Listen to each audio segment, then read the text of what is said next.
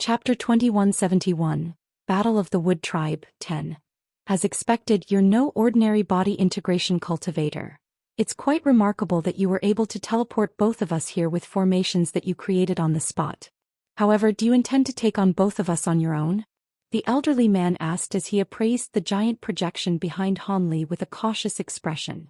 The two of you are just a pair of clones, so why can't I take on both of you? Hanli chuckled in a nonchalant manner. You're going to pay the ultimate price for your arrogance. The elderly man flared up with rage upon hearing this, and he immediately made a hand seal, upon which a burst of crimson light erupted into the heavens behind him, then formed a crimson insect projection that was over 100 feet in length. The projection was of a bright red color and extreme rotund, resembling a giant silkworm. However, its cavernous mouth was filled with sharp fangs, presenting a terrifying sight to behold. As soon as the insect projection appeared, it opened its mouth to expel a burst of crimson light, which split up into countless crimson threads that swept directly toward Hanli. The smile on Hanli's face faded, and the projection behind him raised its 6 arms in unison at his behest. Countless golden fist projections instantly appeared in front of him, then transformed into balls of golden light to oppose the crimson threads. A string of resounding booms rang out in rapid succession, and the golden fist projections exploded as soon as they came into contact with the crimson threads, but the threads were all kept at bay as a result. The elderly man harumphed coldly upon seeing this, and he quickly made a hand seal before pointing a finger at the crimson threads. All of a sudden, the threads began to sway and twist as if they had come alive, then vanished into thin air in a flash. In the next instant, spatial fluctuations erupted in front of Hanli, and countless crimson threads emerged before raining down upon him in a torrential downpour. Hanli's expression changed slightly upon seeing this, and he immediately flew back by several tens of feet. At the same time, the azure sword lotuses beneath his feet swelled drastically to form several layers of azure light barriers before him. As soon as the crimson threads flew into the azure sword barriers, they were instantly shredded. Despite the sheer number of crimson threads, not even a single one of them was able to pierce through the light barriers, and they all disintegrated into clouds of blood mist. Strangely enough, not only was the elderly man not disappointed to see this, a peculiar smile appeared on his face. Right at this moment, Hanli suddenly cast his gaze toward the winged woman as if he had detected something. A burst of blue light flashed through his eyes, and his expression darkened slightly as he quickly released his enormous spiritual sense all around himself. Immediately thereafter, one of his arms expanded drastically in size amid a string of loud cracks and pops, following which he threw a punch behind himself like lightning. His fist instantly turned a shimmering golden color, and a burst of loud thunderclaps accompanied his punch. At the same time, a burst of barely detectable spatial fluctuations erupted before his fist, following which a semi-transparent winged figure emerged in a wraith-like manner. The golden fist hurtled directly toward the winged figure's head in a merciless manner, and it looked as if this were a choreographed sequence where the winged figure had set itself up to be punched. A hint of surprise appeared on the winged figure's pale face upon seeing this, but it merely twisted around and took on a blurry quality. The golden fist passed right through the winged figure's head, but it was as if the fist had struck nothing but thin air. Only then did the blurry humanoid figure disintegrate into nothingness. Hanli immediately turned around before casting his gaze toward a nearby patch of space with his brows slightly furrowed. Spatial fluctuations erupted from that patch of space, and the winged figure re-emerged before meeting Hanli's gaze with a cold one of her own. The winged figure was none other than the winged devilish woman, but there was a completely identical figure standing right next to the elderly man at this moment. This is the first time I've seen a body integration stage being with such exceptional illusionary and concealment abilities. If it weren't for my spirit eyes and spiritual sense, I would have been fooled into thinking that you hadn't done anything, Hanli said in a calm voice as he suddenly pointed a finger toward the winged woman beside the elderly man. A bolt of golden lightning shot forth from his fingertip and struck the winged woman's body in a flash, upon which she instantly disintegrated into specks of white light, revealing the woman to have been nothing more than an illusion. Both the elderly man and the true winged woman's expressions changed slightly upon seeing this, and the latter said in a cold voice, "You may have survived this attack, but what about the next one?" Hanli faltered slightly upon hearing this before chuckling in response. "Oh? Are you planning to use the same attack against me again? Do you think it'll still work? I do indeed plan to use the same attack again. A hint of killing intent appeared in the woman's eyes as she abruptly flapped her wings, and her body vanished yet again. In the next instant, spatial fluctuations erupted on the other side of Han Li, and she re-emerged before reaching toward him with a pair of hands that had transformed into sharp black claws. Han Li immediately swept a sleeve through the air upon seeing this to release a streak of azure sword chi to slice the winged woman's body in half, but it merely vanished, revealing itself to be nothing more than another projection. Right at this moment, spatial fluctuations erupted on the other side, and the winged woman appeared again in a wraith-like manner before unleashing countless claw projections toward Han Li.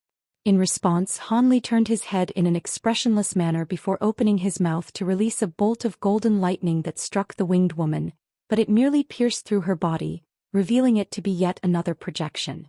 All of a sudden, the winged woman emerged above Han Li's head, then flapped her wings to send countless streaks of black light raining down from above. Thus, with her incredible movement techniques, the winged woman was able to appear over and over again all around Han Li and unleash all types of attacks against him while her own body remained completely unharmed. Interesting. You teleport away as soon as you complete an attack and only leave behind a projection to fool the enemy. This is a very intriguing tactic, but I'm afraid it's not going to be effective against me, Han Li mused in an intrigued voice as blue light flashed within his eyes. All of a sudden, the Provenance True Devil projection behind him raised its 6 arms in unison, and a giant golden sword appeared in each of its hands before being slashed through the air to oppose all of the oncoming attacks. The winged woman merely ignored this and continued to phase in and out of existence around Han Li. On top of that, she was growing faster and faster, and her attacks were also becoming more and more ferocious. It was as if Han Li were being attacked by multiple people at once. However, Han Li remained as calm as ever, and after negotiating several waves of attacks, a cold smile appeared on his face as he flipped a hand over to summon a small black mountain amid a flash of black light. However, before he had a chance to unleash the extreme mountain, his expression suddenly changed slightly as countless arcs of golden lightning erupted from his body to form a golden lightning robe. Almost at the exact same moment, the faint blood mist wafting through the air around him formed countless crimson threads once again before hurtling directly toward Han Li. If he hadn't detected what was happening in advance, he really would have fallen prey to this sneak attack. As things currently were, he merely injected more magic power into his lightning robe, which swelled drastically in size to meet the oncoming crimson threads.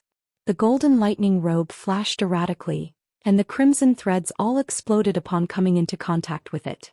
Clouds of blood mist permeated through the air once again, and the mist quickly became extremely viscous with countless crimson runes flashing within it. The elderly man was elated to see this and he hurriedly yelled, "Fairy Ling, hurry and use that ability."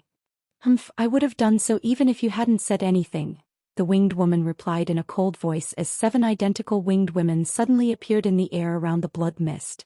As soon as these 7 devilish women appeared, they rubbed their hands together in unison to produce a reddish-black devilish flag each before tossing them into the air above the blood mist.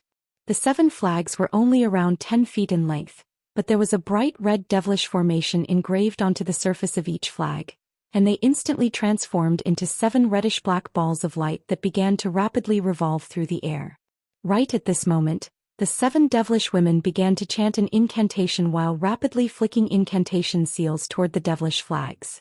In the next instant, 7 dull thumps rang out, and the flags abruptly vanished, replaced by 7 reddish-black light formations that appeared above the blood mist. At the center of each formation was a ball of crimson devilish flames. Chapter 2172, Battle of the Wood Tribe 11. The 7 winged women let loose a collective delicate cry, and crimson magma-like liquid instantly poured out of all 7 formations. The liquid quickly spread over the vast expanse of blood mist, forming a sea of ferocious flames. However, what was quite strange was that the sea of flames was giving off a frosty sensation rather than scorching heat. The 7 formations began to swell drastically amid a flash of light before combining as one, forming an ancient seal character that was around an acre in size before descending toward the sea of flames. In the instant that the rune entered the sea of flames, it vanished into the fire as specks of spiritual light. In the next instant, countless specks of light surged out of the sea of flames in a frenzy, forming a reddish-black light barrier that sealed the entire sea of fire beneath it. Countless runes surged over the surface of the light barrier and fluctuated erratically in size, presenting a mysterious sight to behold. The elation on the elderly man's face became even more pronounced upon seeing this, and he immediately rushed over to the air above the sea of flames. After that, he opened his mouth to expel a ball of white light, which landed in his hand to reveal a white jade vial that was around a foot in size. The elderly man then raised the vial up with both hands while chanting something, and a burst of scorching white flames instantly surged forth, transforming into 3 white fiery Ws that plunged straight through the light barrier and into the sea of fire. The 3 fiery Ws blasted bursts of white flames out of their mouths, and the sea of flames began to burn with even greater ferocity. At this moment, the 7 winged women and the elderly man all sat down with their legs crossed and closed their eyes while making a series of hand seals. Ferocious waves of fire were swept up within the sea of flames at their behest, and countless balls of flames exploded as the 3 fiery Ws threatened to tear through and incinerate everything. If a normal cultivator were to fall into the sea of flames, they would most likely be instantly reduced to ashes. However, Han Li's calm voice rang out from within the sea of fire only a short while later. "Is this all you've got? It's not that impressive." The elderly man and 7 devilish women were stunned to hear this, and they all opened their eyes before turning their attention toward the sea of flames. All of a sudden, a clear cry rang out from within the sea of fire, and a silver fire raven that was several tens of feet in size emerged before flying toward the light barrier up above. The fire raven had shimmering silver feathers that were burning with silver flames, and was extremely dazzling to behold. The elderly man's expression darkened upon seeing this, and he immediately pointed a finger toward the sea of flames. The 3 fiery Ws instantly rose up into the heavens at his behest, then pounced directly toward the fire raven. The silver fire raven seemed to have sensed the threat that was approaching it from behind, and it quickly swiveled around before swooping toward the 3 fiery Ws in retaliation. Thus, a vicious battle ensued between the 2 sides, and scales and feathers came raining down from above. The silver fire raven displayed no fear despite the face that it was facing 3 opponents, and it firmly held the upper hand. Right at this moment, golden light flashed within the sea of fire, and 6 thick pillars of light erupted forth before striking the reddish-black light barrier. An earth-shattering boom rang out as balls of golden light exploded on the light barrier, and most of the runes on the surface of the light barrier were instantly eradicated. However, the expressions of the 7 winged women remained completely unchanged upon seeing this, and they opened their mouths in unison to expel a mouthful of blood essence each. The blood essence instantly transformed into 7 bursts of blood mist that infused themselves into the light barrier, upon which the barrier was instantly stabilized, while the eradicated runes also returned. A cold harumph rang out from within the sea of flames, and countless streaks of azure sword chi struck the light barrier like a torrential storm. In the face of this ferocious barrage, the light barrier flashed violently and began to dim significantly, as if it were about to shatter at any moment. The elderly man's expression darkened upon seeing this, and he swept a sleeve through the air to release a silver ring, which expanded at a rapid rate, forming a giant halo with a diameter of around half a kilometer before slowly descending from above. The air down below instantly became extremely viscous, and the light barrier was able to regain its stability. "Let's see how much longer you can trap me." Han Li's cold voice rang out again, and as soon as his voice trailed off, an inhuman roar rang out deep within the sea of flames, following which a terrifying aura erupted into the heavens. The elderly man's expression changed drastically upon sensing this aura, yet before he had a chance to do anything, the entire sea of flames shuddered before parting to reveal a massive golden furred fist. Countless golden fist projections were unleashed by the giant fist, all of which combined as one to form a shimmering golden pavilion-sized fist projection that struck the light barrier up above with a resounding boom.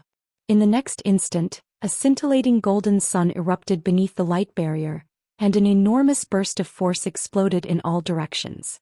On this occasion, even with the assistance of the 7 winged women and the massive halo, the reddish-black light barrier still completely shattered. The sea of flames down below was also torn apart, and a shimmering golden humanoid figure rose up into the air before immediately attempting to fly away. The elderly man's expression darkened even further upon seeing this, and he switched to a different hand seal before stabbing a finger downward in a vicious manner. Restrict. The giant halo began to rotate at a rapid rate at his behest, then descended toward the golden humanoid figure. In response, the golden figure let loose a thunderous roar, then lashed out with successive blows from both of its fists toward the massive halo. A pair of loud booms rang out, and 2 gusts of ferocious winds rose up, forcing the descending halo to a complete standstill. During this split-second delay, the golden humanoid figure vanished into thin air. The elderly man's heart jolted upon seeing this, and he immediately pointed a finger up toward the white jade vial that was hovering above his head. The jade vial instantly tipped itself over, releasing a burst of white flames that formed a fiery barrier that shielded him within. At the same time, the elderly man made a hand seal, and the giant insect projection reappeared behind him. You've got decent reactions. Spatial fluctuations erupted up above, and a golden humanoid figure emerged, revealing itself to be a giant golden ape that was several tens of feet tall. As soon as the ape emerged, one of its arms swelled drastically in size, and it reached down toward the elderly man's head in a vicious manner. Meanwhile, a massive golden sword appeared in its other hand, and the sword was slashed downward like lightning. The elderly man's expression changed drastically upon seeing this, and the crimson insect projection behind him instantly opened its mouth at his behest, biting toward the oncoming golden hand. At the same time, the white jade vial transformed into a ball of white light that surged directly toward the golden sword. Han Li chuckled coldly upon seeing this, and countless golden arcs of lightning erupted out of his massive hand amid a loud thunderclap, while the hand itself expanded to several times its original size. A thump and a clang rang out in unison, and the huge insect projection was instantly destroyed by the giant golden hand. However, the golden sword was repelled by the white jade vial, while the vial itself remained completely unscathed. The elderly man drew a sharp breath upon seeing this, and he immediately swept a sleeve upward, upon which the fiery barrier around him transformed into a fiery WM that pounced toward the descending hand. The two clashed, and the golden hand tore through the fiery WM's head, but the WM instantly split up into several fiery snakes that wound themselves tightly around the hand. Golden lightning flashed violently around the hand to destroy one of the fiery snakes, but the remaining snakes prevented the hand from descending any further. However, right at this moment, a peculiar smile suddenly appeared on Han Li's face. At the same time, spatial fluctuations erupted on either side of the elderly man, and a green figure emerged alongside a golden figure with 3 heads and 6 arms. The green figure opened its mouth to release a green net of threads, while the golden figure raised its 6 hands, revealing 6 balls of golden light, which were thrust directly toward the elderly man's back. With the elderly man's powers, he was naturally able to detect what was happening behind himself, but most of his magic power was focused on the attack he had just unleashed upward, leaving him ill-equipped to defend himself. In this dire situation, a pair of white bone tridents flew out of his shoulders amid a flash of white light, flying directly toward the pair of humanoid figures. At the same time, the protective spiritual light around his body became around twice as dense as it had previously been. However, neither the green figure nor the golden figure took evasive measures in the face of the oncoming bone tridents. A pair of loud cracks rang out as white light erupted from their bodies, and one of them shuddered before taking 2 involuntarily steps backward, while the other merely swayed slightly but remained standing on the spot. Most of the bone trident directed toward the green figure had embedded itself into its target's body, but was unable to advance any further. Meanwhile, the other trident had simply bounced off the body of the golden figure. Chitair 2173. Battle of the Wood Tribe 12. The 6 balls of golden light struck the elderly man's protective spiritual chi like lightning, and all 6 balls of light exploded into golden shockwaves that swept over the elderly man's body. His protective spiritual light possessed defensive power equivalent to that of top-grade treasures, but it was still instantly destroyed. The elderly man gritted his teeth before biting off half of his own tongue, then expelled a ball of blood essence backward to form a crimson shield.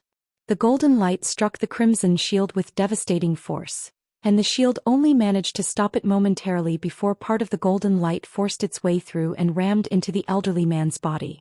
The elderly man felt a burst of enormous force crash into his back, and he was forced to stumble forward a few steps and throw up several mouthfuls of reddish-black blood as his consciousness threatened to fade. Right at this moment, Han Li suddenly stepped forward, and his giant ape body blurred before appearing right in front of the elderly man, following which he extended a golden hand forward like lightning. The elderly man was greatly alarmed by this, and he immediately tried to evade, but it was already too late.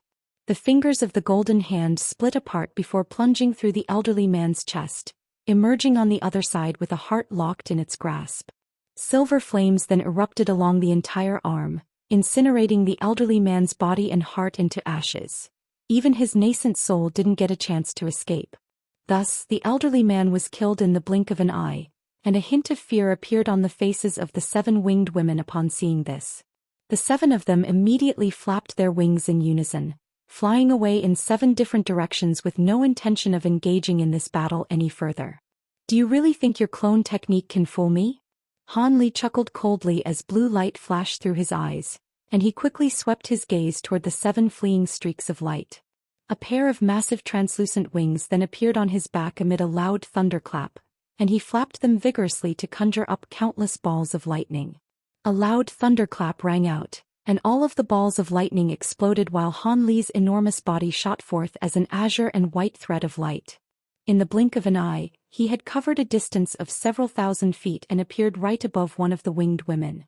The winged woman's expression changed drastically upon seeing this, and she immediately attempted to use a secret technique to accelerate even further, but it was already too late. Han Li let loose a thunderous roar, and all of his golden fur stood up on end as he swelled to over 1,000 feet in size. His hands then balled up into a pair of massive fists, which were sent crashing down like a pair of golden shooting stars. An invisible burst of enormous force was released, encompassing an area with a radius of around half a kilometer, and the winged woman was immediately slowed down significantly. The woman's face paled as she let loose a sharp cry, upon which all of the other 6 winged women vanished in a flash. As for the winged woman being attacked by Han Li, her aura instantly swelled by several-fold, and she raised both hands up into the air to send a pair of fist-sized black balls flying upward.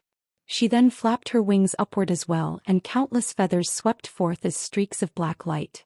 As soon as the pair of black balls struck the 2 giant golden fists, they exploded into a pair of black suns that quickly swept over an area of around an acre.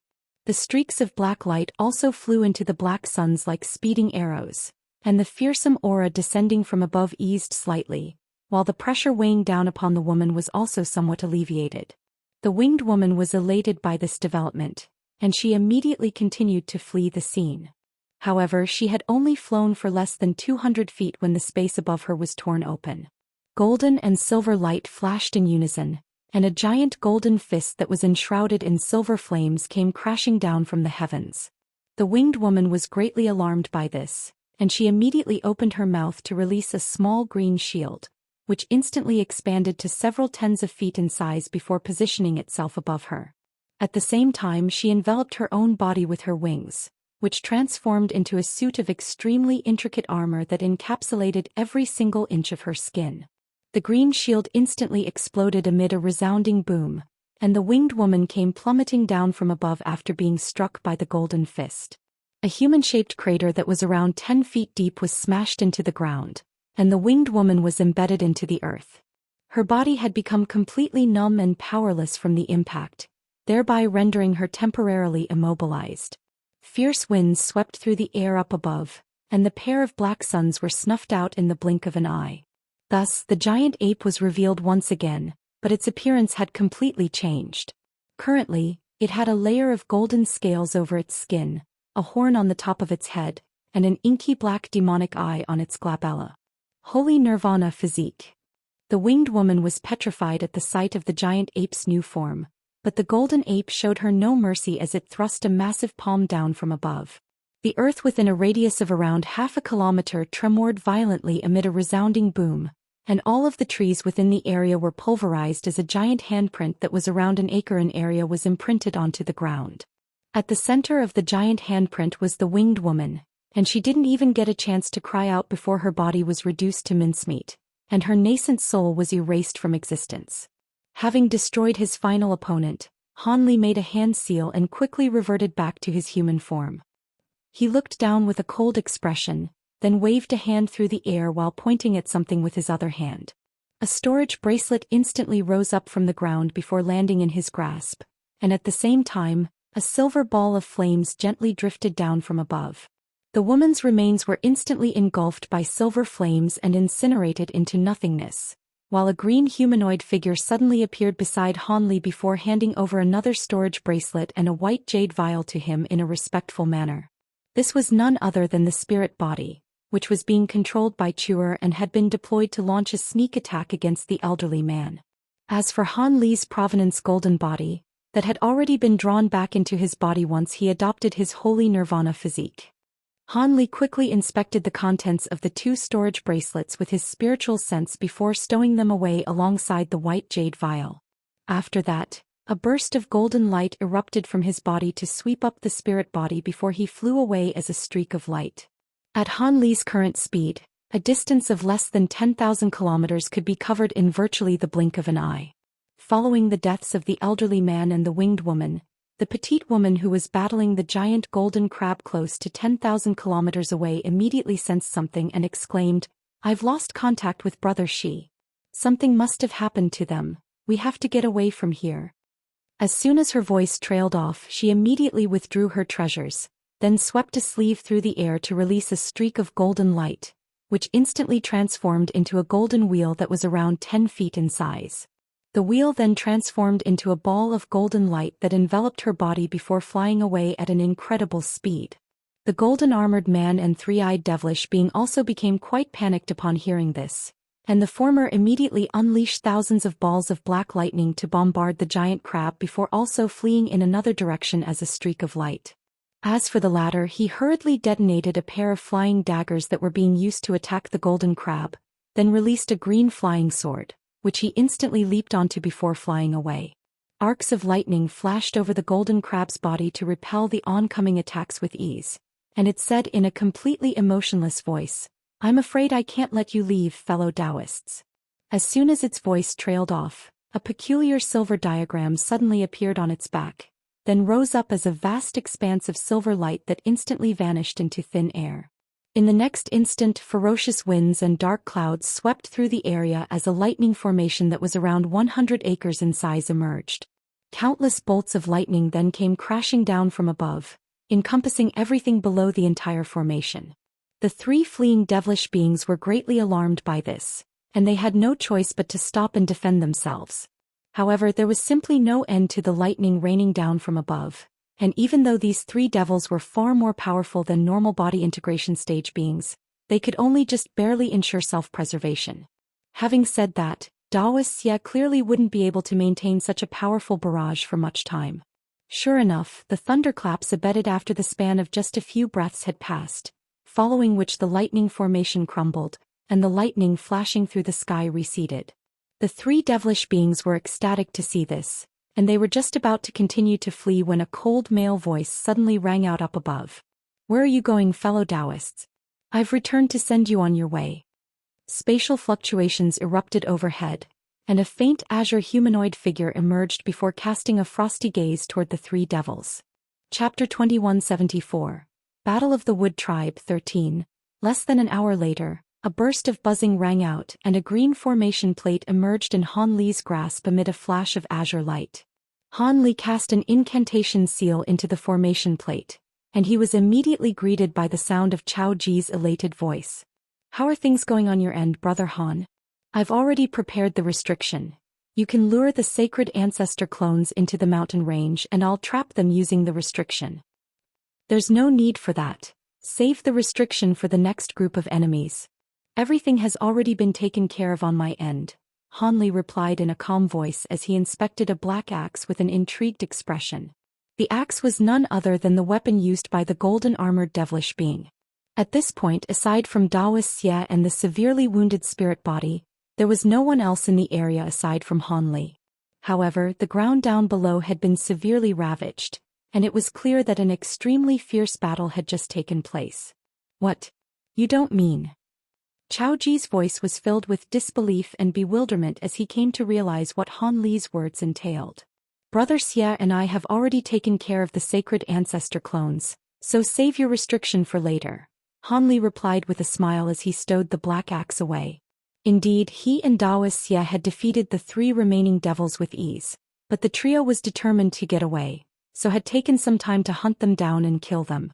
You and Brother Xie are truly unfathomable to the likes of myself. With your presence, our second formation core will be safe for sure, Chao Ji said as a hint of elation and veneration crept into his voice. It was clear that he had been overawed by Han Li's display of power and no longer dared to regard him as an equal. A faint smile appeared on Han Li's face, and he was just about to respond when a string of dull thunderclaps suddenly rang out up above.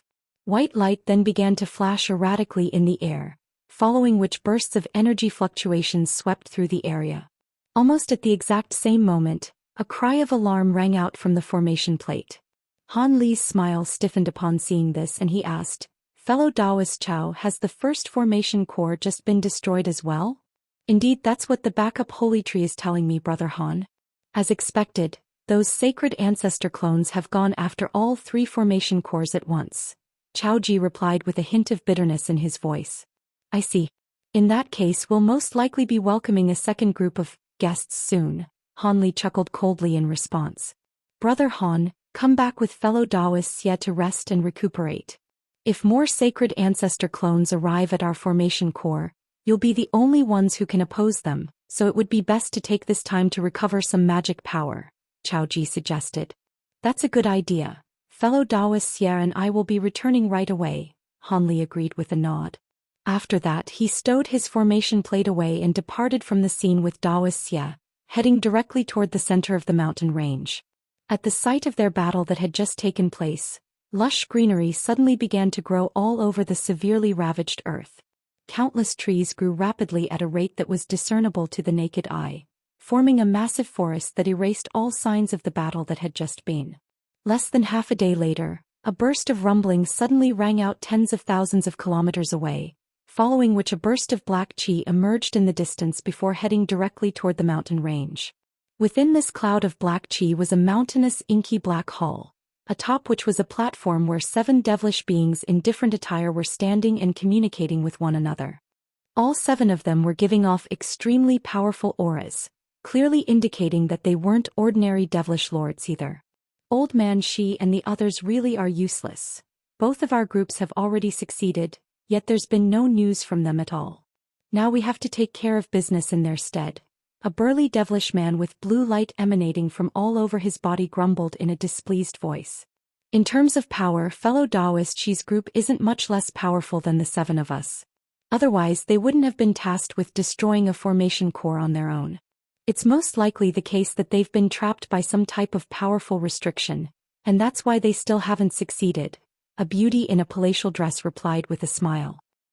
Both of our groups have already succeeded with ease. It's still a sign of incompetence that they've still yet to complete their objective," the burly devilish man countered with a roll of his eyes. "It would be a good thing if they've actually simply been trapped. I'm just concerned that they may have fallen by the hands of powerful enemies. If that were the case, then we'll have to be careful as well," a yellow-haired elderly man said in a cold voice. "Surely that's not possible. With their powers, they should at least be able to ensure self-preservation as long as they don't encounter any Grand Ascension stage beings. As for why we've been unable to get into contact with them, that's most likely due to the effects of this formation," the woman in the palatial dress said with a nonchalant smile. "In any case, the people guarding this restriction were able to obstruct Old Man Shi and the others, so it couldn't hurt to proceed with caution," the elderly man continued in an expressionless manner. "All right, then let's keep our guards up," another devilish being chimed in and everyone else nodded in agreement. The yellow-haired elderly man was just about to say something else when his expression suddenly changed drastically, and he immediately cast his gaze upward. "What is it, fellow Daoist Ji?" the burly devilish man couldn't help but ask. However, before the elderly man had a chance to reply, an incredibly fearsome burst of energy fluctuations erupted in the air, and an azure light barrier appeared before descending from above like a gigantic net. "Everyone look out," the elderly man yelled as he transformed into a huge yellow falcon, which flapped its wings vigorously and flew away from the hall as a ball of yellow light. The other 6 devilish beings were also very alarmed and scattered in different directions as well. The azure light barrier descending from above was over 100 acres in size and was falling at an astonishing speed. In the blink of an eye, it had swept up 4 of the devilish beings who hadn't managed to escape out of its scope. The 3 devilish beings who had escaped in time immediately began to unleash attacks to save their companions. But in the instant that the light barrier enveloped the 4 devilish beings, it transformed into a gargantuan ball of light before flying away and vanishing into the distance in a flash. The 3 devilish beings outside faltered slightly upon seeing this before flaring up with rage and setting off in pursuit. But spatial fluctuations suddenly erupted from up above once again, and 2 figures, one golden and one azure, appeared directly in the path of the 3 devilish beings. Thus, the 3 devils were forced to stop in their tracks as they appraised the pair of humanoid figures with wary expressions. The 2 people who had just arrived were naturally none other than Han Li and Daoist Xia, and the former said in a cold voice, "Seeing as you 3 managed to escape the restriction, I'll send you on your way myself. Rest assured we'll take care of your companions as well after we put you 3 to rest so you won't be lonely." As soon as his voice trailed off, Han Li laid a hand onto the top of his own head, and a shimmering golden nascent soul emerged. Immediately thereafter 5 golden balls of light flew out of his body before transforming into 5 projections, consisting of a giant ape, a colorful phoenix, a silver bird, a peacock and a golden dragon. The nascent soul swept a hand through the air without any hesitation, and the 5 true spirit projections vanished into its body in a flash. A resounding boom rang out and Han Li and the nascent soul vanished in unison amid a flash of golden light, only to be replaced by a huge humanoid figure. The humanoid figure's entire body was of a shimmering golden color, and the entirety of its skin was covered in a layer of golden scales. There was a single azure horn on its head, and an inky black demonic eye on its glabella. Han Li had unleashed his holy nirvana physique from the get-go, while Daoist Xia also adopted his original giant crab form amid flashes of silver lightning. The 3 devilish beings' expressions immediately darkened significantly upon seeing this. Several hours later the first formation core had already been completely inundated by devilish chi, and there were countless armored devilish warriors assembled beneath it. In the air above these devilish warriors, a group of high-grade devilish beings were hovering in mid-air with grim expressions. "We've lost contact with fellow Daoist G's group as well. It looks like there really is something fishy about the second formation core. Otherwise there's no way that we would lose contact with both groups," a young man in a suit of intricate black armor said. "In that case there's no need to send any more people to that formation core. It must be guarded by powerful beings that are too much for us to handle," a devilish being enshrouded within green chi said with furrowed brows. "Indeed. Even though we're unable to destroy the last formation core, the destruction of 2 formation cores will have severely debilitated the formation. So many of our high-grade brethren should be able to survive. As long as we can preserve our elite forces, it's not much of an issue even if we lose all of our low-grade subordinates. With our power, it would be easy to replenish them and we're only acting as a decoy for Master Tun Tian anyway. As long as Master Tun Tian succeeds, our holy race will be able to claim a territory for itself in the spirit realm," the young man agreed with a nod. "But the powerful beings guarding the second formation core can't just be ignored. As a safety precaution, let's set up the dazzling devilish flame formation here. With that super formation to protect us, we'll be able to contend with even a grand ascension stage being.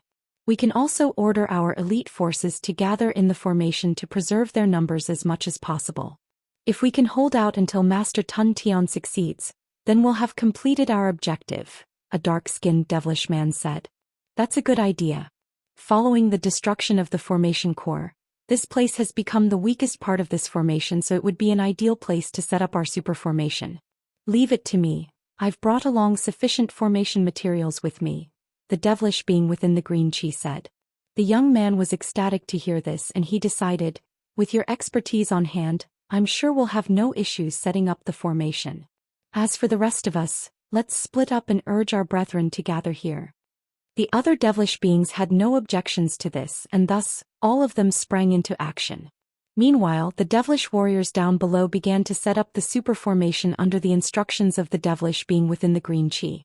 After no more than half a day had passed, a massive formation with an area of over 100 kilometers was already beginning to take shape.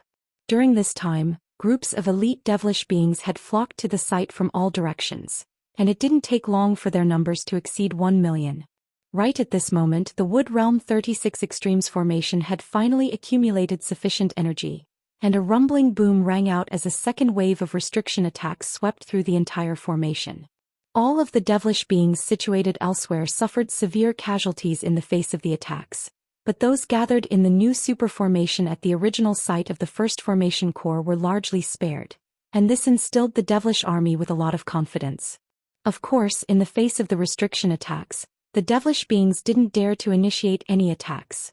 All they could do was stabilize their own super formation with all their might.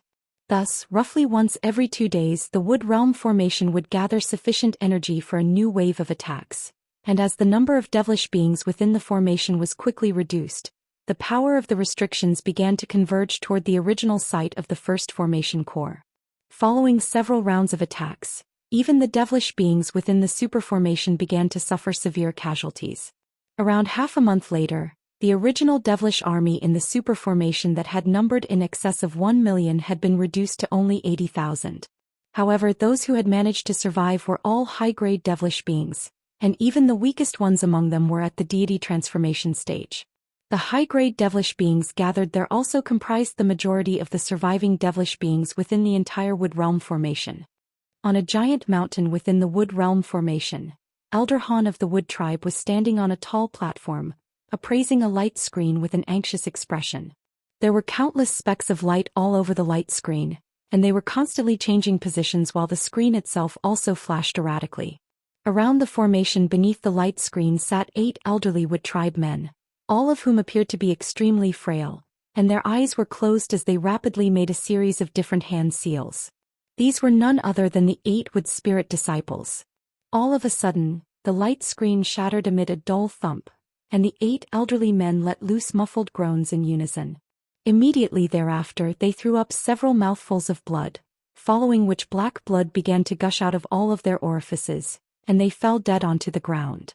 The 8 Wood Spirit disciples had suffered backlash from their divination, and their life forces had instantly run out. Elder Han's expression changed drastically upon seeing this, and a hint of grief flashed through his eyes as he immediately waved a hand. Around a dozen Wood Tribe guards quickly strode onto the platform before carefully carrying the bodies of the 8 Wood Spirit disciples away. Almost at the exact same moment, 8 more Wood Tribe men who appeared to be in their 50s or 60s replaced the 8 Wood Spirit disciples and sat down at the exact spots where they had just perished. The 8 seniors have already given their lives for the sake of our race, so the burden of divination will fall upon you now. Please put in your best effort, Elder Han said as he cupped his fist in a solemn salute. Rest assured, Elder Han, our divination abilities may be inferior to those of our seniors, but we'll be sure to do our best, one of the 8 Wood Tribe men replied. Elder Han nodded in response before gesturing for them to begin.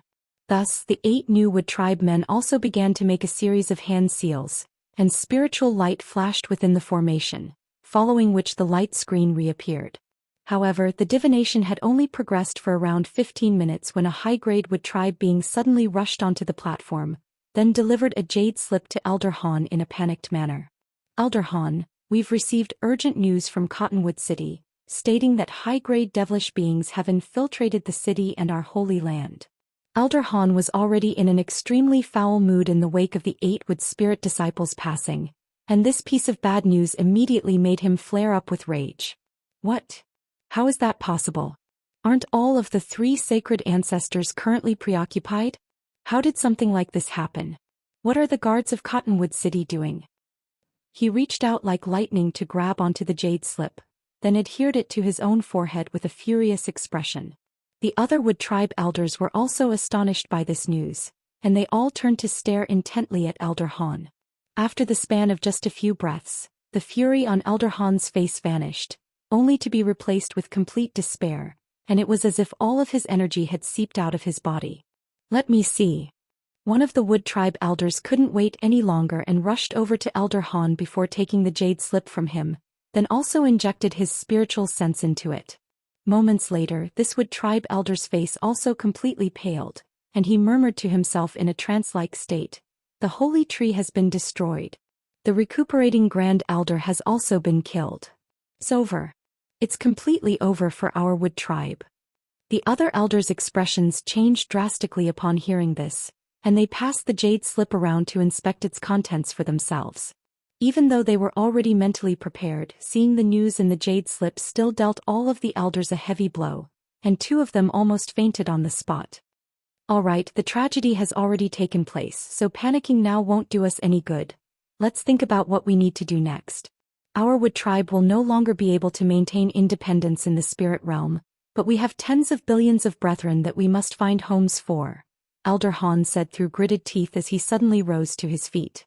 Even though his complexion was still deathly pale, he had managed to recover some of his former composure. The other elders exchanged a few glances before mustering up the energy to chime in agreement. Indeed, we still have several backup holy trees.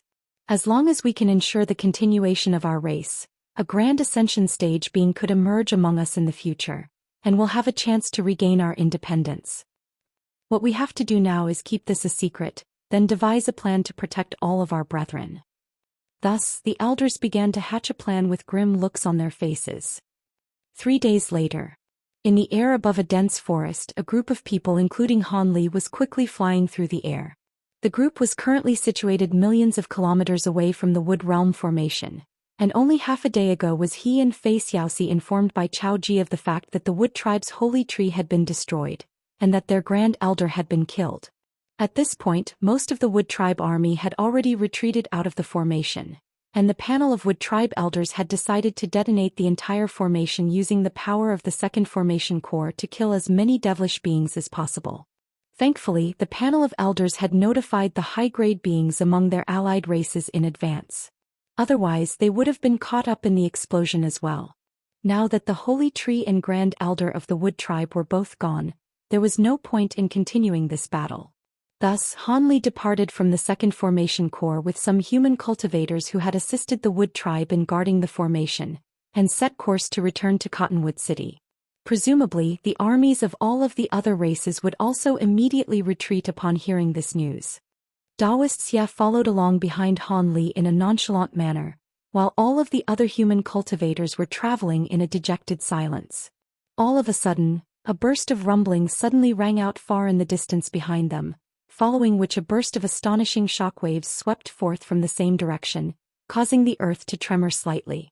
Everyone immediately looked around with different expressions to assess the situation.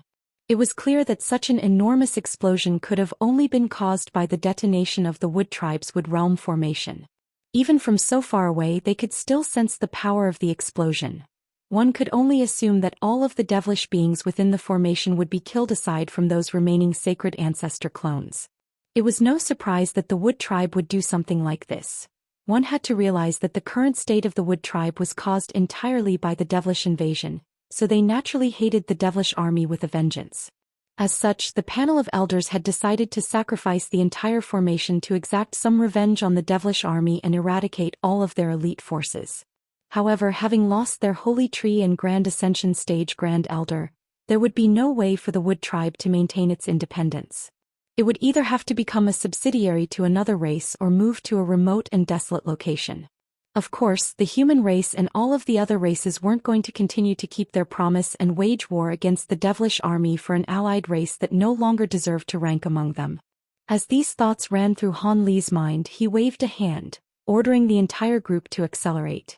The devilish army had just received an extremely heavy blow, and the formation was no longer around to trap them. So who knew if the sacred ancestors were going to take revenge on the retreating united army? As a safety precaution, it was best for them to get back to Cottonwood City as soon as possible.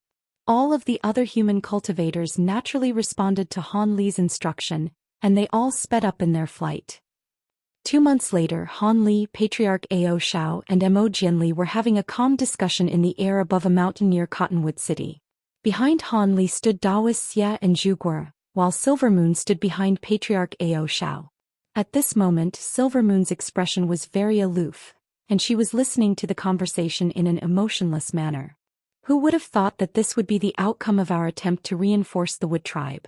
The Wood Tribe has already decided to split their brethren up into several groups, most of which will become subsidiaries to our races, while one group will venture into the primordial world and find a secretive location to settle. Jianli said in a wistful voice. This is a wise decision.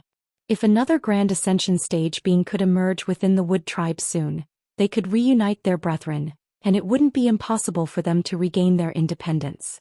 However, if no Grand Ascension stage beings appear among them within the next 100,000 years, then the Wood Tribe would truly disappear off the face of the spirit realm, Patriarch Ao Xiao said.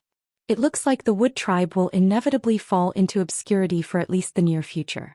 Without their inclusion, our strategy to combat the devilish army will most likely be severely impacted as well. Have you worked out a plan, seniors? Han asked. We may have lost the Wood Tribe as an ally, but the devilish army isn't in a very healthy state either. It won't be long until our two realms separate again, so if we persevere for just a while longer, we'll be able to prevail. Even if the devilish army can claim the territory of the Wood Tribe, there'll be no match for our races without any forces to back them up. What we have to do now is return to the human race and see if any of the three devilish patriarchs really have descended into the spirit realm. Only after addressing the current crisis can we consider other matters, Patriarch Ao Xiao replied. I see.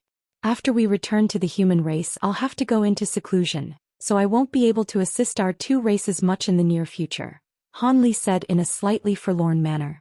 Haha, if you can progress to the Grand Ascension stage, then that would be the greatest help for our two races. At your current age, our two races would be able to rely on you for the next 100,000 years. Leave the current crisis to fellow Daoist Ao and myself, Jianli chuckled in response. After learning that Han and Wuxia had slain 12 sacred ancestor clones in the Wood Realm formation, Jianli had become even more confident in Han chances of progressing to the Grand Ascension stage. Are you really going to find another secluded place to cultivate rather than return to Deep Heaven City? Patriarch Ao Xiao suddenly asked. Deep Heaven City has managed to weather the assault from the devilish army, but it's still definitely not a safe place. I don't want to be disturbed during my seclusion, so I'm planning to go elsewhere, and I most likely won't come out of seclusion until I advance further in my cultivation base, Han replied with a smile. Han confidence stemmed from the huge batch of foreign devilish metal in his possession. With that much foreign devilish metal, he would be able to easily reach the pinnacle of the late body integration stage. That's not a bad idea. The devilish army has planted many spies in our human race, so the fewer people that are aware of your seclusion, the better. We won't ask where you're going. We only wish you luck in your cultivation, Jianli said. Come here, Linglong. According to our prior agreement, I'll be leaving her with you. I hope you can master the secret technique soon so you can repress the backlash she's suffering from her cultivation art, Patriarch Ao Xiao said to Han with a benevolent expression. Rest assured, Senior. I'll be sure to prioritize mastery of the secret technique during my seclusion to help fellow Daoist Linglong out of her current predicament, Han immediately promised. Patriarch Ao Xiao nodded in response before turning to Silvermoon. Linglong, you have to listen to fellow Daoist Han's instructions for now. And you're not to leave his side unless I tell you to do so. Otherwise, don't bother coming back to see me. Yes, grandfather, Silvermoon replied as she cast an indifferent gaze toward Han. It's about time you set off, fellow Daoist Han. The two of us will also be returning to our two races in a few days after we take care of everything here, Jianli said. All right, then I'll be taking my leave, Han replied with a nod before cupping his fist in a farewell salute toward the two Grand Ascension stage beings. The duo returned his salute with faint smiles on their faces. Han then swept a sleeve through the air to release a green jade flying boat, then flew onto it right away, followed closely by Wuxia, Zhuguar and Silvermoon. After casting an incantation seal onto the flying boat, it shuddered slightly before flying away, quickly vanishing into the distance as a ball of azure light. 5 months later, a green jade boat was hovering in the air above a winding mountain range situated on the border of the human and demon territories. Han stood on the flying boat with his eyes closed, but his enormous spiritual sense was being released in all directions without any reservation. Silvermoon and the others were all standing behind him in silence. There's no one else in a radius of tens of thousands of kilometers. I'll make our cave abode here, Han said as he opened his eyes with a pleased expression. He then raised a sleeve to release around a dozen balls of spiritual light, which transformed into giant ape puppets that immediately descended onto the mountain down below at his behest. Azure light flashed from the fingers of these giant ape puppets, allowing them to claw through the mountain rocks with ease. And it didn't take long for them to create a huge cave abode in the belly of the mountain, complete with all types of facilities. After withdrawing the giant ape puppets, Hanli descended from above with everyone else, then flipped a hand over to release a series of formation flags and formation plates, all of which vanished into the nearby space. He had set up several powerful restrictions to protect the entire cave abode. Upon arriving in the hall of the cave abode, Hanli issued a few instructions to the others before making his way into the deepest secret chamber, where he began his seclusion. After taking a seat in the secret chamber, Hanli recited the mantra for the spiritual sense secret technique that Patriarch Ao Shao had bestowed upon him, then began his cultivation. He was preparing to completely master the secret technique so he could address Silver Moon's issue once and for all, then move on to his other cultivation arts. Moments later, layers of 5-colored light began to revolve rapidly all over Hanli's body, while he sat in a completely still manner like a wooden statue. A year and a half later, the dazzling 5-colored light suddenly faded, and Hanli reopened his eyes with a contemplative expression. Not only has this secret technique slightly enhanced my spiritual sense, it's also very effective for calming the heart and soothing the mind. As expected of the only grand ascension stage being to have come out of the demon race for tens of thousands of years, he has truly created a brilliant secret technique, Hanli murmured to himself before suddenly sweeping his spiritual sense throughout the entire cave abode. As a result, he discovered that Silver Moon was also cultivating in another secret chamber nearby, and her calm expression indicated that she was completely unaware of the presence of Hanli's spiritual sense. After appraising her for a short while longer, Hanli withdrew his spiritual sense, then flipped a hand over to summon a piece of black and white ore. The piece of ore was only around the size of an egg, and its pitted and bumpy surface was giving off a cold metallic sheen. This was one of the pieces of foreign devilish metal that Hanli had secured from the Elder Devil realm. Hanli swiped a finger toward the piece of ore, and an azure thread shot forth before slicing the piece of ore in half to reveal a Paozized crystalline bead, which was instantly caught between two of Hanli's fingers. Hanli inspected the crystalline bead for a while before sweeping a sleeve through the air, releasing around a dozen 5-colored flags that disappeared into the surrounding space. In the next instant, a 5-colored light barrier appeared over the entire secret chamber. Only after setting up all of this did Hanli abruptly rub the bead together between his hands. A dozen or so arcs of golden lightning sprang forth amid a loud thunderclap, and the bead was shattered between his palms, following which a gray pillar of light erupted forth amid a burst of energy fluctuations. Hanli was already prepared for this, and he immediately thrust a palm through the air. A massive golden hand instantly appeared overhead, then came crashing down without any hesitation, releasing a burst of enormous force that compressed the pillar of light into a fist-sized gray ball of light. After that, Hanli began to chant something, and countless golden runes surged out of his mouth, forming a ball around the ball of light. Only then did Hanli's expression ease slightly, and he drew the ball of light into his own grasp. Immediately thereafter, blue light flashed within his eyes, and a series of translucent threads shot out of his glabella, all of which vanished into the ball of light in a flash. The ball of light tremored slightly before emitting a faint buzzing sound, but it quickly returned to normal after the golden runes around it flashed a few times. Hanli then closed his eyes and began to meditate, and when he reopened his eyes half a day later, the translucent threads and the ball of light enveloped within the golden runes had already vanished. Hanli inspected his internal condition with his spiritual sense to find that his magic power had been slightly enhanced, and a smile appeared on his face, but his brows then furrowed slightly upon detecting the green thread that had also appeared in his body. He immediately switched to a different hand seal, and a dark gray layer of light appeared over his body alongside a peculiar aura. This was none other than the refinement method for baleful yin qi that he had received from Lan Ying of the vast origin house. As long as he could refine the accompanying baleful yin qi in a timely fashion after absorbing the energy within the crystalline beads, he wouldn't have anything to worry about. Around an hour later, Hanli flipped a hand over to produce another piece of foreign devilish metal, which was also sliced apart by an azure thread to reveal another gray crystalline bead. He then repeated the process and began to absorb the energy within this bead as well. Thus, Hanli repeated the same process over and over again, absorbing energy before refining baleful yin qi, and he could clearly sense that his magic power was quickly being enhanced. 2 years flew by in the blink of an eye. After refining the residual baleful yin qi within his own body once again, Han Li heaved a long sigh before casting his gaze through his surroundings. Scattered all around him were halves of pieces of foreign devilish metal, arranged in several piles that were each around 10 feet tall. This amount of foreign devilish metal comprised around 90% of all of the foreign devilish metal he had brought back from the Elder Devil realm. The energy within the final crystalline bead that he had just absorbed was no longer able to improve his magic power at all, so it was clear that he had already reached the pinnacle of the late body integration stage. At this point his magic power had been enhanced by as much as 30% compared to when he had first begun his seclusion, and this had been achieved in just 2 short years. If any other body integration cultivator were to hear of this, they would most likely find such a thing impossible to believe.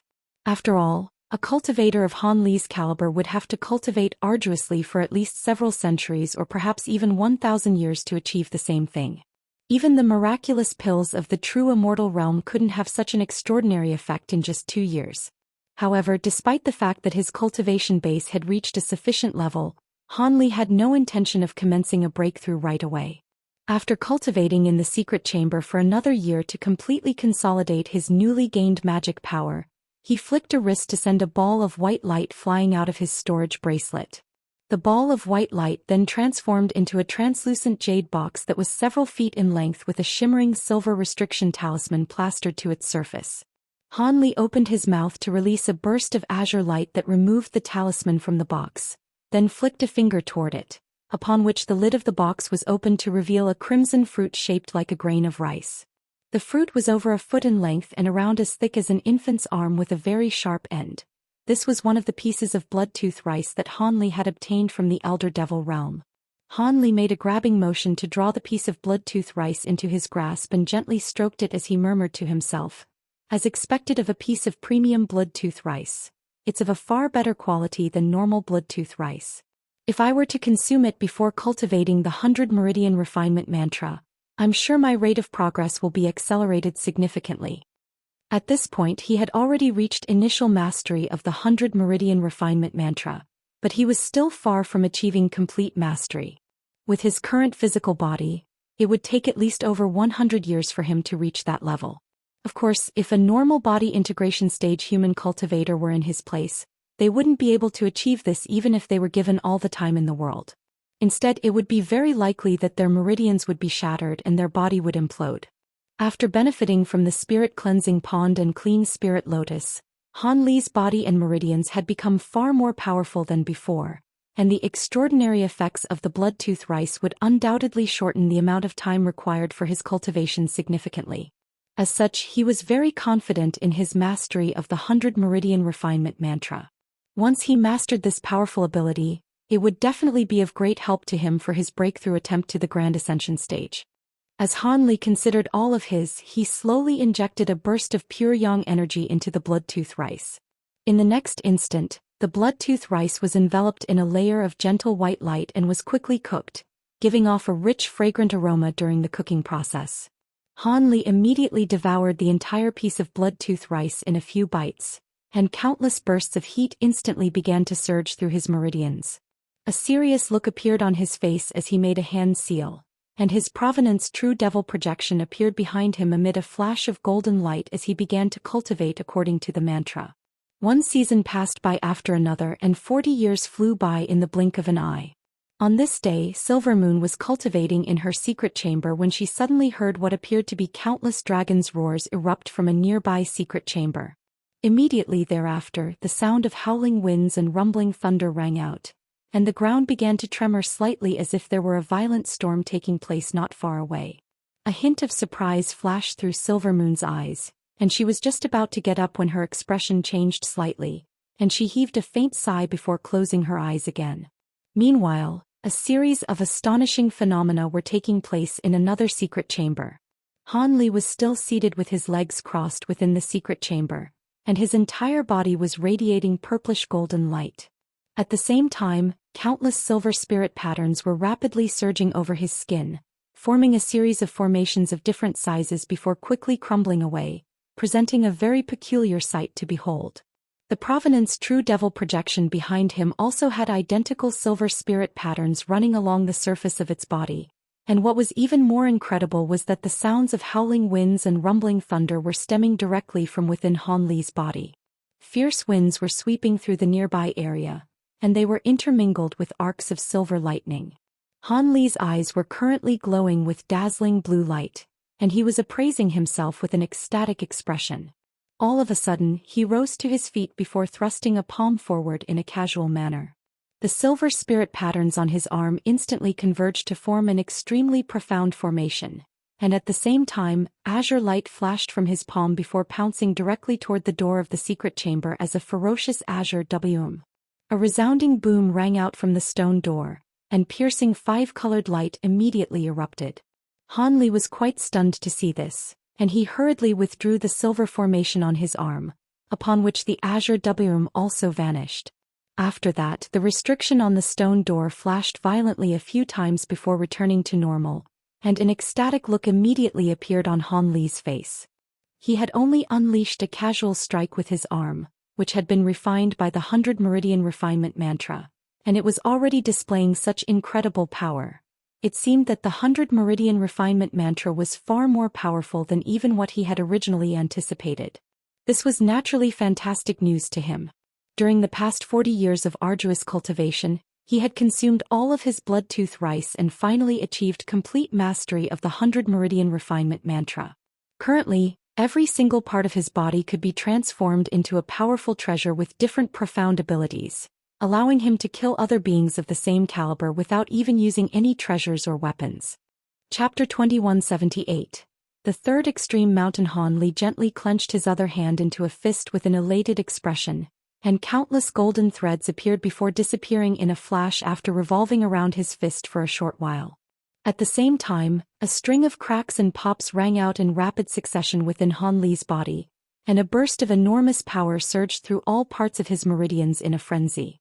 Blue light flashed within Han Li's eyes, and the cracks and pops suddenly subsided as he threw a punch at the stone door in the distance. An explosive boom instantly rang out, and the stone door flashed with five-colored light before abruptly exploding. Han Li gave a pleased nod upon seeing this, then swept a sleeve toward the rubble in the distance to release a burst of azure light. The azure light surged over the pile of rubble, which reverted back into a stone door once again. After that, Han Li sat down with his legs crossed and began to carefully examine every single part of his own body, assessing the differences between the abilities of each of his body parts. 3 days and 3 nights passed by, and Han Li finally mastered all of the intricacies of his 100 Meridian Refinement Mantra. After considering his current situation for a moment, he flicked a wrist to produce 2 green crystals of different sizes from his storage bracelet.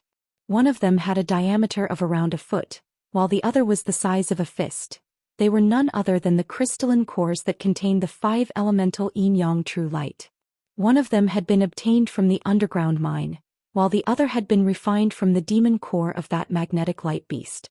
In conjunction with some of the other precious materials he had prepared in advance, he now had enough to refine the Third Extreme Mountain. Han Li appraised the crystalline cores in his hands in silence while thinking back to the relevant portion of the integrated 5 Extreme Mountains refinement method. 2 hours later, Han Li suddenly tossed the 2 green crystals in his hands up into the air, following which his storage bracelet removed itself from his wrist on its own.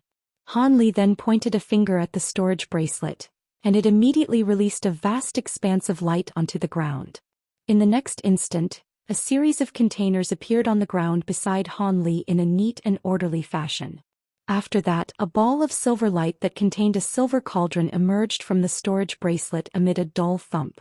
Initially, the cauldron was only around an inch in height, but it quickly swelled to around 10 feet tall before crashing down heavily from above.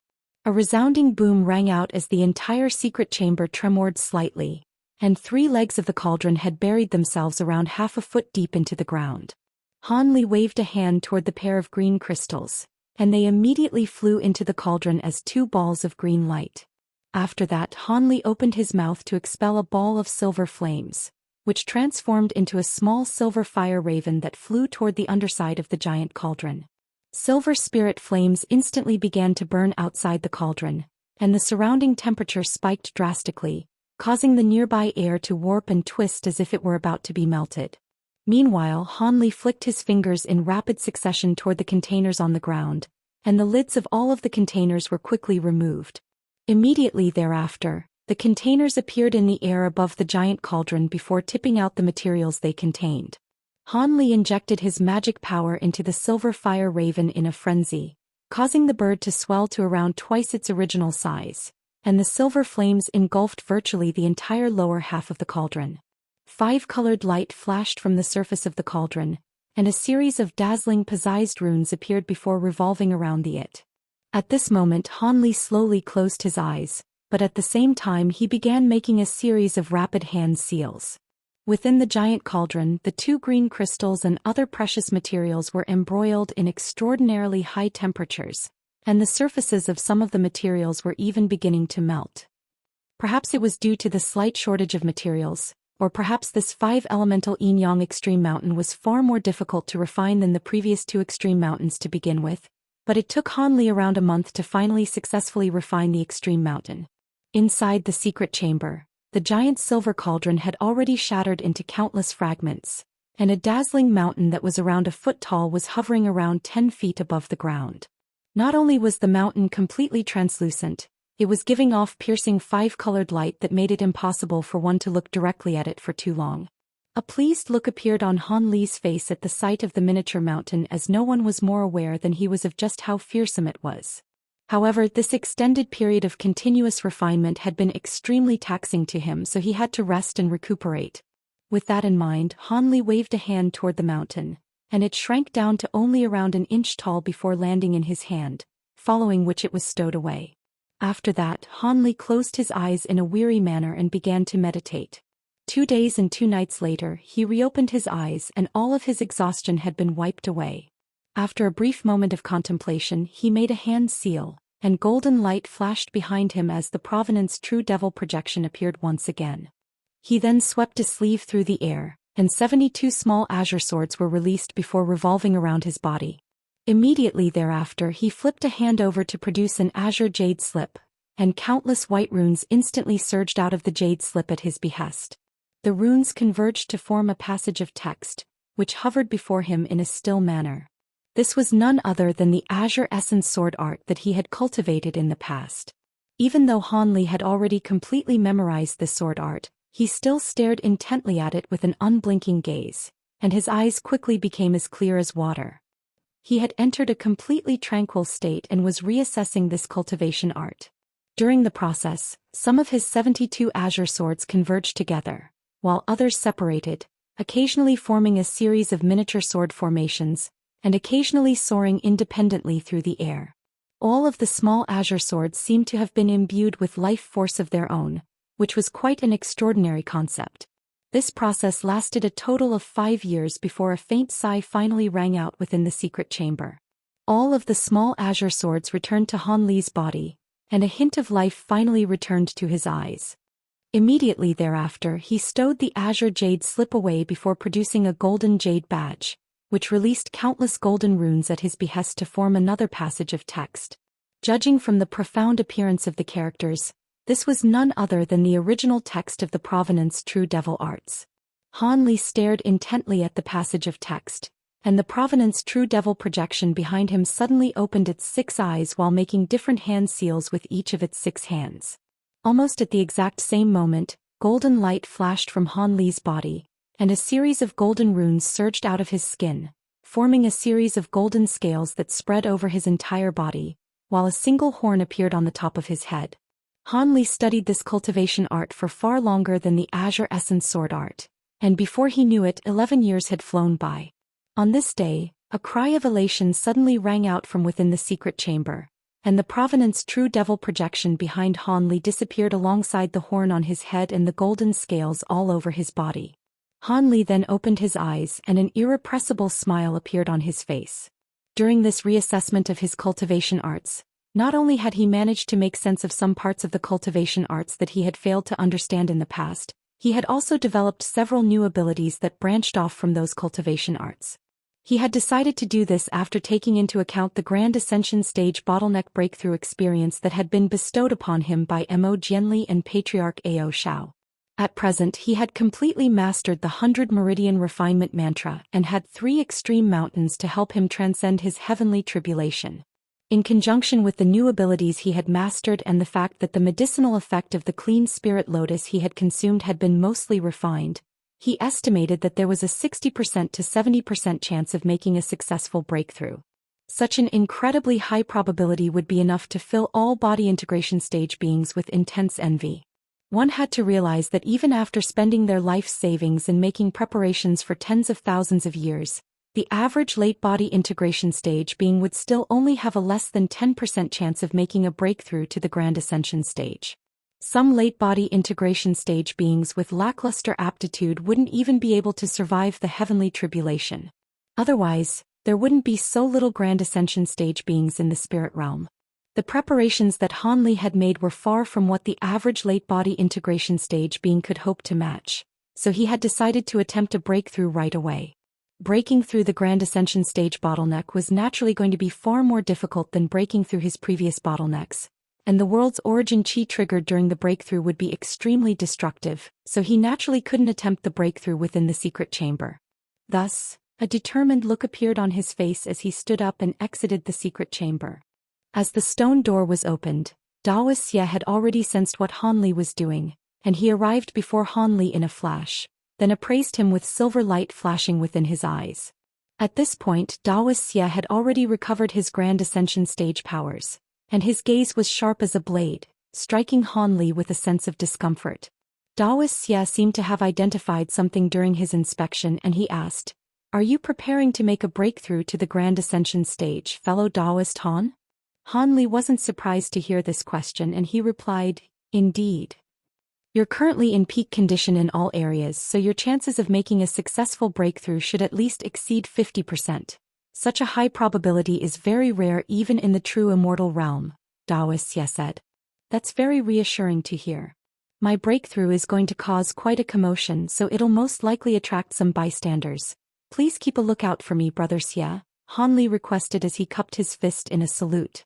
"I can do that, but if I have to expend any energy to protect you, then that will be coming out of the elixir you've supplied to me," Daoist said with an indifferent nod. "Of course I'll be counting on you then, fellow Daoist," Han Li replied with a smile.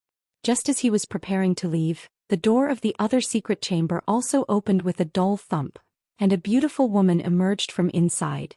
It was none other than Silvermoon.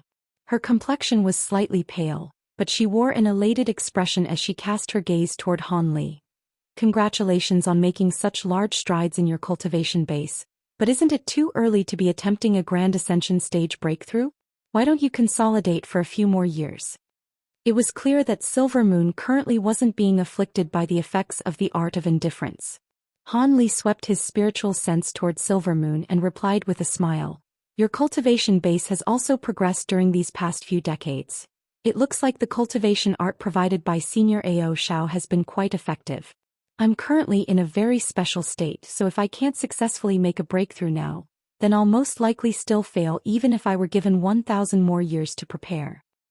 Your cultivation base and experience far exceeds my own, so I'm sure you have your reasons for making this decision. Let me keep a lookout for you alongside Brother Xia to prevent any pesky individuals from disrupting you," Silvermoon offered.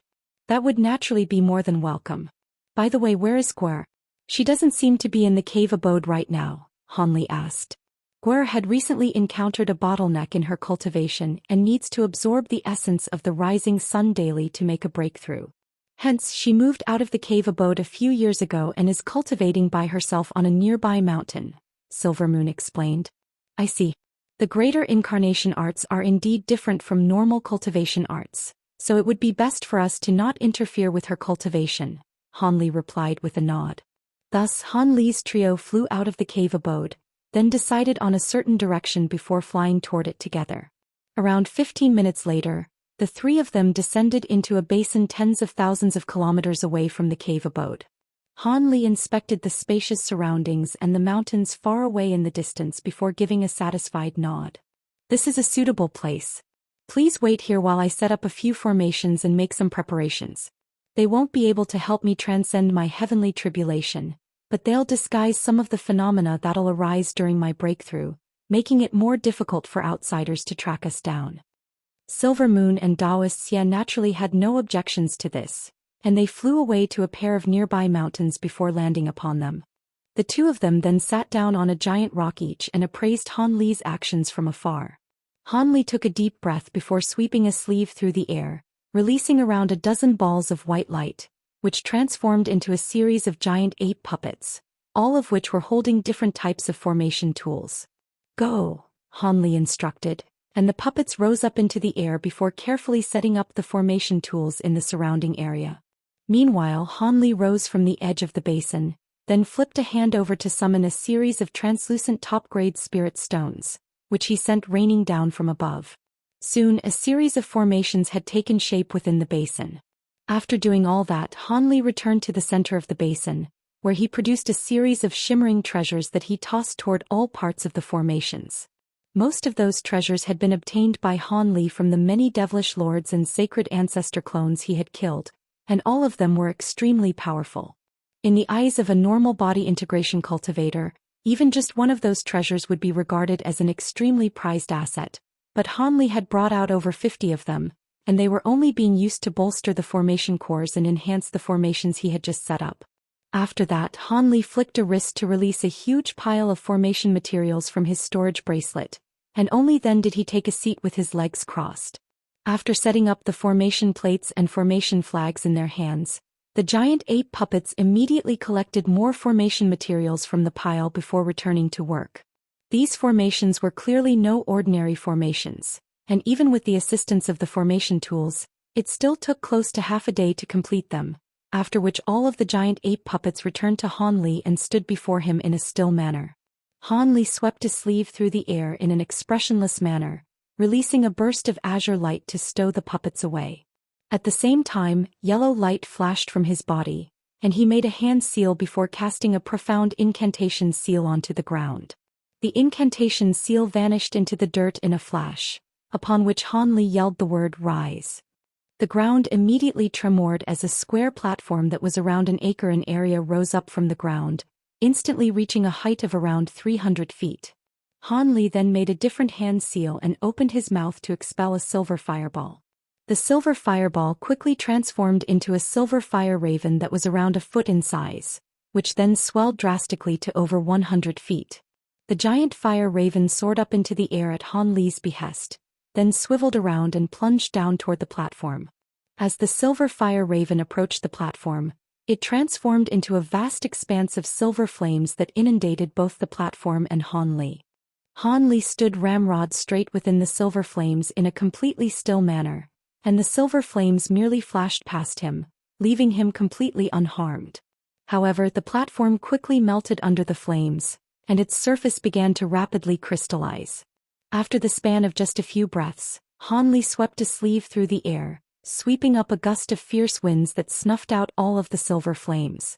At this point, the platform had become completely translucent and covered in a layer of white crystalline material.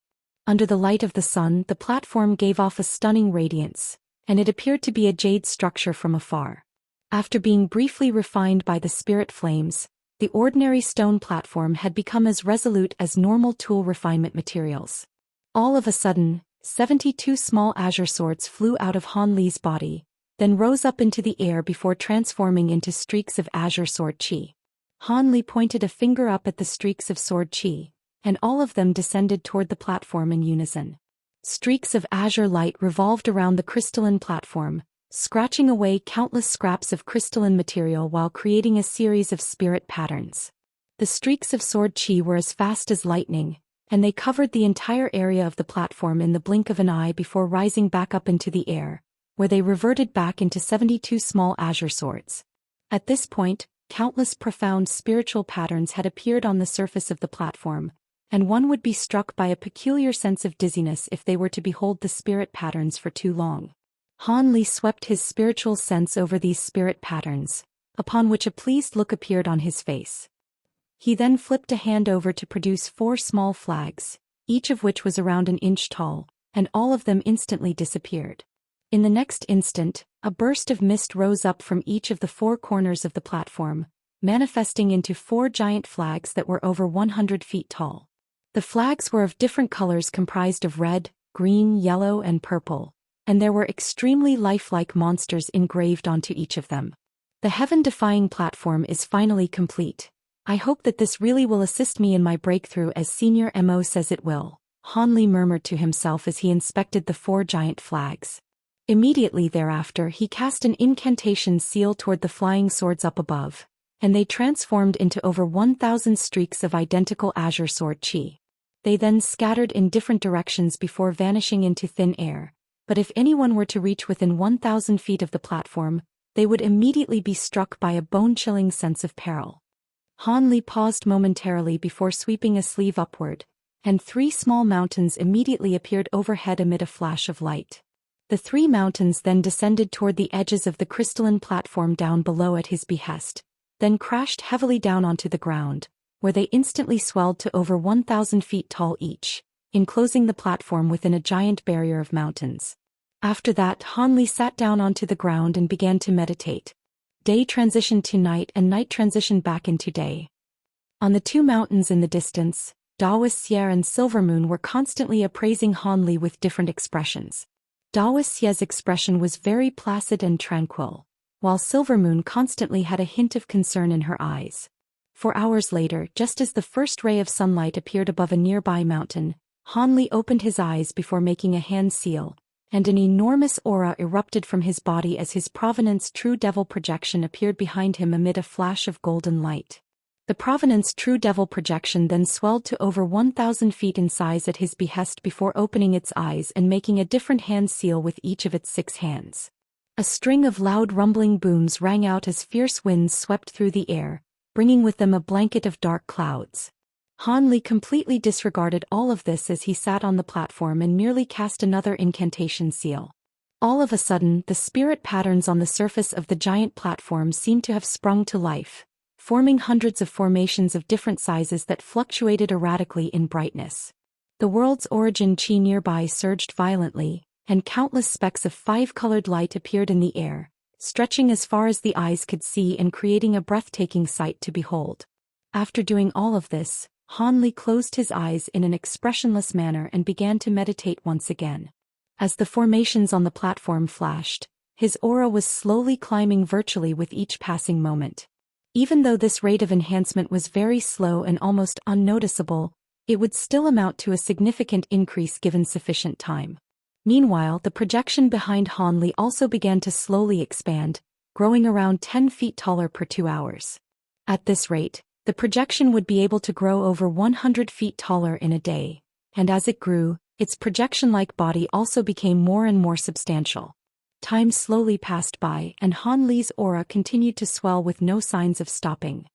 Half a month later, Han Li's aura had swelled to a point that would be enough to strike fear into the hearts of all body integration cultivators, and his Provenance True Devil projection had grown to over 3,000 feet tall while adopting an extremely substantial form. The sky had become pitch black under the dense blanket of dark clouds, and the entire basin had been plunged into complete darkness, giving the area an air of eeriness. The only sources of light came from the specks of light formed by the world's origin chi that were hovering in mid-air, and they had also grown from Paozi's specks of light to around the size of eggs. From a distance, it looked as if there were countless giant fireflies hovering still in mid-air, giving off a gentle light. At this moment, Han Li finally opened his eyes, and piercing blue light was flashing within his pupils. He immediately laid a hand onto the top of his own head, and a golden nascent soul that was several feet tall emerged amid a flash of golden light. The nascent soul wore a slightly tense expression, and it immediately pointed a finger upward as soon as it appeared. Silver light flashed within the dark clouds up above, and a thick bolt of lightning came crashing down amid a rumbling thunderclap. The golden nascent soul narrowed its eyes slightly, and instead of taking evasive measures, it opened its mouth to expel a burst of azure light. The huge bolt of lightning was allowed to crash down without any impediment, only to be completely devoured by the nascent soul.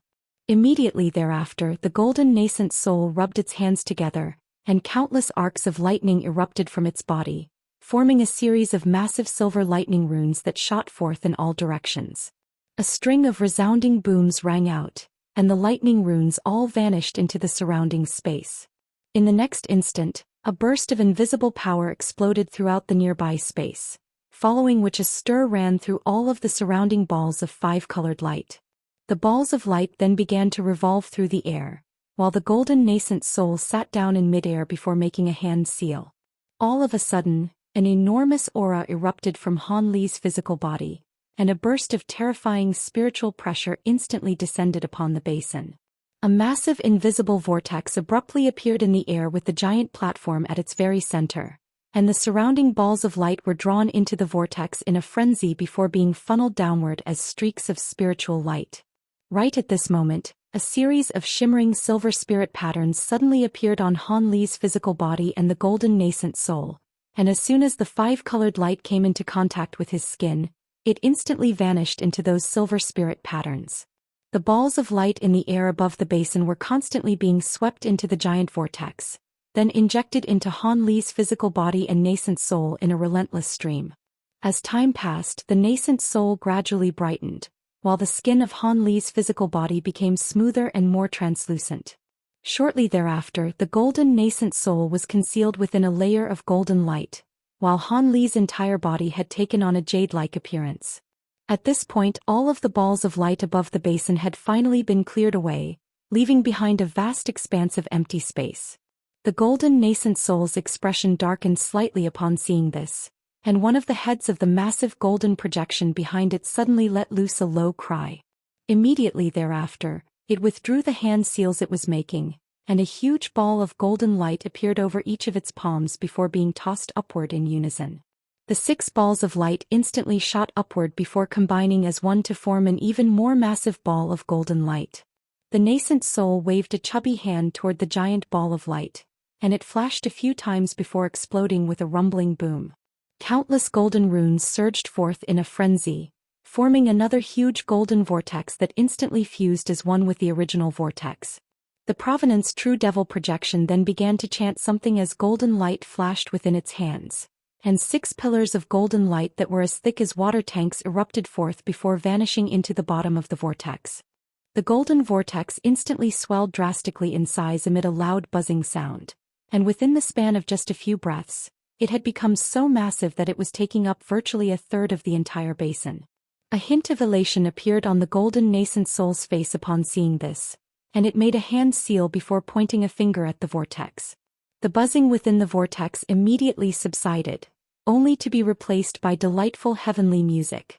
At the same time, bursts of enormous suction force that threatened to tear the entire heavens apart swept forth in all directions from it.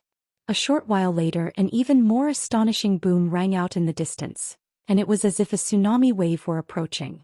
Spiritual light flashed, and a hint of dazzling radiance appeared in the distant sky, following which a boundless expanse of dazzling light came surging forth. The golden nascent soul's expression changed slightly upon seeing this, and blue light flashed through its eyes, allowing it to instantly identify the spirit tide as an incredible phenomenon formed by countless five-colored balls of light. A hint of elation appeared on the nascent soul's face upon seeing this, and it took a deep breath as the giant golden projection behind it raised its 6 hands again, unleashing around a dozen more pillars of golden light that shot directly into the golden vortex. As a result, the vortex swelled even further in size and released several more bursts of enormous suction force.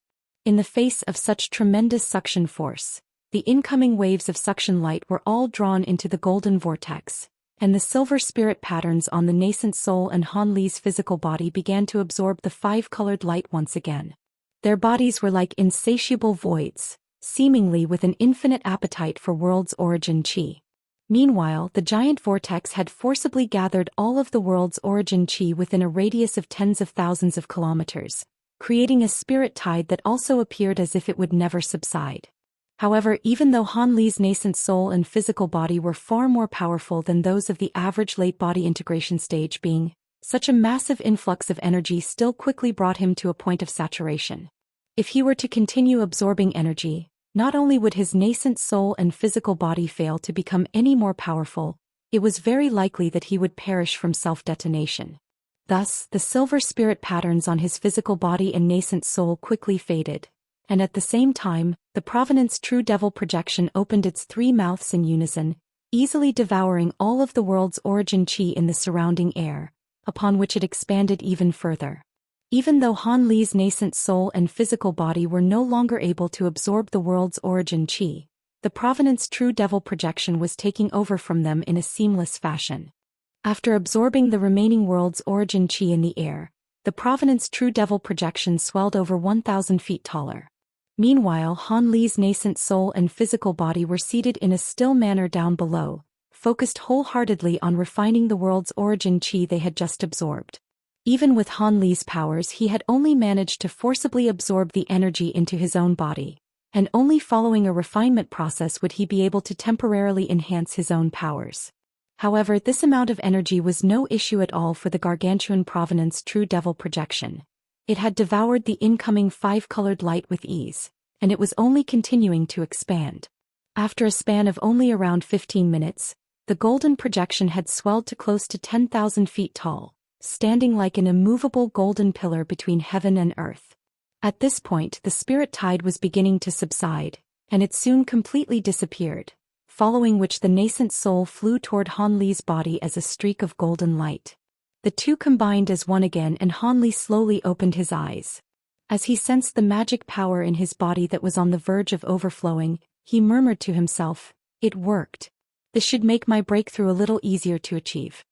As soon as his voice trailed off, he immediately made a hand seal before closing his eyes, and bright golden light radiated from his body as golden scales appeared all over his skin. At the same time, an azure horn that was around half a foot in length appeared on his head. The golden vortex in the air shattered amid a crisp crack, while an aura that was around twice as fearsome as it had been rose up from Han Li's body. The clouds in the sky were all dispersed by this aura, allowing several rays of radiant sunlight to filter through.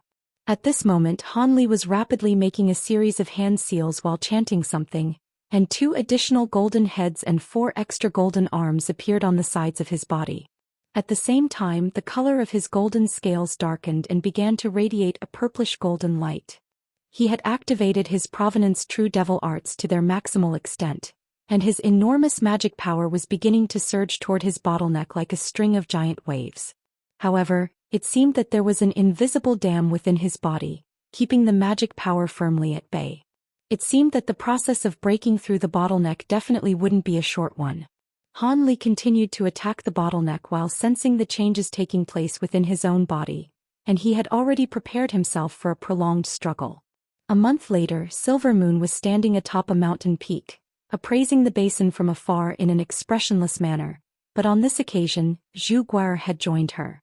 Han Li had caused a massive commotion when commencing his breakthrough, and that was naturally detected by Zhu Guar, prompting her to rush over to the basin to see what was happening. At this point, the basin had been enshrouded under around a dozen light barriers, and even though she was injecting magic power into her own eyes with all her might, she was still unable to see anything. "Senior Ling Long, is Senior Han all right?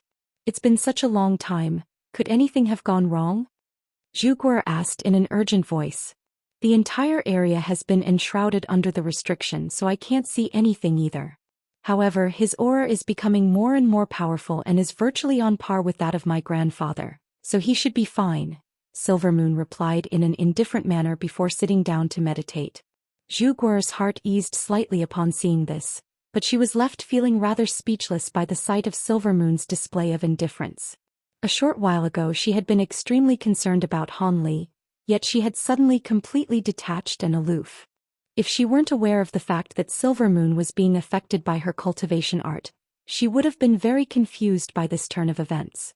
On the other mountain peak, Daoist was peering into the light barriers in the distance with silver light flashing within his eyes, and a peculiar look suddenly appeared on his face. All of a sudden, the entire basin tremored, and all of the light barriers shuddered violently as a string of earth-shattering booms rang out. Golden light flashed, and around a dozen thick pillars of light erupted out of the light barriers, scattering all of the dark clouds up above. A fearsome aura then swept forth in all directions, and even Daoist's pupils contracted slightly upon sensing it. "He's done it. His aura has already reached the Grand Ascension stage. Whether he'll succeed or not will depend on whether he can transcend the upcoming heavenly tribulation, Daoist Xie murmured to himself, seemingly very familiar with Han Li's current situation. As soon as his voice trailed off, all of the light barriers shattered, revealing a golden projection that was over 10,000 feet tall. At the foot of the projection was a ball of purplish golden light, within which Han Li stood with his arms crossed. Currently, Han Li was still in his devilified form, but his entire body was blood-stained and riddled with countless thin gashes that were rapidly healing at a rate that was discernible to the naked eye. What was even more peculiar was that Han Li had grown significantly taller, and his limbs had also become noticeably more muscular, transforming him into a towering muscle-bound man. At this point, the massive crystalline platform had already been destroyed, leaving only the severely ravaged ground down below, which looked as if it had been impacted by some type of tremendous force. Han Li's eyes were tightly shut as he stood within the ball of light, and silver spirit patterns were roaming all over his body.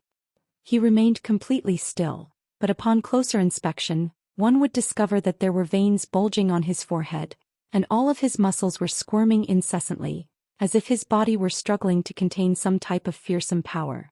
On top of that, the terrifying spiritual pressure he was radiating had made all of the space within a radius of several kilometers congeal, and if any living being were to enter the area, they would instantly be crushed to a pulp. In the air above, the scattered dark clouds began to converge once again, and balls of five-colored light flashed within the blanket of clouds while rapidly expanding at an alarming rate. After the span of just a few breaths, the five-colored balls of light had swelled to around an acre in size each, concealing almost all of the dark clouds behind them. The five-elemental tribulation is coming. A hint of emotion seeped through Silvermoon's indifferent facade as she spoke. Zhu Guo still had no idea what was going on, but she could tell from Silvermoon's reaction that this was no ordinary phenomenon, and she was also staring intently into the distance. At this moment, Han Li's aura had become so fearsome that even the air around him was beginning to warp and blur slightly. All of a sudden, Han Li raised his head and opened his eyes before looking expressionlessly up at the sky. Almost at the exact same moment, the five-colored balls of light up above turned a golden color, following which countless streaks of golden light came raining down like a torrential barrage of sharp blades. Golden astral chi! Han Li exclaimed at the sight of these streaks of golden light, but there was no fear in his expression as he abruptly swept a sleeve around himself. Around a dozen incantation seals were instantly released before vanishing into the nearby space, and in the next instant, the formations he had set up were all activated as one light barrier after another emerged to shield him within the basin. A burst of loud rumbling rang out, and the storm of golden light fell upon the outermost light barrier before instantly exploding, causing the surface of the outermost light barrier to ripple and flash incessantly. After no more than 15 minutes, the outermost light barrier was completely destroyed by the storm of golden light. As a result, the formation that had released the light barrier was also rendered defunct. The golden light instantly fell upon the second light barrier and the process was repeated. Thus, what seemed like a never-ending storm of golden light continued to fall, and each streak of light was no less powerful than the average flying sword. In the face of such a ferocious assault, 5 light barriers were quickly destroyed. However, right at this moment, Han Li made a hand seal, and the massive projection behind him clenched its fists before lashing out upward. Fierce winds were immediately swept up as pavilion-sized fist projections appeared outside the light barriers, then hurtled directly toward the giant balls of light up above. Even before the fist projections came into contact with the streaks of golden light in their paths, the latter were instantly shattered, and the fist projections quickly struck the golden balls of light. A string of metallic clangs rang out as one fist projection was repelled after another, while the golden balls of light abruptly exploded into countless specks of golden light. As a result, the storm of golden light instantly ceased. However, in the next instant, the specks of golden light turned an azure color, then converged to form balls of azure light that were no smaller than the golden balls of light. At the same time, a powerful natural aura began to radiate from the azure balls of light. In the next instant, wisps of azure chi emerged from the azure balls of light before transforming into a series of massive logs. These logs were each over 60 feet in length, and not only were they extraordinarily heavy, they were as hard as iron and steel. As soon as the logs appeared, they came crashing down from above. Han Li's expression remained completely unchanged upon seeing this, and he merely made a hand seal, upon which countless streaks of azure sword chi appeared overhead. The streaks of sword chi then transformed into sword threads that formed a massive net, and all of the giant logs that came into contact with the net were instantly shredded. There was seemingly no end to the storm of giant logs, but they were all destroyed by the azure sword net, and as time passed, the sword net began to rise up against the barrage of logs.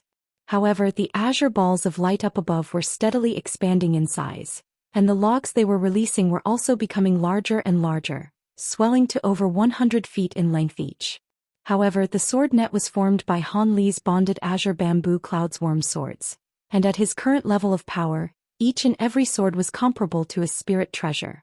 As such, even though the logs were falling with greater and greater ferocity, they were still unable to withstand the sword threads. A string of resounding booms rang out as the sword net rose up into the heavens before reverting back into 72 streaks of azure light, which plunged into the giant balls of azure light before tearing through them in a frenzy. All of the azure balls of light were instantly scattered into specks of azure light, while Han Li looked on from down below with an unblinking gaze. Moments later, the specks of azure light below the dark clouds turned a bright blue color before converging to form massive balls of blue light. These balls of light were around twice as large as the previous ones, and the pleasant sound of flowing water rang out as waterfalls came crashing down violently from above like a barrage of countless white dragons.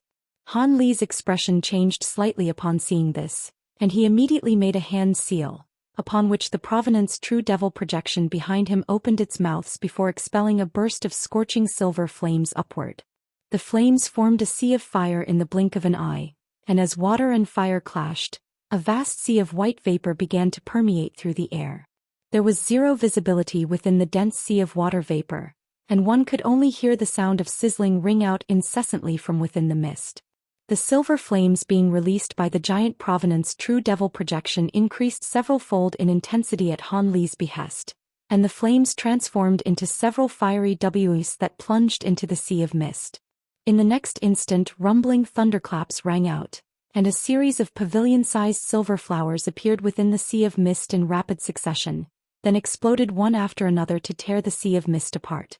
After the span of just a few breaths, most of the mist had evaporated, and the fiery Ws were revealed, rising up directly toward the giant balls of blue light up above. The fearsome might of the silver flames would most likely instantly destroy the balls of blue light upon contact, but right at this moment, countless arcs of silver lightning suddenly appeared over the surfaces of the balls of light, following which they swelled drastically in size. All of a sudden, each of the balls of blue light shrank slightly before releasing a head-sized ball of water. The balls of water seemed to be very clear, but also extremely viscous, and the ripples on their surfaces formed a series of blue spirit patterns that gave off a gentle blue light. These balls of water descended from above amid a string of rumbling, while the balls of blue light exploded and vanished into nothingness. Han Li's expression changed drastically upon seeing this, and in the next instant, the balls of blue water were completely inundated by the silver flames down below. Blue light flashed within the sea of fire, and the balls of water passed through the flames without being affected in the slightest. Thousandfold river water. A cold look appeared in Han Li's eyes as the silver flames being released by the Provenance True Devil projection instantly subsided at his behest. Immediately thereafter, the projection clenched its 6 hands into fists before unleashing a flurry of fist projection upward once again. Brilliant golden light instantly erupted from the surfaces of the balls of water as each and every one of them was struck by dozens of punches in unison. However, the balls of water were able to withstand the assault and continued to descend through the golden light. Han Li's heart jolted upon seeing this, and the Provenance True Devil projection instantly took on a substantial form before unleashing a string of frenzied attacks toward the descending balls of water. An earth-shattering boom rang out as countless golden suns appeared in the air, alongside powerful shockwaves that swept forth in all directions. After the shockwaves subsided, the balls of water were nowhere to be seen. The Provenance golden body was still standing resolutely on the spot, but its feet had sunken over 100 feet into the ground, and large sections of its 6 arms had vanished, having been destroyed by the balls of water.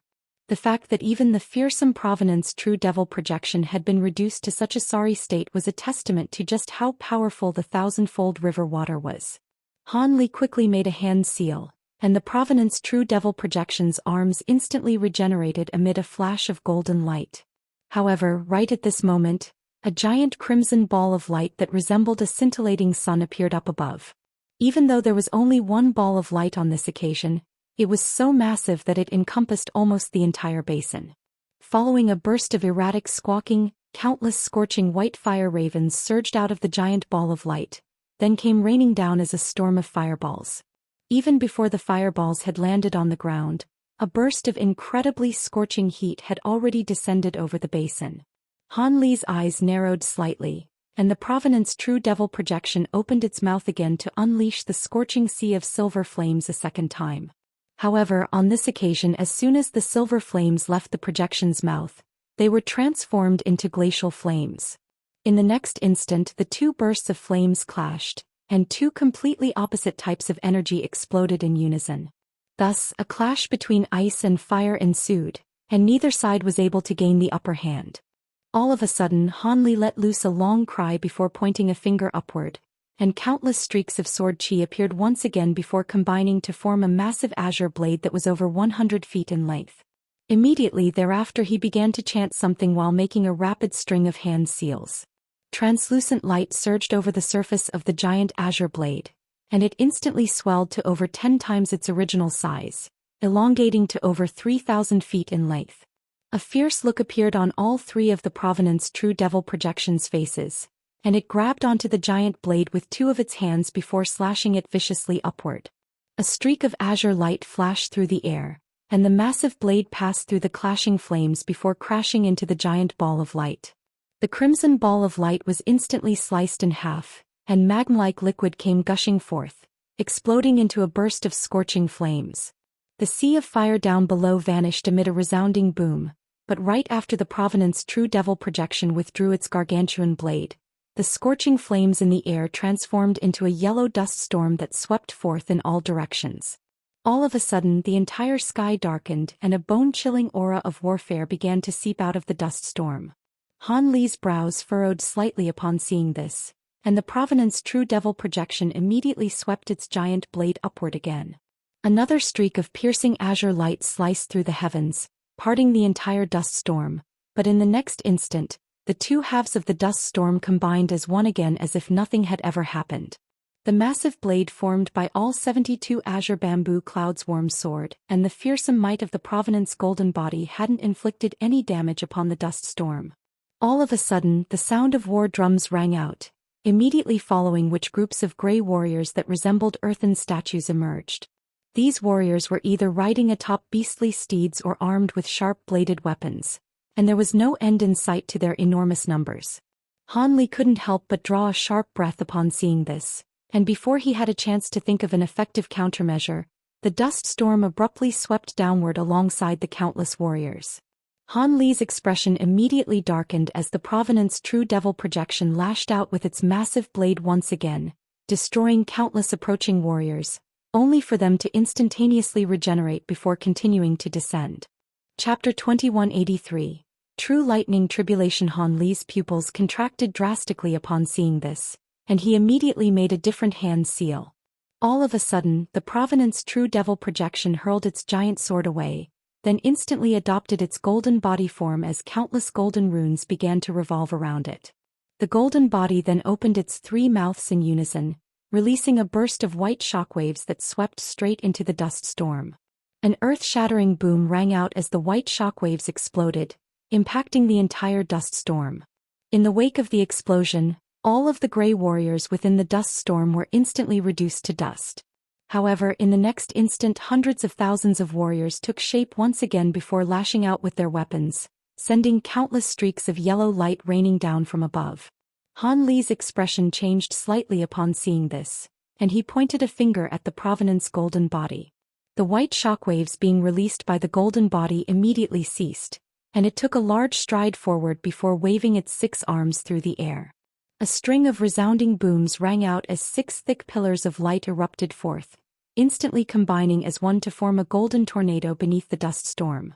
The tornado was several thousand feet tall with countless golden runes surging out of it in a frenzy alongside a burst of incredible suction force. The descending streaks of yellow light were all drawn by this suction force into the tornado, where they vanished amid a string of dull thumps. As for the countless guards within the boundless dust storm, they were also forcibly drawn toward the tornado like moths to a flame. After the span of just a few breaths, the entire dust storm was cleared, leaving only the dark clouds and golden tornado behind. The tornado was still revolving rapidly with rumbling ringing out incessantly within it, and Han Li heaved a sigh of relief upon seeing this as an elated look appeared on his face. He swept a sleeve toward the tornado, releasing a series of incantation seals of different colors, all of which disappeared into the tornado in rapid succession. In the next instant, a dull thump rang out, and the rumbling within the tornado abruptly ceased while it began to quickly shrink. Moments later, the tornado completely vanished, and a head-sized crystal ball of an earthy yellow color plummeted out of the sky. Han Li made a grabbing motion to draw the crystal ball into his grasp, and as soon as the object landed in his hand, his arm was involuntarily brought down slightly. Han Li immediately made an adjustment to steady himself, but a look of surprise still appeared in his eyes. The crystal ball wasn't special in appearance in any way, but it weighed hundreds of tons, and even with Han Li's extraordinary strength, it had almost slipped out of his grasp. He didn't know what type of material had been created from his forced compression of the dust storm, but it would definitely be an exceptional tool refinement material. Just as Han Li was considering this, the world's origin chi in the air surged, and a rumbling thunderclap rang out in the heavens. Immediately thereafter, a dark cloud above the basin began to tumble violently, then parted to create a massive hole. The hole was dozens of acres in size, and bolts of silver lightning were flashing incessantly within them alongside balls of dazzling lightning. It was as if a world of lightning were crossing over into this realm. This is the true lighting tribulation. Han Li murmured to himself with a solemn expression before stowing away the object in his hand, then releasing a series of azure incantations seals throughout the surrounding area, all of which disappeared into the remaining formations in a flash. A loud buzzing sound rang out as the remaining formations were activated to the maximal extent, producing extremely thick and dense light barriers. At the same time, the three extreme mountains that had remained still on the spot up to this point also finally rose up into the air. They arranged themselves into a triangular formation above the light barriers, shielding Han Li from above. After that, Han Li made a hand seal, and his 72 azure swords appeared beneath the extreme mountains, then transformed into a massive azure lotus flower that hovered directly above his head. The true lightning tribulation that followed the 5 elemental tribulation was the reason for the majority of failures in Grand Ascension stage breakthrough attempts. Only after transcending this tribulation would one have the right to undergo the subsequent inner tribulations. Even though it was even more difficult to transcend the inner tribulations than the true lightning tribulation, failure to transcend the true lightning tribulation would spell certain death, whereas one had a certain chance of survival even if they were to fail their inner tribulations. Han Li quickly activated all of his restrictions and treasures while thinking back to the true lightning tribulation transcendence experiences bestowed upon him by Patriarch Ao Shao and Mo Jianli. Meanwhile, Silver Moon Zhu Guo and Daoist Xie continued to appraise him from afar. Silver Moon's eyes were still completely indifferent, but a hint of concern had appeared on her face, while Zhu Guo was completely flabbergasted after witnessing Han Li's transcendence of the 5 elemental tribulation. As for Daoist Xie, he had his hands clasped behind his back, and was appraising the unfolding situation in a calm manner. All of a sudden, he turned and cast his gaze toward a mountain far in the distance. A short while later, Silver Moon seemed to have also detected something, and she turned her attention toward that direction as well. I didn't think there would be other cultivators in such a secluded place. Looks like I'll have to chase them away, Silver Moon murmured to herself before abruptly vanishing on the spot. Zhu Guo faltered slightly upon seeing this, and after a brief hesitation she decided to remain on the spot rather than follow Silver Moon. Tens of thousands of kilometers away, a cluster of streaks of light was being pursued by another cluster, and both were heading directly toward the basin that Han Li was situated in. There were around a dozen fleeing streaks of light, and judging from their auras, they appeared to all be human cultivators, most of whom were at the nascent soul stage, while the female cultivator leading from the front was at the late deity transformation stage. The woman was quite beautiful and appeared to be in her 20s. She wore a blue palatial dress, and was occasionally looking back with an anxious expression. The group was being pursued by another group of beings enshrouded in devilish chi and devilish winds, and they were all comprised of elite devilish beings. These devilish beings were all at the deity transformation stage or above, and they were being led by a burly snake-headed devilish man who was at the spatial tempering stage. Due to the disparity between the cultivation bases of the two groups, the devilish pursuers were rapidly catching up to the group of human cultivators. Soon, the pursuers were only several kilometers away from the human cultivators, and the woman in the palatial dress gritted her teeth as she slowed down slightly, then flipped a hand over to produce a translucent white cauldron. She quickly laid a hand onto the cauldron, and its lid immediately flew off, upon which countless translucent threads erupted forth from within, then scattered before hurtling directly toward the devilish beings. These translucent white threads were extremely thin and flew through the air like lightning. The pursuing devilish beings were caught off guard and immediately thrown into disarray, unleashing all types of devilish abilities to defend themselves. Even so, there were still two nascent soul-stage devilish beings who were struck by the white threads and plummeted out of the sky as a pair of ice statues. The leader of the devilish beings was furious to see this, and he suddenly opened his mouth to expel bursts of dark green mist. As soon as the white threads came into contact with the green mist, they were eroded to a green color and debilitated significantly. The snake-headed devilish being then raised his hands to release around a dozen black flying tridents, which flew toward the oncoming white threads as streaks of black light. The white threads were no match for the tridents, and were immediately knocked back on contact. A grim look appeared on the face of the woman in the palatial dress upon seeing this, and she quickly stowed away her white cauldron before attempting to flee, but it was already too late. Two of the late deity transformation stage devilish beings behind her suddenly transformed into long streaks of light, circling around to cut off the human cultivators from the front in just a few flashes. The woman's expression darkened even further upon seeing this, and she had no choice but to adopt a defensive formation with her subordinates. In the face of this dire situation, the horror and despair in the eyes of the other human cultivators were plain to see. After all, there was simply far too much of a disparity in power. Even if they were to fight with all their might, there was still next to no chance of survival. Taking advantage of this opportunity, the devilish beings behind them swooped forward and released an impenetrable barrier of devilish chi around the human cultivators. A hint of killing intent then flashed through the snake-headed devilish being's eyes, and he immediately ordered his subordinates to kill their targets before pouncing forward with his dozen or so flying tridents, followed closely by the other devilish beings. A hint of despair also flashed over the woman's face, but she then immediately gritted her teeth as she prepared to use a restricted technique, preparing to sacrifice herself to take down as many devilish beings as possible. However, she had only just made a hand seal when spatial fluctuations suddenly erupted up above, following which a gorgeous figure appeared amid a flash of silver light. This came as quite a surprise to both the human cultivators and devilish beings, but before they had a chance to react, the silver figure turned toward the devilish beings and harumphed coldly, "To think that devilish beings would dare to set foot here. You must have a death wish." As soon as her voice trailed off, brilliant silver light erupted from her body, and countless translucent threads shot forth in all directions. The surrounding devilish beings were greatly alarmed by this, and they immediately adopted defensive measures, but the translucent threads disregarded all of their defenses, then passed through their bodies, cutting them down like helpless weeds. Even the snake-headed spatial tempering stage devilish being had been slain, and as his body plummeted toward the ground, there was still a look of incredulity and shock etched on his face. He was leading a group of powerful devilish beings in pursuit of some human cultivators who were far weaker than them, and he had thought that this would be a simple task, so to lose his life here was naturally a twist of fate that he would have never expected. In contrast, all of the human cultivators were ecstatic. They were immediately led down from above by the woman in the palatial dress, who said in an extremely respectful manner, "Thank you for saving our lives, Senior.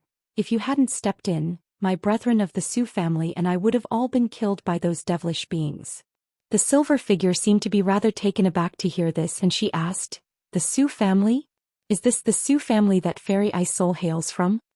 The woman in the palatial dress also faltered momentarily before replying in a careful manner, "Do you know our matriarch, Senior?" We are all descendants of Matriarch Ice Soul. I don't know Fairy Ice Soul myself, but I have a good friend who shares ties with your matriarch. How were you pursued by devilish beings all the way to this place? The silver light around the silver figure faded, revealing the stunningly gorgeous silver moon. During her time spent with Hanli, she had naturally been made aware of the existence of Fairy Ice Soul and the Su family, which was why she had suddenly adopted such a benevolent demeanor. If she were facing another group of unfamiliar human cultivators instead, she would be far more aloof and distant. The woman in the palatial dress was quite relieved to hear this, and she asked, "A good friend of our matriarchs? May I ask the name of the senior you're referring to? Perhaps I've heard of them as well." Instead of answering her question, a peculiar look appeared on Silvermoon's face as she replied with a question of her own. "What is your name?" "I am Su Qinyu. If you have any instructions for me, feel free to issue them," Su Qinyu hurriedly replied. This woman was none other than the fairy Su that Hanli had acquainted himself with in Deep Heaven City, and since their last meeting she had progressed to the late deity transformation stage. "Su Qinyu, judging from your appearance, you must be the woman from the Su family that he once mentioned to me. In that case, I'll be employing your services here. This area is currently restricted from being accessed by all outsiders.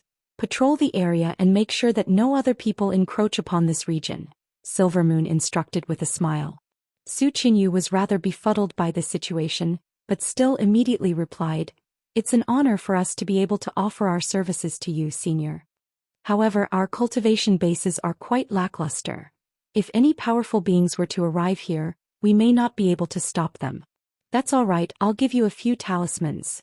Use them if you encounter any enemies that are too powerful for you, and I'll arrive on the scene in an instant," Silvermoon replied. "I see. In that case, we'll be sure to do our best," Su Qinyu agreed with a nod.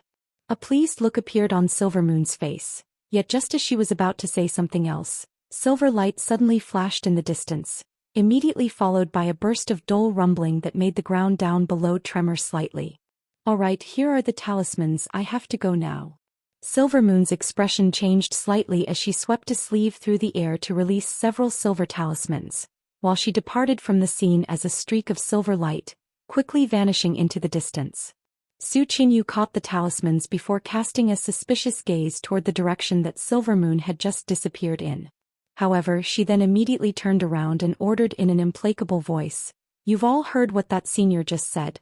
Split up into groups of 5 and head off in different directions to patrol the area." "Yes." The majority of the group immediately gave affirmative responses, but there were a few who were exchanging hesitant glances with one another. In the end, an elderly man approached the woman in the palatial dress and said, "Qinyu, don't you think that senior's actions were rather suspicious just now? And what was that commotion in the distance? What if we get swept up into some trouble if we were to follow her instructions?" Su Qinyu's expression darkened slightly upon hearing this, and she countered, "I don't care what's going on in this area. That has nothing to do with us, and I'd advise you not to try and pry into these matters. Otherwise, that senior will be sure to take all of our lives. On top of that, even if we were to set aside the fact that senior has just saved our lives, our powers are far too inferior for us to go against her instructions. I've been assigned as the leader of this group, so I'll be calling the shots here. There's no need for you to speak any further." An awkward look appeared on the elderly man's face upon hearing this, and in the end he could only reply, "Of course, forgive me for failing to consider our current situation properly." The other few Su family cultivators who had also been rather hesitant before naturally didn't dare to oppose Su Qinyu's instructions upon seeing this. Thus they split up into groups of 3 and departed in different directions. Even though they were patrolling quite a large area, their flying treasures ensured that they could complete each lap in a relatively short time. Su Qinyu was flying along in an unhurried manner with 4 other members of the Su family when a streak of piercing light suddenly appeared in the distance before vanishing in a flash. Immediately thereafter, another burst of loud rumbling rang out from the same direction. Su Qinyu couldn't help but cast her gaze toward that direction with a peculiar look in her eyes, but she didn't dare to look for too long and immediately urged the other cultivators to continue onward.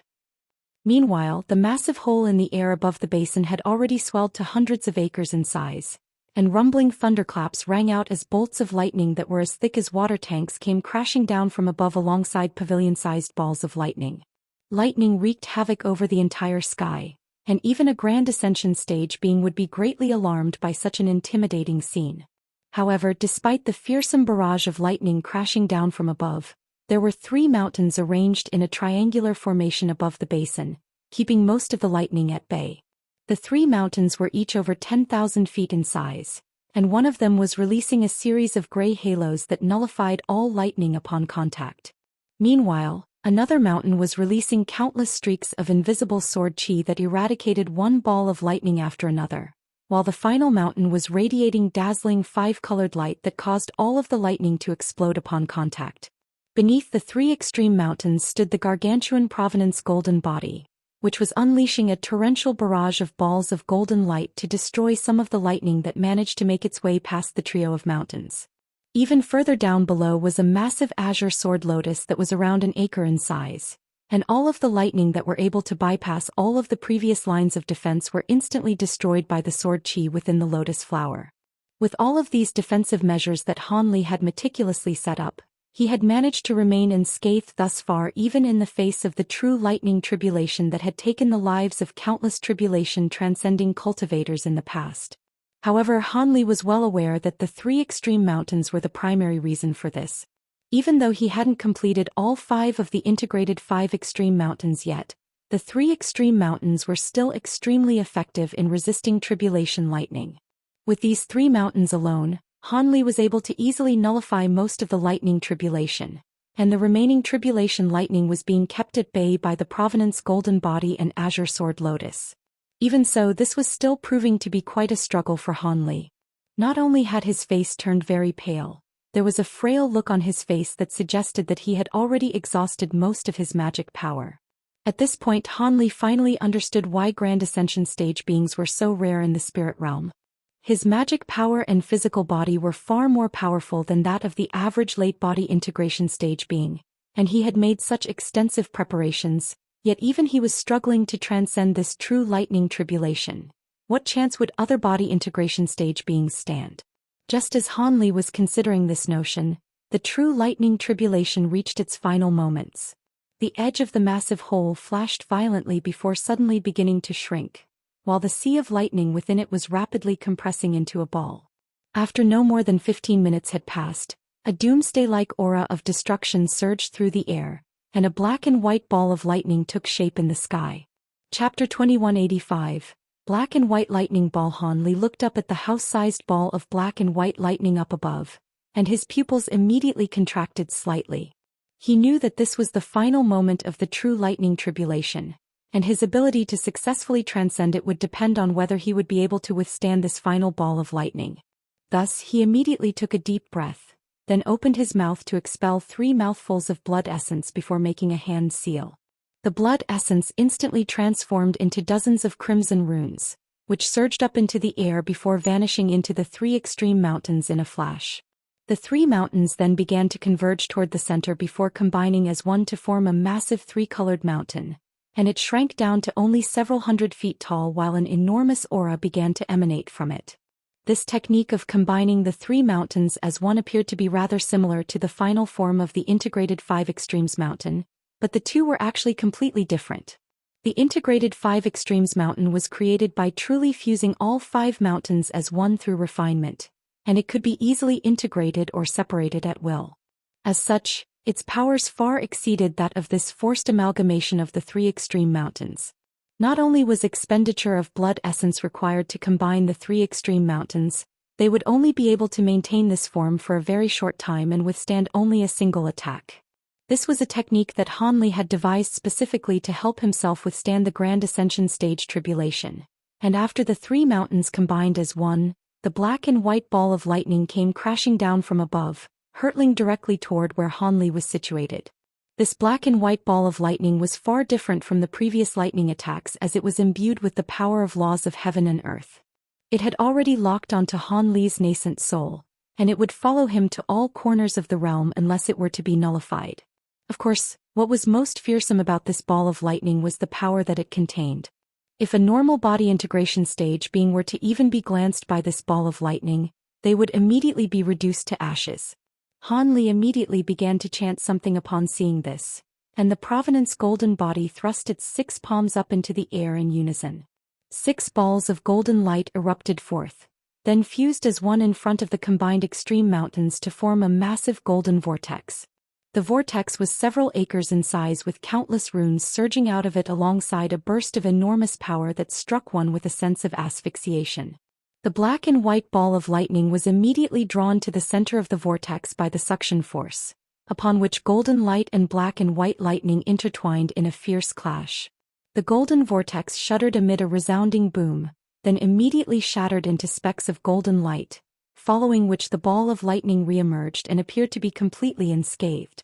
Han Li's expression changed slightly upon seeing this, and the azure sword lotus revolving above his head suddenly vanished.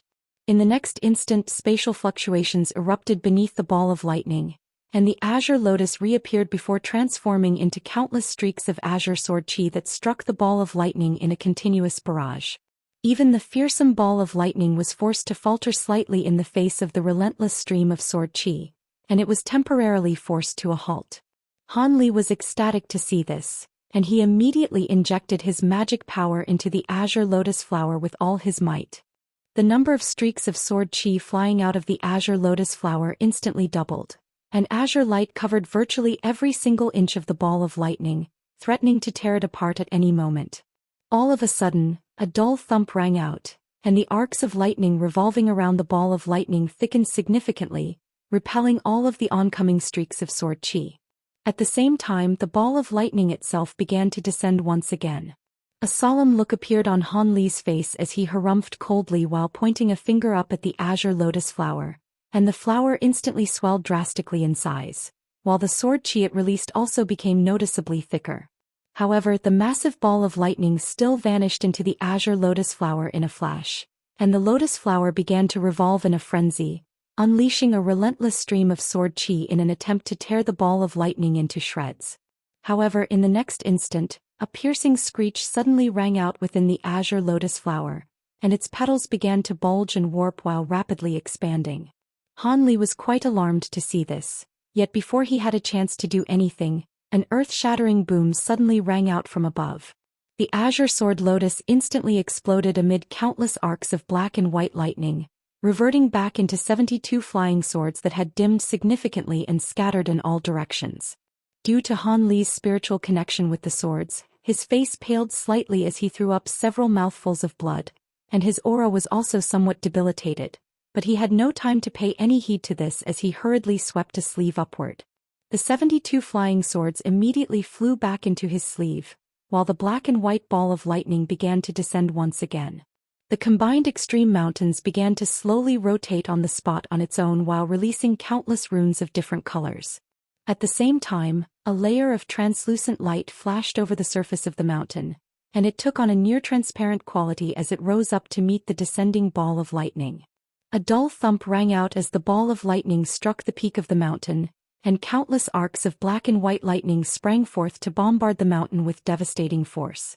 The combined extreme mountains tremored violently as it resisted the black and white lightning with all its might, and Han Li was also injecting what remained of his magic power into the mountain without any reservation, causing it to glow as bright as an incandescent sun. The ball of lightning and combined extreme mountains both began to tremor incessantly as shockwaves erupted in all directions amid deafening explosions. The two of them appeared to be evenly matched, and as time passed, the ball of lightning became smaller and smaller, but Han Li's magic power was also rapidly being expended. If it weren't for the fact that Han Li's magic power was far more abundant than that of the average body integration stage being, it would have most likely already been completely exhausted. Even so, Han Li's expression had become extremely grim as he discovered that his magic power would run out before the combined extreme mountains could completely nullify the ball of lightning. However, Han Li had made extensive preparations for this breakthrough, so he had prepared some rather risky countermeasures for situations of this nature. Thus, he immediately gritted his teeth as he abruptly withdrew his magic power from the combined extreme mountains, then swept a sleeve through the air to release an inky black bracelet, which instantly swelled to around 10 feet in size.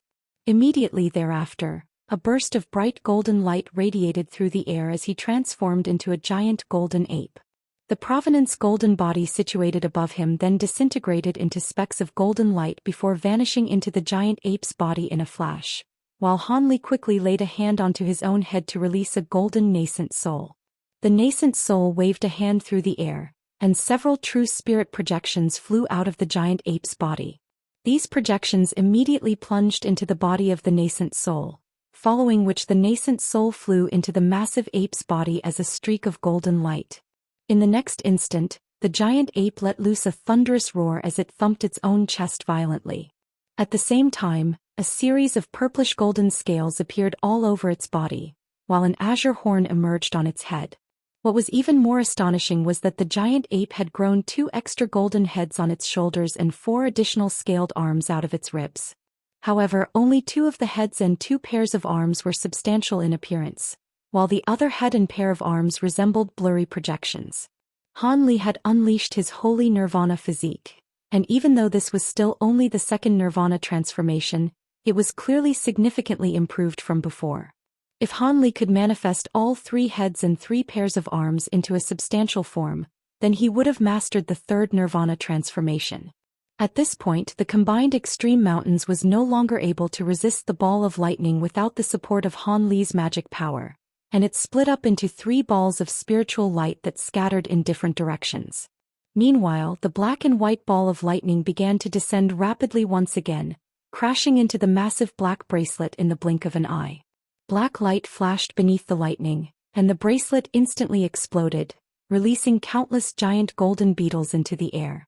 These were none other than Han Li's gold-devouring beetles and beetle monarch candidates.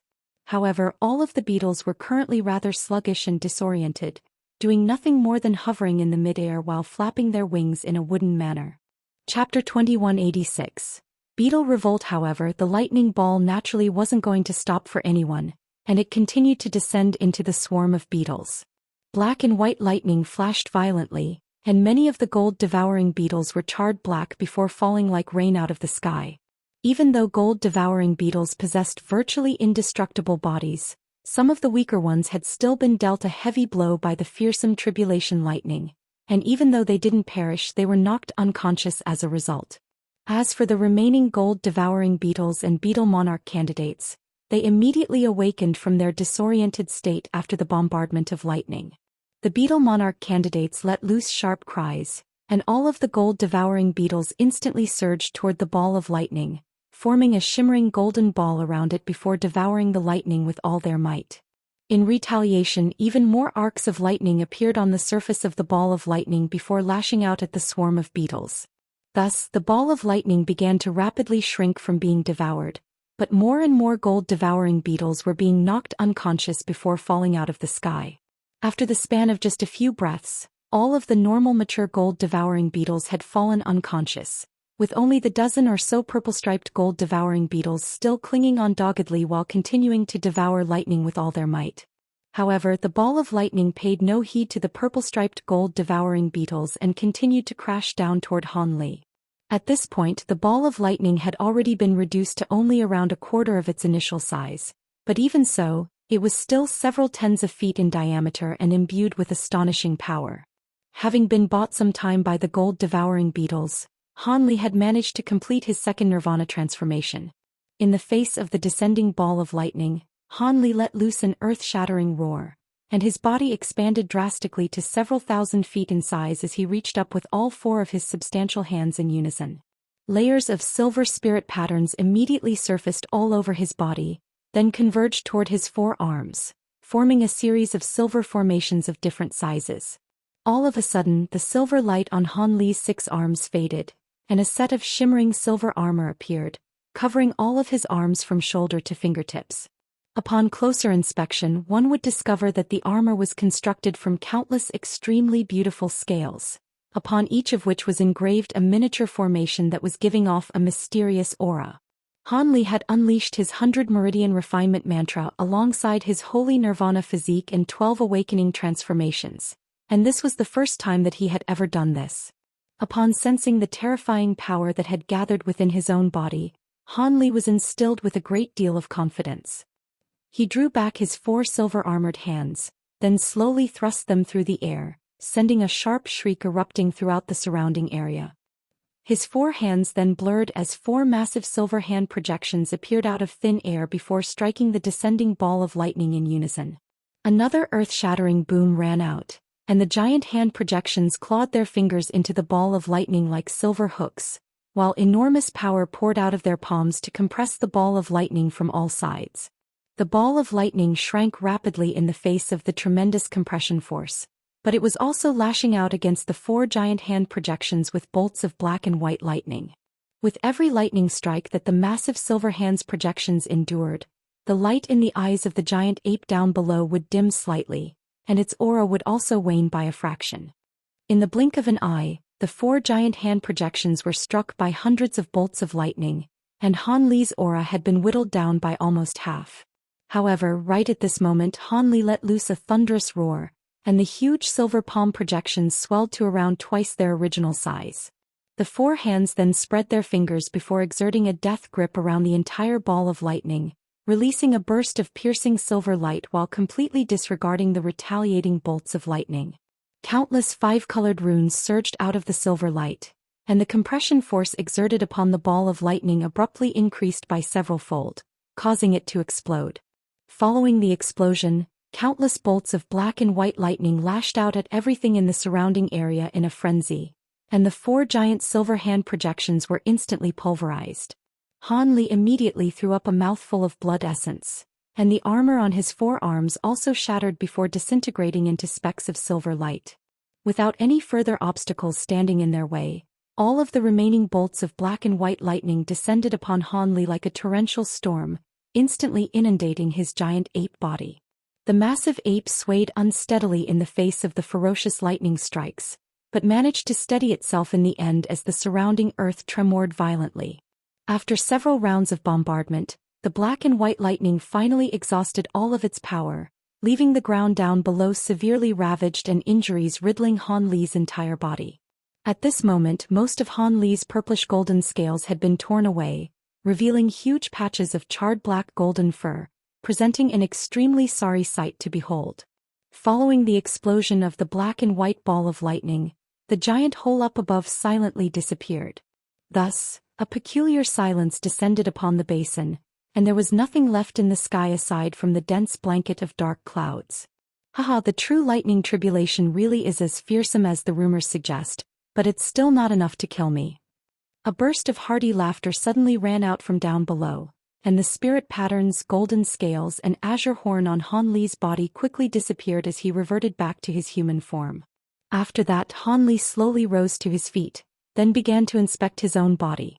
At this point, his face was completely devoid of color, but all of the wounds on his body had vanished without a trace, having been instantaneously healed by his insane regenerative abilities as he had undone his own transformation. Of course, his internal injuries were actually still quite severe, and it would take him a long time to completely recover from them. Right at this moment, a burst of loud buzzing suddenly rang out up above, and Han Li faltered slightly before looking upward. There he discovered the purple-striped gold-devouring beetles flying through the air, completely unscathed. As these beetle monarch candidates let loose this peculiar buzzing sound, loud buzzing also erupted from the ground as one unconscious golden beetle after another rose up into the air before gathering around the beetle monarch candidates in separate groups. On top of that, all of the groups were displaying intense hostility toward one another. This was quite an alarming sight to Han Li, and he immediately tried to instruct all of the beetles to return to him, but his heart quickly sank as not even a single beetle heeded his call. A grim look appeared on Han Li's face, and just as he was about to unleash a secret technique to forcibly withdraw the spirit beetles, the dozen or so swarms of gold-devouring beetles suddenly began to attack the nearest swarm led by the beetle monarch candidates. Tens of thousands of gold-devouring beetles converged to form a massive golden cloud, then began to viciously tear at and devour one another amid a burst of loud rustling. The dozen or so purple-striped gold-devouring beetles were also devouring all of the nearby gold-devouring beetles in a frenzy, swallowing an entire beetle whole in just a few bites. A peculiar look appeared in Han Li's eyes upon seeing this, and he suddenly paused in what he was doing. Just as he was at a slight loss for what to do, a burst of unsettling cries suddenly rang out from within the dark clouds up above, following which countless balls of black light surged out in a frenzy. Upon closer inspection, one would discover that these balls of black light contained projections of ghostly heads. These projections were all of different sizes and colors, and their cries were of various different pitches, but all of them struck the listener with a sense of disorientation. There's a heavenly devilish monarch here. Han Li's pupils contracted upon seeing this, and his expression darkened as he cast his gaze upward, paying no further heed to the warring swarms of beetles. Almost at the exact same moment, the dark clouds up above surged violently, and a burst of delightful heavenly music rang out as gray threads of light emerged, then converged to form a gray mirror-like projection. Within the projection were halos of gray light, all of which slowly shone down toward Han Li. The gray light in the giant mirror flashed slightly, and Han Li's vision abruptly blurred, following which he found himself in a completely unfamiliar world. Chapter 2187. Combating the Devil with Divine Lightning. A hint of caution flashed through Han Li's eyes, and he lowered his head to look down at his own body, upon which his expression immediately changed slightly. He discovered that he had become slightly thinner, and even though he was still wearing the same clothes as before, his storage bracelets, spirit bracelets, and treasures had all disappeared. What was even more peculiar was that as he swept his spiritual sense toward his own face, he discovered that he had reverted back to his 13-year-old appearance, except his skin was as pristine white as jade instead of dark and tanned. My soul has come out of my body. Looks like the inner demon Tribulation is about to begin, Han Li murmured to himself as he laid a hand onto his own face. Right at this moment, a burst of gender-neutral cackling suddenly rang out within Han Li's mind. We meet again, brat. I didn't think you would progress to this point in such a short time. However, I've descended in person on this occasion, so even if you're a true immortal, you definitely won't be able to transcend this inner demon Tribulation. The gray sky parted, and a mountainous ghostly face emerged, cackling in a sinister manner as it licked its remarkably thick lips with a massive tongue that was around 10 feet in length. The giant ghostly head was none other than the heavenly devilish sovereign that had a vendetta against Han Li, and it had managed to descend into this space through the power of the inner demon Tribulation. Is that so? I didn't think that you would be stupid enough to appear directly before me, Han Li countered in an expressionless manner. How dare you? I'm going to make you regret ever being born. The heavenly devilish sovereign roared with fury, and the ghostly head began to swell in size amid a surge of black light. A cold look appeared on Han Li's face upon seeing this, and he suddenly opened his mouth to release 3 fist-sized balls of golden light. The balls of golden light blurred before appearing right in front of the ghostly head, revealing themselves to be 3 golden rhomboid objects. These were 3 miniature golden spears with bright red runes spread all over their surfaces. Even though the heavenly devilish sovereign wasn't able to immediately identify what these objects were, a sense of extreme peril welled up in its heart, and it hurriedly retreated as a cloud of black mist to evade the miniature golden spears. However, right at this moment Han Li pointed a finger toward the 3 balls of golden light from afar, then uttered the word, "Explode," thrice in rapid succession. The 3 miniature golden spears immediately exploded, and a flurry of golden flames and lightning erupted forth in a frenzy, instantly inundating the cloud of black mist as a string of explosions rang out. No. This is Vajra Devil vanquishing divine lightning. How did you obtain this lightning? The black mist within the golden light quickly dissipated, and an incredulous howl of anguish rang out from within. You can think about that after you're reduced to ashes. Han Li chuckled coldly before opening his mouth to expel 4 more balls of golden light. Insolent brat, do you really think this is enough to kill me? The heavenly devilish sovereign roared as what remained of the cloud of black mist exploded into countless black threads that shot forth in all directions. Han Li seemed to have already been prepared for this, and his expression darkened slightly as he pointed his finger forward once again. All of a sudden, the 4 balls of golden light appeared in 4 different directions that the black threads were fleeing toward, then exploded in unison, sending golden flames and lightning raining down from above. Most of the black threads were reduced to ashes within the golden light, and only around a dozen managed to escape before converging to form a ghostly head again over 1,000 feet away. However, not only was this ghostly head significantly smaller than what it had been, it was also very blurry, clearly indicating that it had been severely harmed. As soon as this ghostly head emerged, a furious look appeared on its face, and it transformed into a malicious ghostly projection that was several hundred feet tall before pouncing directly toward Han Li. However, a peculiar smile suddenly appeared on Han Li's face, and he swept a sleeve through the air, releasing 7 more balls of golden light that flew toward the oncoming ghostly projection. The fury on the ghostly projection's face instantly vanished upon seeing this, and it let loose a strangled cry before twisting around and flying away as a ball of black light. After just a few flashes, the ball of black light completely vanished into the distance, and in the next instant the heavenly devilish sovereign's furious gender-neutral voice rang out again. "You've bested me again, human brat, but don't get too full of yourself. I'll be sure to gather all of the devilish sovereigns in the nearby realms to impede you as you transcend your tribulation to true immortal realm. When that time comes, you won't be able to ascend even with Vajra devil vanquishing divine lightning." After the enraged parting threat, everything abruptly fell silent, and Han Li heaved a long sigh of relief. He waved a hand through the air and the 7 balls of light returned to him before revealing themselves to be 7 golden beads, around which arcs of lightning were flashing incessantly, but they weren't actually Vajra devil vanquishing divine lightning. A faint smile appeared on Han Li's face as he stowed the 7 golden beads back up his sleeve. These 7 golden beads weren't exactly total counterfeits. They were simply half-complete Vajra devil vanquishing divine lightning. Ever since he had reached the late body integration stage, he had been refining this lightning in secret whenever he had some spare time. However, this lightning was truly extremely difficult to refine. Even though Han Li had sufficient golden lightning bamboo leaves, the other materials were very difficult to source, and the refinement success rate was also appallingly low.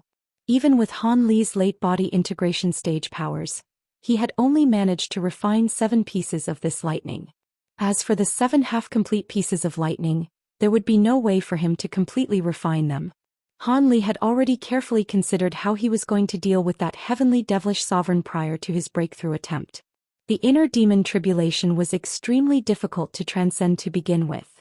With the heavenly devilish sovereign's intervention, it would be almost impossible for him to successfully transcend it.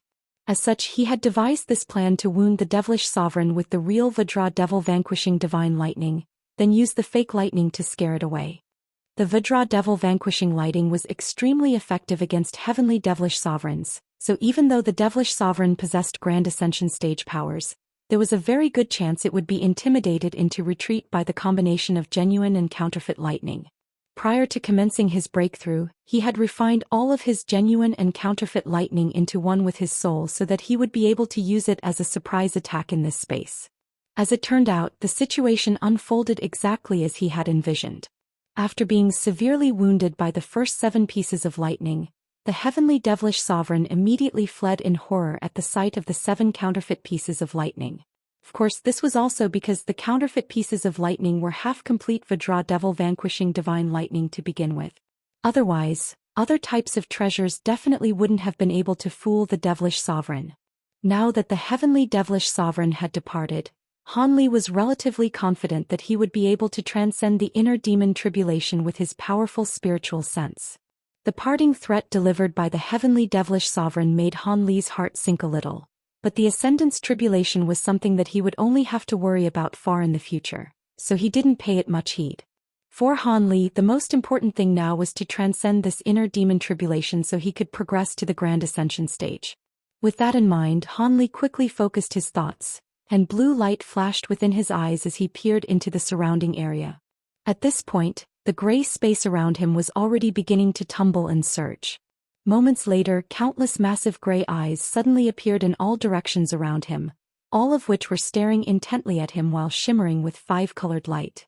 As soon as Han Li's gaze came into contact with this light, his consciousness faded slightly, and his surroundings suddenly blurred, following which he found himself in a scenic natural setting. Han Li's vision slowly focused, and he discovered that he was situated in a little village. He had also transformed into a child who was around 6 years of age, wearing a rough cloth garment that had been mended so many times that it was almost impossible to see its original color. He was currently playing involuntarily with a group of other children, and the scene immediately brought long-buried memories to the surface. Doggy Dumb Egg. 1. However, a series of emotions had only just begun to well up in his heart when a burst of enormous mysterious power acted upon his soul, causing him to instantly forget everything and completely fall into the current moment, where he was enjoying himself with his group of young friends. Another thin and short figure was stumbling over from not far away, and as soon as he caught sight of the familiar figure, he immediately called out in elation, "Little sis." At the center of the basin, Han Li sat still on the ground with a shimmering golden nascent soul above his head, which was also seated in midair in a completely still manner. Gray devilish chi was surging all around him, creating an impenetrable barrier, and occasionally there would be black and white ghostly figures, skeletons and other devilish creatures rushing out of the devilish chi. However, as soon as these devilish creatures came within 30 feet of Han Li, countless arcs of golden lightning would surge out of his body to eradicate all of them.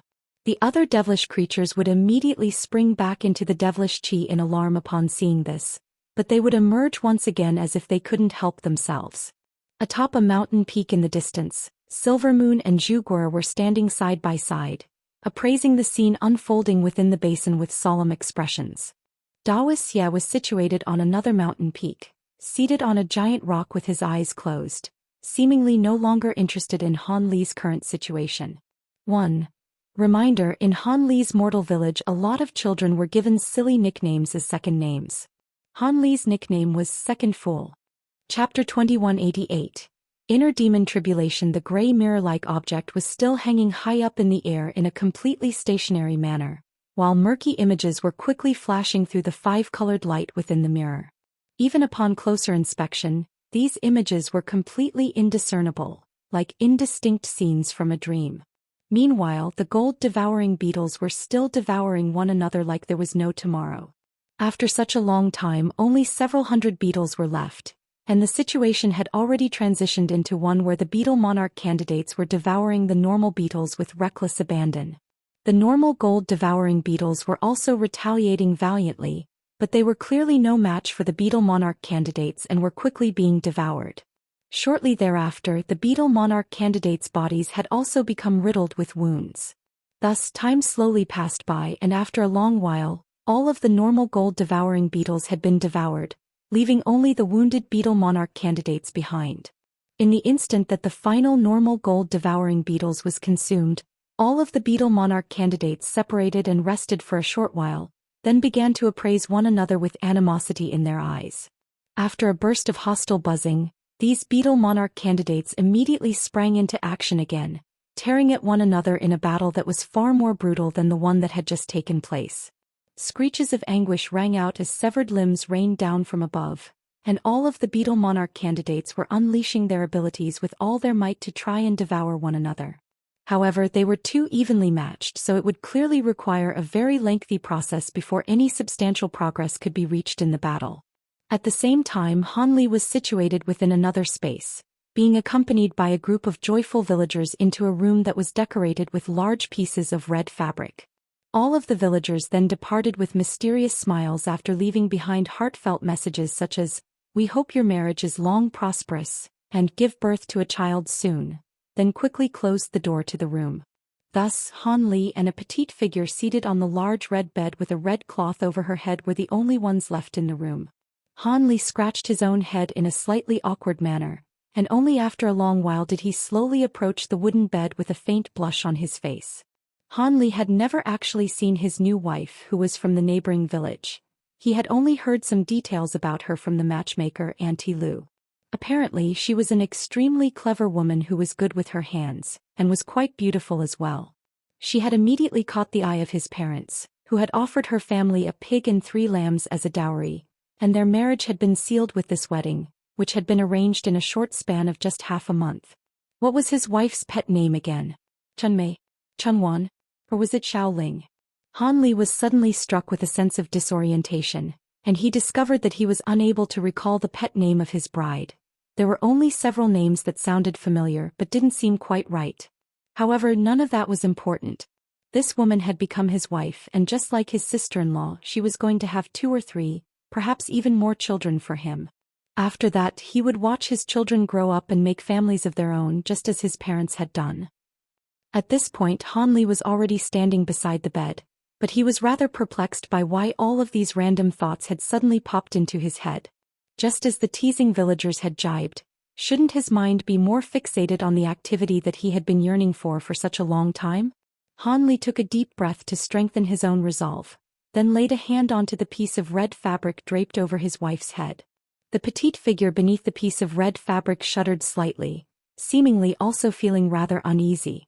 Han Li felt like throat had run a little dry, but he still mustered up the courage to remove the piece of fabric in a slightly panicked manner. A set of shy and relatively beautiful features were thus revealed to Han Li. A bashful and extremely satisfied smile appeared on Han Li's face as he tossed the piece of red fabric away, yet just as he was about to say something to the woman, a chilling sensation suddenly surged up to his head from his dantian, following which a stream of memories that had originally been sealed away came flooding out into his mind. Han Li's smile remained on his face, but his expression had instantly stiffened. The woman seemed to find Han Li's reaction to be rather strange, and she stood up from the bed before extending a slightly curtsy toward Han Li as she called out in a gentle voice, "Husband." Han Li seemed to have returned to his senses, and instead of giving a reply, the smile on his face slowly faded as he appraised the woman before him. Only after a long while did he muse in a cold voice, "Good try, but unfortunately, it won't be that easy to fool me into falling for this illusion." As soon as his voice trailed off, Han Li swept a sleeve through the air, releasing a streak of azure light that instantly sliced the woman's body in half. The two halves of her body immediately collapsed beside the bed as blood flowed all over the floor. Han Li took an expressionless glance at the woman's dismembered body, then chuckled coldly to himself. "Even now, you're still not willing to give up. You must think I'm a fool if you think this will be enough to fool me." After that, he flicked a finger, and a bolt of golden lightning sprang out of his fingertip before hurtling directly toward the body at his feet. All of a sudden, the two halves of the body reared up as a cloud of black chi, but Han Li was already prepared for this, and he immediately made a hand seal, upon which the golden lightning swerved and struck the cloud of black chi with unerring accuracy. A shrill cry rang out as most of the black chi was instantly destroyed, but a vicious male voice then immediately rang out. "Don't get cocky, Han brat. I may not have succeeded this time, but I can make you go through all walks of life in this inner tribulation. I'll be sure to find a chink in your mental state, and when that time comes I'll be able to easily replace you. I've already mastered the spirit refinement technique, so my spiritual sense is comparable to that of a grand Ascension cultivator. On top of that, my mental state is completely resolute. Even if you're my inner demon, there's no way you'll be able to shake my resolve." Han Li chuckled in a nonchalant manner. "Is that so? Are you really that confident? Don't forget that in a sense you and I are one and the same. I have all of your memories and emotions, and I know which things are most unforgettable to you. Your resolve may be strong now, but I'll make you go through countless reincarnations. If you slip up in even one of them, haha." The man within the black chi suddenly burst into raucous laughter. Han Li's expression changed slightly upon hearing this, but before he had a chance to say anything, the black chi in the distance exploded, and a burst of peculiar energy instantly swept through the entire space. The surrounding scene abruptly shattered like a mirror, following which Han Li appeared in another world amid a flash of white light. This was the courtyard of an affluent family filled with all types of plants and flowers, and there was a winding stone path leading to a round door. Standing in front of the door was a beautiful green-robed young woman who appeared to be around 16 years of age, and she was currently appraising him with a wide smile. "As my senior martial brother, shouldn't you be offering me a present on our first meeting?" the young woman said as she extended a slender and fair arm toward Han Li. The woman was Immortal of the Missouri estate.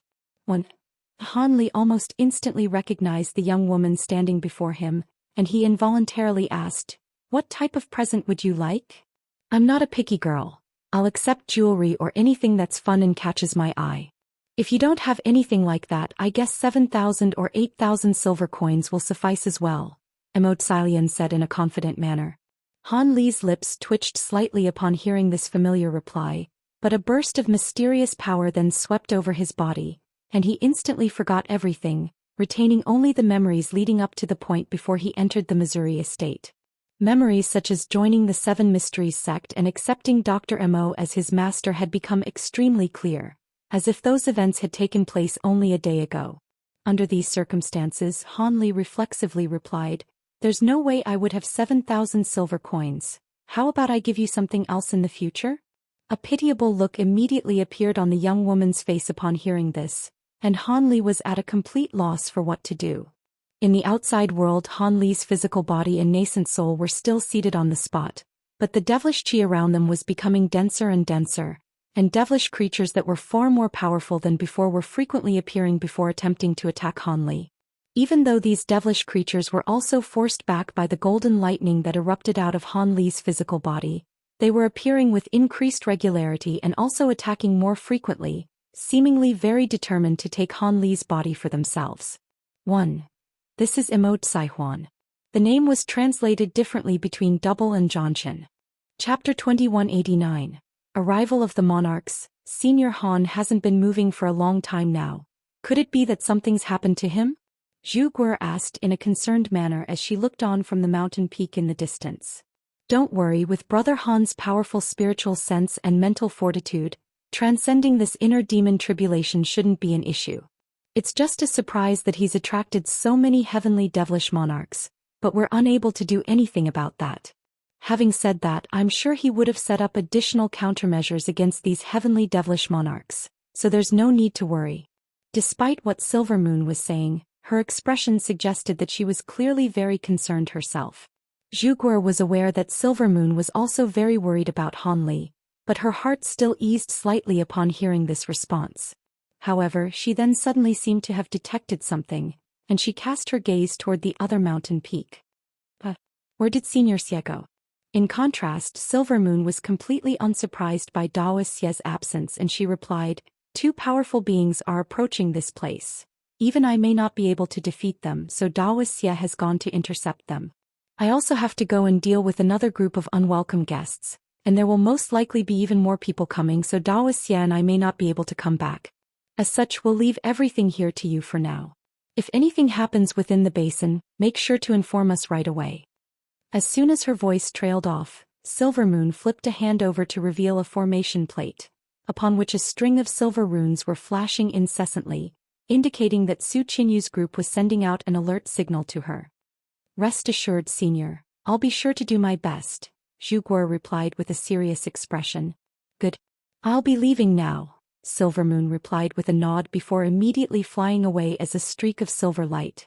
High up in the air, tens of thousands of kilometers away, Daoist was facing a pair of body integration stage beings with his hands clasped behind his back. The two body integration cultivators were comprised of a heavily bearded burly man and a woman in a black dress. The man wore a set of golden robes, and most of his face was concealed behind his heavy facial hair, but his dark yellow eyes were still visible, and the mere sight of them struck one with a sense of dizziness. As for the woman, she was quite beautiful and had wisps of black light emanating from her body. There was faint demonic qi being released by both of them, indicating that they were body integration stage demonic beings. In particular, the woman was at the late body integration stage. However, both of them currently had fearful looks in their eyes, and their faces had paled significantly in the face of the fearsome aura radiating from Daoist's body. The pressure being exerted upon them by Daoist surpassed even that of Patriarch Ao Shao, and it was beyond a doubt in their eyes that this young man was a Grand Ascension stage being who was far too powerful for them to contend with. Finally, the woman managed to collect herself before extending a respectful curtsy. "This is the first time that we've met, Senior. Please forgive me if we've unintentionally offended you in any way." She was stunned by the fact that such a fearsome being had suddenly appeared to stop her in her tracks, but she was also quite relieved to see that Daoist had no devilish qi within his body. Otherwise, if the two of them had identified Daoist to be a sacred ancestor, they would have immediately turned around and fled for their lives. "You haven't offended me in any way, but from now on, you must stay right here. If you take even half a step away from this place, I'll kill both of you right away," Daoist said in a wooden manner as he continued to release his terrifying spiritual pressure without any reservation. "Could it be that the phenomena that took place earlier had something to do with you, Senior?" the burly golden-robed man couldn't help but ask. "You don't need to know that," Daoist replied in an expressionless manner. Even though there were countless thoughts racing through the woman's mind, she still immediately agreed. "I see.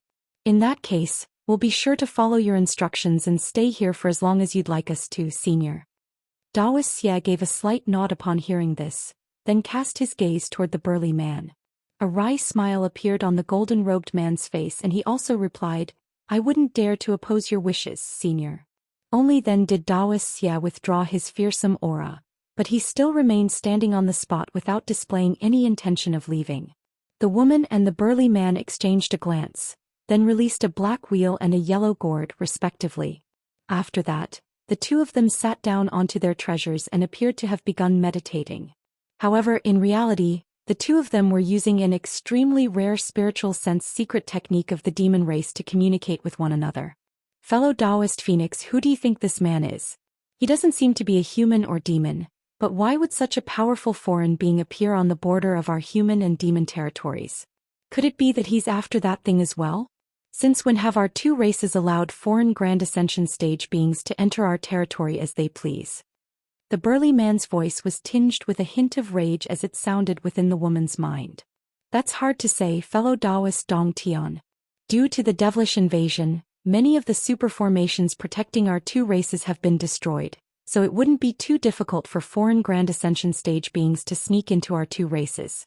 As a Grand Ascension stage being, that thing shouldn't be of much use to him, so he's most likely not here for that purpose. I'm guessing that he just so happens to be doing something here and we bumped into him at the wrong time. Thankfully, he doesn't seem to have any intention of killing us as long as we don't provoke him, the woman replied using the same secret technique. These two were none other than two of the demon monarchs, Black Phoenix Monarch Xiao Guan, and the mysterious Mouse Monarch Dong Tian. Han Li had met Xiao Guan once during the Myriad Treasure Convention, but he had only ever heard of Mouse Monarch Dong Tian. Now that the two of them had appeared in the same place at the same time, they naturally couldn't have come out solely for a casual stroll. However, never did the two of them think that they would be forcibly trapped here by a Grand Ascension stage being. Both of them were feeling very frustrated, but they naturally didn't dare to oppose a Grand Ascension stage being, so they could only hope that they would be released once Daoist Xie finished whatever it was that he was doing. As for the phenomena in the distance, now that the two demon monarchs knew that it had something to do with this Grand Ascension stage being, they naturally didn't dare to pry into the matter any further. I wouldn't be so sure of that. That thing won't be of much use for this man, but perhaps he's trying to secure it for his juniors. If we miss out on that thing, we could be losing our final opportunity to progress to the Grand Ascension stage, Mouse Monarch Dong Tian communicated as his expression darkened slightly. If that really were the case, then we can only lament our ill fortune. Are you going to contend with a Grand Ascension stage being for that thing? The woman asked in a resigned manner after a brief silence. If this man really is here for that thing, then I'll have no choice but to concede it. As for whether that really is the case, I'm sure we'll know once the phenomena in the distance concludes, Mouse Monarch Dong Tian replied. The woman merely closed her eyes and offered no response to this, and shortly thereafter Mouse Monarch Dong Tian also closed his eyes to meditate. Daoist Xie seemed to be completely unaware of the secret conversation that had just taken place between them, and continued to stand expressionlessly on the spot. Meanwhile, Silver Moon had summoned a massive silver wolf projection elsewhere in the mountain range, and it was currently tearing through a group of devilish beings. Countless streaks of silver light flashed through the air around the giant wolf projection, dismembering devilish beings with unstoppable might. All of a sudden, a resounding boom rang out, and the giant wolf projection was stopped cold in its tracks by a massive shield being wielded by a two-headed and four-armed elder devil. The elder devil was around 40 feet tall and extremely hideous in appearance, wielding a shield, a truncheon, a hammer and a staff in his four hands. After stopping the wolf projection with his giant shield, a ferocious look flashed through the elder devil's eyes, and he instantly lashed out with his three weapons to strike the silver wolf projection with devastating force. As a result, the projection was instantly destroyed amid an anguished howl, and due to the spiritual connection that she shared with the projection, Silver Moon's face paled slightly as she threw up a mouthful of blood, staining the front of her dress. Even though Silver Moon had reached the body integration stage, she had only just progressed to this level, and her powers were still far inferior to those of a seasoned elder devil of the same cultivation base. A sinister smile appeared on the elder devil's face as he vanished on the spot as a cloud of black chi. In the next instant, spatial fluctuations erupted above Silver Moon, and the elder devil appeared before sending all 4 of his weapons crashing down toward her in unison. Silvermoon immediately attempted to take evasive measures, but it was already too late, and a hint of horror began to surface within her eyes. However, right at this moment, a gray blade projection suddenly appeared silently behind the elder devil, then swept through his neck in a flash, following which he was instantly decapitated, and a pillar of blood erupted several feet up into the air. Chapter 2190. Slaying the inner demon. Having lost his heads, the weapons of the elder devil immediately slipped out of his grasp, and his headless body swayed slightly before plummeting out of the sky. Only then did a slender black-robed woman emerge up above amid a flash of gray light. The woman wore a wolf head mask and a pair of black gloves, revealing not even a sliver of skin. "Thank you for saving me, Liao Ying." A mixture of relief and gratitude appeared on Silvermoon's face at the sight of the masked woman. "No need to thank me. I am your shadow guard, so it is my duty to ensure your safety. In order to prevent any further mishaps from taking place, allow me to kill these devilish beings together with you, young mistress," Liao Ying said with a smile. Silvermoon was ecstatic to hear this, and she immediately said, "All right, with your inclusion, these devilish beings are as good as dead." Liao Ying nodded in response before rushing into the throng of devilish beings, immediately following which streaks of gray light flashed through the air to slice several devilish beings in half without any warning. Meanwhile, Silvermoon made a hand seal, and the giant silver wolf projection appeared behind her again amid a flash of silver light.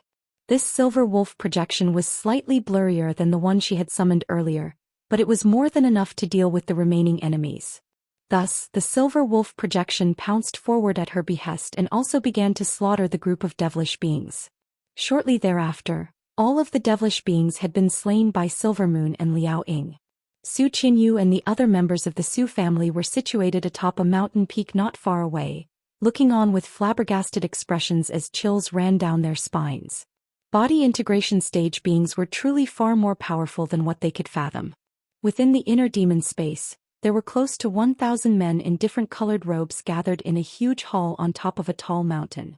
They were seated around dozens of massive tables, eating and chatting in an extremely rowdy manner. The tables were laden with fine delicacies and fragrant wine, allowing everyone present to feast and drink to their heart's content. At one end of the hall was an intricate octagonal table, behind which 2 people were seated on a pair of Taisher chairs. One of them was a handsome black-robed young man with a golden dagger strapped to his waist, and he was appraising his subordinates within the hall with a faint smile on his face. The person seated beside him was also a young man with a dark complexion, wearing an azure robe. It was none other than Han Li. At this moment, Han Li was silently downing one cup of wine after another, and he seemed to have something on his mind. There was a small yellow bird perched on his shoulder, while a burly green-robed man with a green hood over his head was situated behind Han Li. "Junior Marshal Brother Han, in just a few short years, our 7 Mysteries sect has risen to rule over the entire state under our command. This is truly worthy of celebration. If you ask me, we can now consider extending our forces to the neighboring states. I'm sure our 7 Mysteries sect will become one of the premier powers of the U-Nation soon.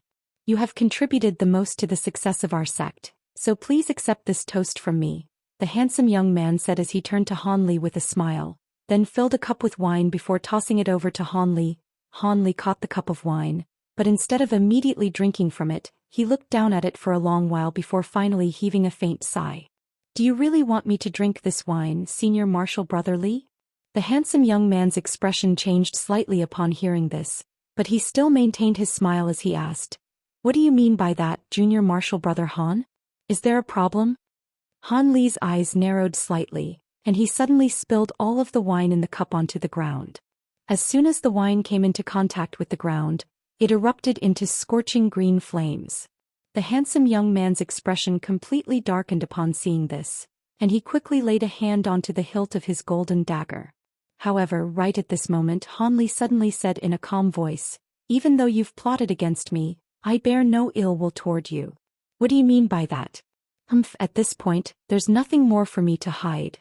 The 7 Mysteries sect can only have one true sect master, so only one of us can walk out of this place alive," the handsome young man said with a sinister look in his eyes. "You really are just an imposter. The true Li Feiyu knows where my true aspirations lie. He wouldn't be so foolish as to think that I would stoop to competing with him for the role of sect master, Han Li said with a calm smile, and a surprised look appeared on the young man's face upon hearing this. However, before he had a chance to say anything else, Han Li suddenly made a grabbing motion, upon which an azure longsword instantly appeared in his grasp before being slashed through the air.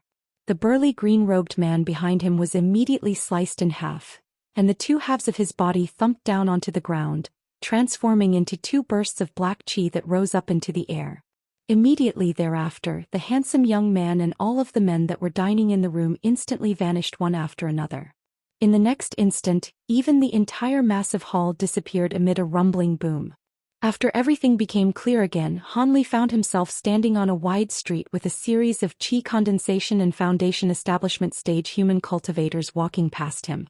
This was a low-grade cultivator market of the human world, and just as Han Li was struck by a sense of familiarity, he was immediately stripped of his memories, and another reincarnation began. Thus he continued to go through one dreamlike scenario after another. Each scenario spanned between decades and centuries, and all of them were extremely realistic. On top of that, his memories were constantly being sealed away, so no suspicions arose within his heart. However, Han Li's spiritual sense was simply far too powerful, and in conjunction with all of his spiritual sense-enhancing secret techniques, he was always able to break the seals on his own and awaken from the illusions. After that, he would patiently seek out the person that the inner demon was impersonating, then kill it to free himself from the illusion. From the outside world, Han Li had only been transcending his inner demon Tribulation for several hours, but in reality he had already spent over 10 lifetimes in the inner demon space. However, as he went through more and more reincarnations, Han Li was able to awaken himself earlier and earlier from the illusions each time. Thus, time slowly passed, and Han Li was able to escape from the reincarnations more and more quickly. After close to half a day had passed in the outside world, Han Li had already experienced close to 100 reincarnations, but with each reincarnation that he freed himself from, the calmer and calmer he became. During these reincarnations, the inner demon had impersonated his parents, little sister, good friends, and even the likes of Nangong Wan and Violet Spirit. However, all of them had been mercilessly slain by Han Li. In a fit of rage and frustration, the inner demon began to impersonate Dr. Mo Zenith Een and other past powerful enemies of Han Li's, but still to no avail. Within the inner demon space, Han Li was in the process of slowly withdrawing a shimmering golden hand out of the chest of a horrified white-haired elderly man. A burst of silver flames erupted out of the elderly man's chest, and his body was instantly ignited. The elderly man then rose up into the air as a burst of black chi, escaping out of the scorching silver flames before transforming into an enraged ghostly projection. So you managed to see through this reincarnation as well. You really are a heartless bastard.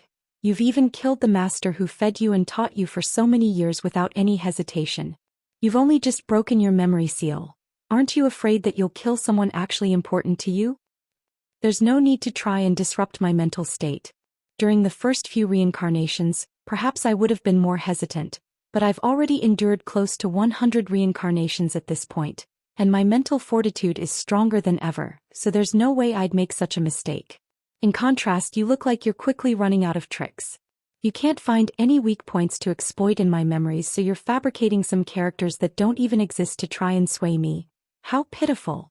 Han Li replied in an expressionless manner. Is that so? Then next reincarnation I'll transform into a true immortal. Let's see how you'll kill me then. The inner demon roared with fury, seemingly at the end of its wits. What a joke. Even I've never seen a true immortal before. How are you going to transform into one? Besides, I won't give you a chance to continue this ridiculous game any longer. All of a sudden, a green sword mark appeared on Han Li's forearm as he spoke. Immediately thereafter, spatial fluctuations erupted, and a green long sword appeared in his grasp, which he instantly slashed toward the ghostly projection. Impossible. How do you have enough magic power to use that profound heavenly sword? The ghostly projection howled in horror, and it immediately tried to take evasive measures, but it was already too late. A burst of energy fluctuations that were imbued with the power of laws of heaven and earth immediately descended upon the entire space. Chapter 2191. Progressing to the Grand Ascension stage, the ghostly projection was horrified as it writhed and struggled with all its might, but it was completely trapped in place by the power of laws of heaven and earth. With my current power, I'm only able to unleash a single attack with this profound heavenly sword. In the beginning you may have been able to escape, but you've been weakened through all of those reincarnations, so there's no way you'll be able to get away, Han Li said in a cold voice as the green longsword instantly vanished from his grasp. In the next instant, a halo of green light appeared above the ghostly projection before descending toward it. No! The inner demon howled with terror and despair at the sight of the ordinary-looking green halo, as if it knew that its life was forfeit. However, regardless of how much it screeched and struggled, the halo continued to fall, and it was quickly drawn into the green light as a burst of black chi. A shrill cry rang out as most of the black chi was instantly destroyed. After that, the remaining black chi was shredded into nothingness within the green light. Almost in the exact same instant, the entire gray space began to tremor violently as if it were on the verge of collapse. Han Li was ecstatic to see this, and he immediately waved a hand through the air, upon which the green halo silently vanished. Immediately thereafter, green light flashed from Han Li's arm, and the sword mark on his skin vanished in a flash. At the same time, the entire space disintegrated into specks of spiritual light amid a resounding boom. The body formed by Han Li's soul blurred, then flew out of the collapsing space as a ball of golden light. Within the basin in the outside world, the giant gray mirror shattered amid a loud crack, and a ball of golden light shot forth before vanishing into the nascent soul down below in a flash. The nascent soul immediately let loose a long cry, and brilliant golden light erupted from its body as it also returned to Han Li's physical body as a streak of golden light. In the next instant, Han Li opened his eyes, and an aura that had virtually fused as one with that of heaven and earth erupted out of his body. A rumbling boom akin to a dull thunderclap erupted through the entire space, following which all of the dark clouds in the sky dispersed, replaced by waves of dazzling light that converged from all directions, then formed a scintillating five-colored sea of light that completely inundated Han Li. At the center of the sea of light, translucent threads of some type of mysterious energy surged rapidly through the air, and in the blink of an eye Han Li was completely surrounded by these translucent threads. After no more than 15 minutes, Han Li had transformed into a massive cocoon of light that was hovering unsteadily within the sea of light. Lights of all colors were quickly sweeping through the sea of light amid a relentless string of resounding booms, making it seem as if there were something extremely fearsome being born. Not only was there light surging toward the basin from all directions, the 7 suns in the sky had been reduced to only 3, and even those 3 suns had become extremely dim.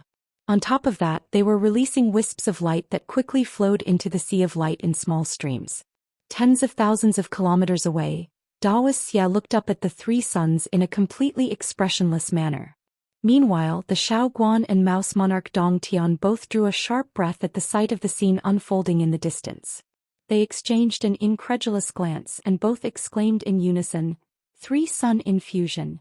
The same cry of surprise could also be heard coming from another mountaintop in the mountain range. 3 sun infusion. He's done it. The one who had spoken was Liao Ying, and the amazement in her eyes mirrored the tone of her voice. Silvermoon had worn a concerned expression prior to this, but an ecstatic look immediately appeared on her face at the sight of the 3 dim suns, and she yelled, "That means Brother Han has already transcended his inner demon Tribulation. Indeed, he must have already escaped the inner demon space and is currently using the world's origin chi and the true essence of the sun to reconstruct his own physical body. With his original powers, I wonder how fearsome he'll become after reaching the Grand Ascension stage. At the very least, your grandfather will be no match for him," Liao Ying said with a wary look in her eyes, while Silvermoon was ecstatic to hear this. Meanwhile, Su Qinyu had also witnessed the phenomenon that was taking place, and she murmured to herself in a stunned voice, 3 sun infusion. How is this possible? Could it be that someone has just successfully reached the Grand Ascension stage? The people guarding this place were demonic beings. Could it be that someone from the demon race has progressed to the Grand Ascension stage? The other Su family cultivators had no idea what 3 sun infusion meant, but they were made aware of the nature of the situation after hearing the words, Grand Ascension stage, and all of them were immediately completely flabbergasted. After all, Grand Ascension stage beings were godlike entities in the eyes of these Zhou family cultivators, and they had barely even heard of such beings, let alone seen one in person.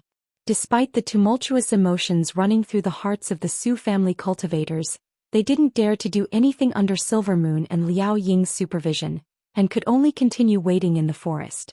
As time slowly passed by, even though it had only been around 4 hours, it felt like it had been a month for the anxious Silvermoon. All of a sudden, the giant cocoon at the center of the Sea of Light stirred slightly, and a rich fragrance began to waft through the air before becoming more and more pronounced. A thin crack then appeared on the surface of the giant cocoon amid a loud crack, and countless golden runes surged forth alongside a burst of heavenly music. Shortly thereafter, the entire cocoon exploded amid a resounding boom, and the heavenly music drew to an abrupt halt, while the golden runes were all swept away by a gust of fierce winds. A purplish golden figure then appeared in the place of the cocoon. It was none other than Han Li, who had completed the reconstruction of his own physical body. Moments later, the fragrance emanating from his body became extremely faint, following which the light faded and Han Li was revealed. His appearance and attire were still completely identical to what it had been before, and there was no noticeable change aside from the fact that he had grown several inches taller. However, as Han Li inspected his own body, he was extremely pleased by what he saw. It was no wonder that all Grand Ascension cultivators were able to easily crush body integration stage beings. Not only had his magic power been enhanced by several-fold, his physical body was close to 50% more powerful than it had previously been. However, the most important change that he had experienced was that his nascent soul was now truly complete. The nascent soul that was currently meditating in his dantian had become completely different. Its facial features had matured to those of an adult, and an azure robe had appeared over its body. It was basically an identical shrunk-down model of Han Li. Han Li carefully examined his own body with his spiritual sense, and after making sure that there were no mishaps, he was no longer able to repress his own excitement and let loose a long cry of elation. Astonishing sound waves erupted forth in all directions, crescendoing to a peak, causing all of the nearby trees and mountains and tremor violently. Only after around 15 minutes had passed did Han Li completely express his own excitement, and only then did the cry of elation subside. At this point, Silvermoon, Daoist, and the others had all appeared near the basin. Zhu Guo flew over to Han Li with elation in her eyes, then stood beside him in an extremely respectful manner.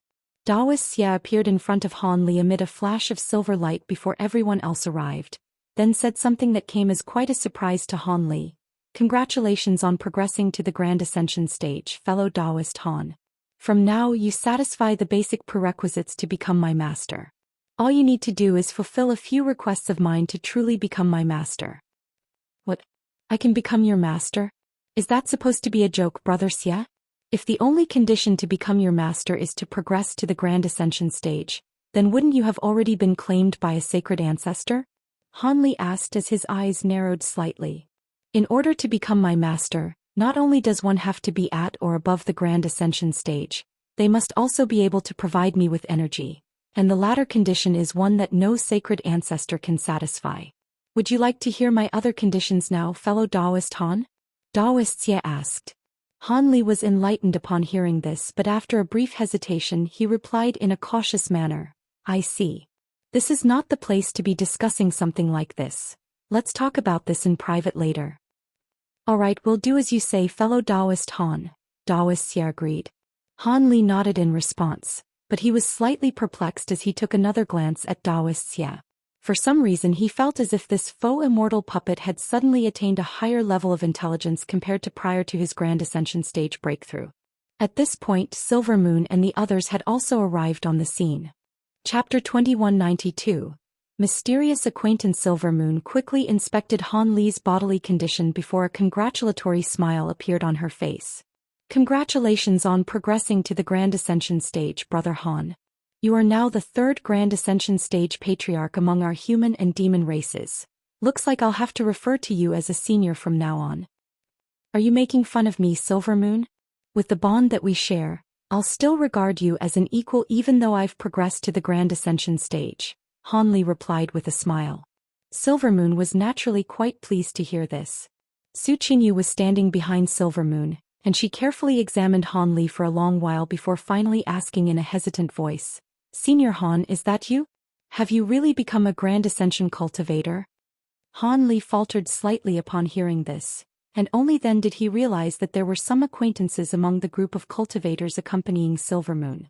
As for Xiao Guan and Mouse Monarch Dong Tian, they were also staring at Han Li with astonishment in their eyes.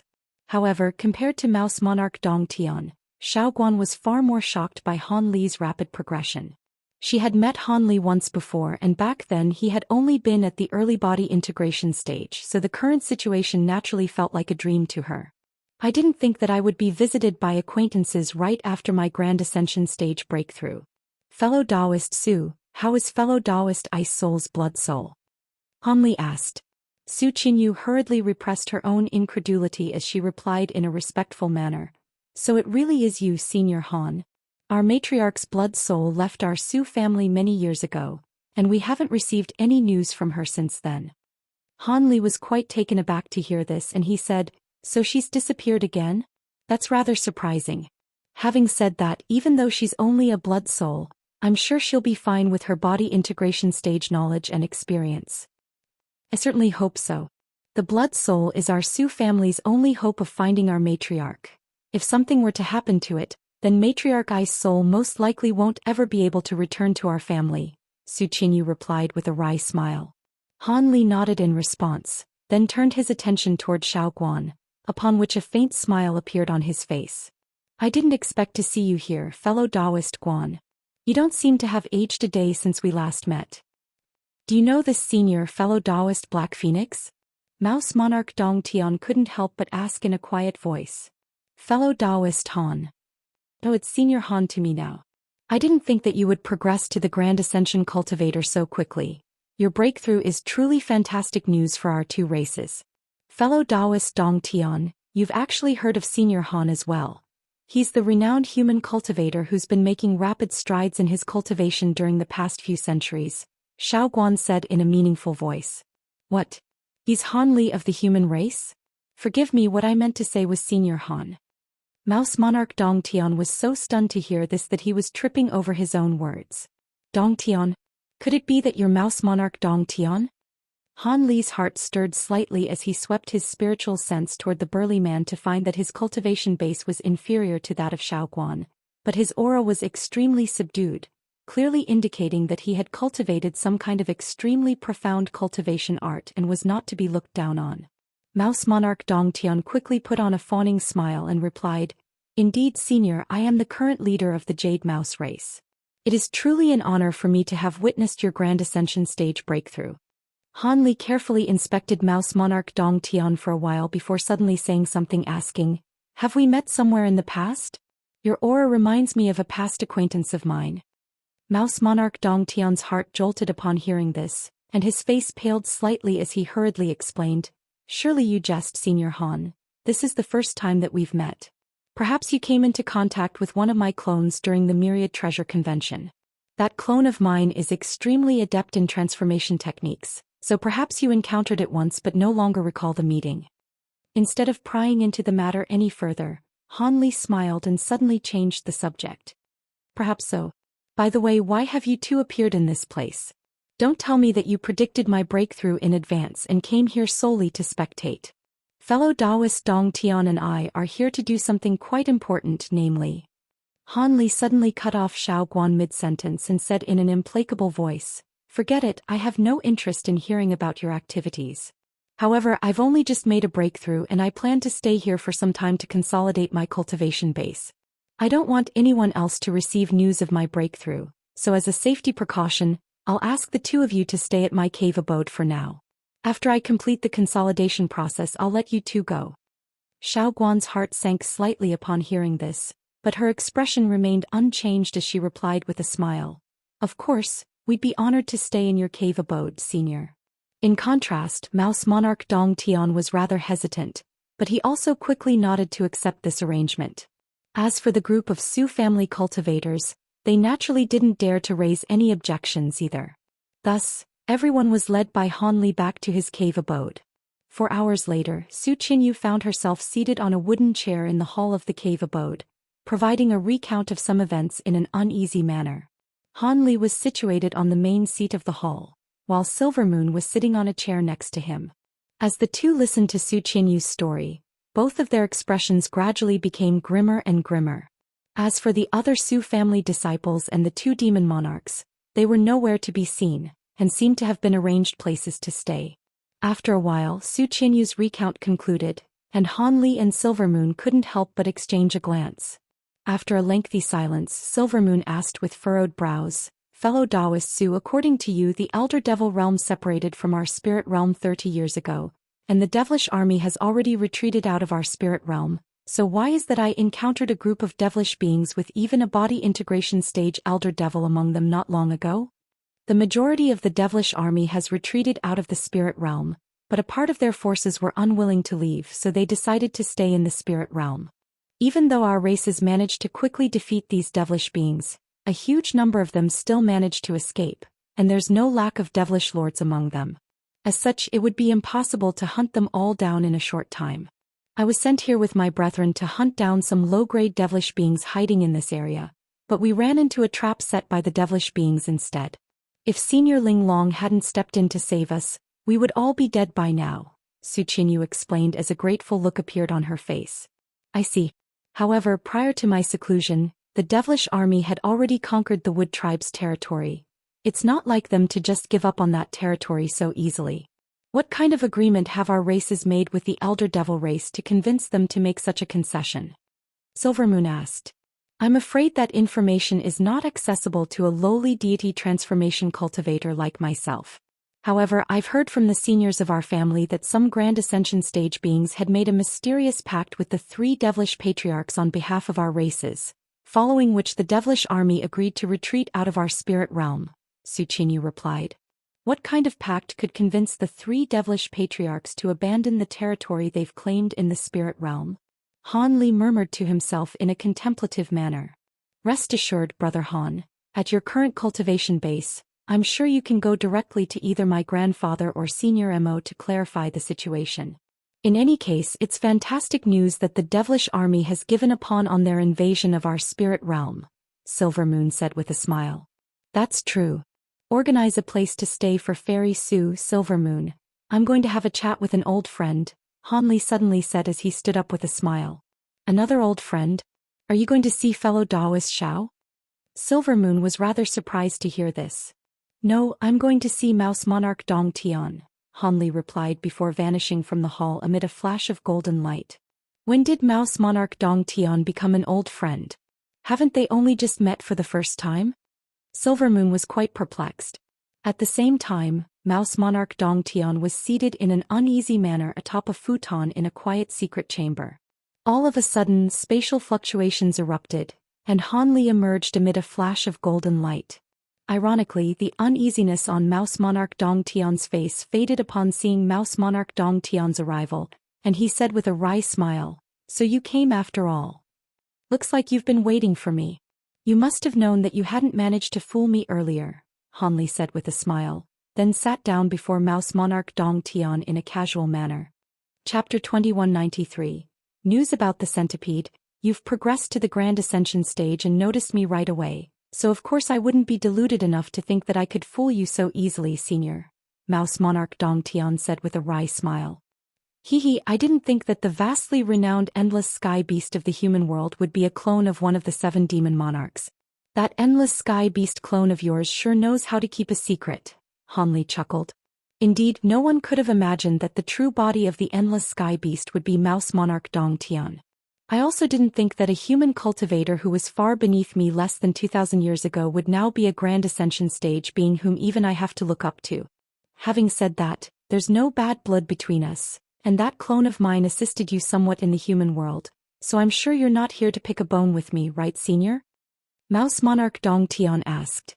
"I did indeed form a bit of a bond with your clone in the human world, but prior to that, it had plotted with others to take my life and almost succeeded, so I don't think it would be inappropriate for me to repay the favor," Han Li replied with a faint smile, and Mouse Monarch Dong Tian was left feeling rather speechless upon hearing this. "What happened back in the human world was a complete misunderstanding. Back when my clone first descended into the human world, It had no intelligence and was used by other malicious individuals. Besides, didn't you befriend that clone of mine in the end, Senior? Mouse Monarch Dong Tian was scrambling to make excuses for himself. That seems to be reasonable, but it's entirely my choice whether I want to accept this alibi of yours, Han Li said with a meaningful smile. Mouse Monarch Dong Tian finally realized what Han Li's intentions were upon hearing this, and he gritted his teeth before asking, "What do I need to do for you to let bygones be bygones, Senior Han? As long as it's something within my capabilities, I definitely won't refuse." Even though Han Li was being rather unreasonable in the face of their absolute power gap, Mouse Monarch Dong Tian could only conform to his demands. That's a good attitude to have, fellow Daoist Dong Tian. How about this? You tell me what's happened to my six-winged frost centipede and I'll let everything slide, Han Li said in a nonchalant manner, but his words were like rumbling thunderclaps in the ears of Mouse Monarch Dong Tian. The six-winged frost centipede? Surely you jest, Senior Han. Didn't that centipede run away on its own? How would I know what's happened to it? Mouse Monarch Dong Tian hurriedly gave a panicked response, but as soon as the words slipped out of his mouth, he was left regretting his rushed reply. Oh. When have I ever told anyone that the six-winged frost centipede ran away on its own?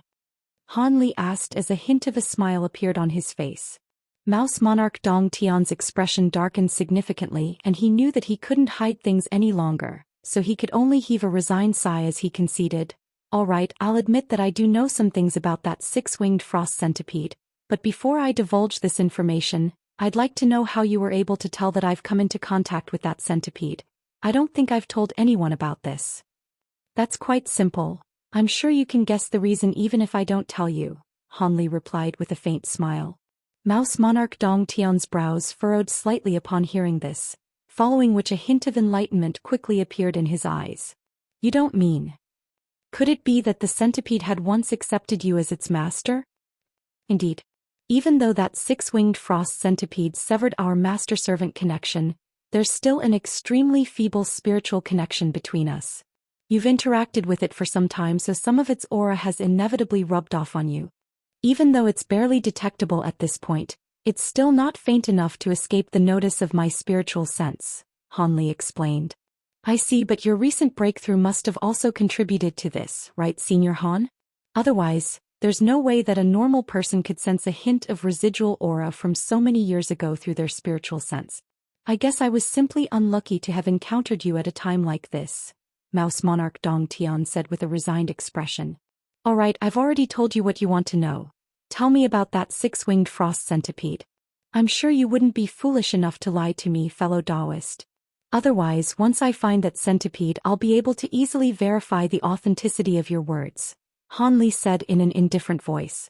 Mouse Monarch Dong Tian's heart jolted upon hearing this, and what little remained of his intentions to deceive Han Li instantly disappeared as he hurriedly replied, "Rest assured, Senior Han, I only encountered the six-winged frost centipede by chance, and we struck a mutually beneficial deal as I could see that it possessed astonishing potential." "A deal?" Han Li raised an eyebrow upon hearing this. "Indeed.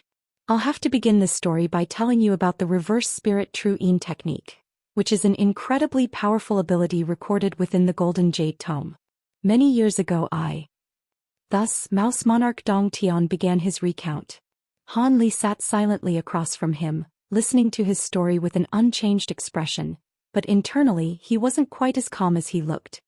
"After separating from that six-winged frost centipede, I haven't received any further news from it. If it isn't for the fact that it left me with a soul badge, I wouldn't even be sure that it's managed to survive for all this time in the primordial world." Mouse Monarch Dong Tian sighed as he finally concluded his story, then immediately laid a hand onto his own waist to produce a translucent blue badge, which he offered to Han Li with both hands in a respectful manner. Han Li took a glance at the badge but didn't accept it right away. Instead he asked in a contemplative voice, "So you're saying that with your reverse spirit True Yin technique, not only has the six-winged frost centipede already progressed to the body integration stage, there's even a chance that it could reach the Grand Ascension stage in the future. Is that an exaggeration?" "Not at all, Senior Han. The reverse spirit True Yin technique truly is an extraordinary cultivation art. If it isn't for the fact that I'm completely incompatible with the cultivation art, there's no way I would have given it away," Mouse Monarch Dong Tian replied with a shake of his head.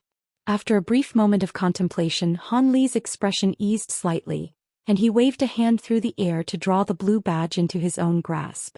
Looks like you're telling the truth. In that case, everything between us is all in the past now. Mouse Monarch Dong Tian was naturally very relieved to see this.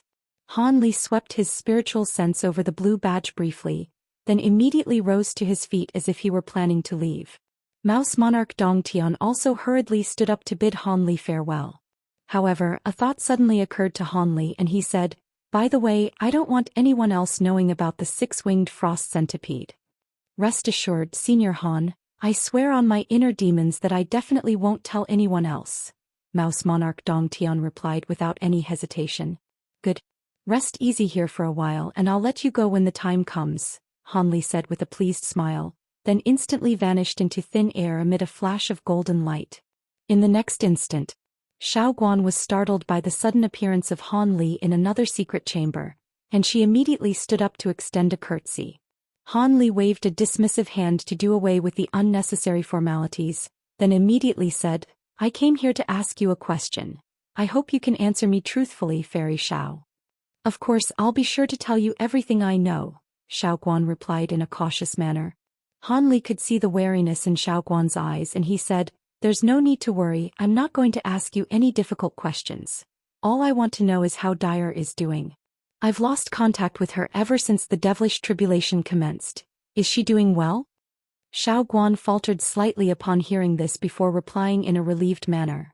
"Rest assured, Senior, Dire is one of the most brilliant talents in the younger generation of our Black Phoenix race. So as soon as the devilish tribulation commenced, she was sent away to a secret restricted area alongside a few other elite disciples, and she's still in seclusion there now." "Good, I'm glad to hear that. I'll leave you to rest then, Fairy Xiao," Han Li replied with a content nod before disappearing on the spot once again, and Xiao Guan had no idea what type of movement technique he had used. Xiao Guan stared blankly at the spot where Han Li had just disappeared, and only after a long while did she heave a long sigh before sitting back down to continue her meditation. Meanwhile, Han Li reappeared within his own cultivation secret chamber before taking a seat in an unhurried manner. Following his successful breakthrough, his magic power, physical body, and spiritual sense had all improved significantly, and he really did require some time to consolidate everything before he could fully acclimate himself to his own newfound powers. However, prior to this, there was something else that he had to do. Han Li swept a sleeve through the air, and 3 balls of golden light flew out, then appeared above his head before transforming into gigantic objects, each of which was several tens of feet in size. Chapter 2194. Boundless Spiritual Journey. These 3 gold-devouring beetles were the only 3 remaining after the ferocious skirmish that had taken place between all of the gold-devouring beetles and beetle monarch candidates. In the urgent situation where Han Li had been transcending his true lightning tribulation, he had released all of his gold-devouring beetles, which had been in a state of hibernation after devouring the water from the spirit-cleansing pond.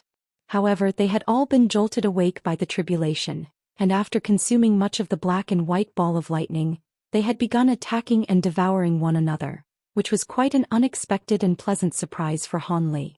After his progression to the Grand Ascension stage, these 3 beetles were the only ones left, and they could be referred to as faux beetle monarchs.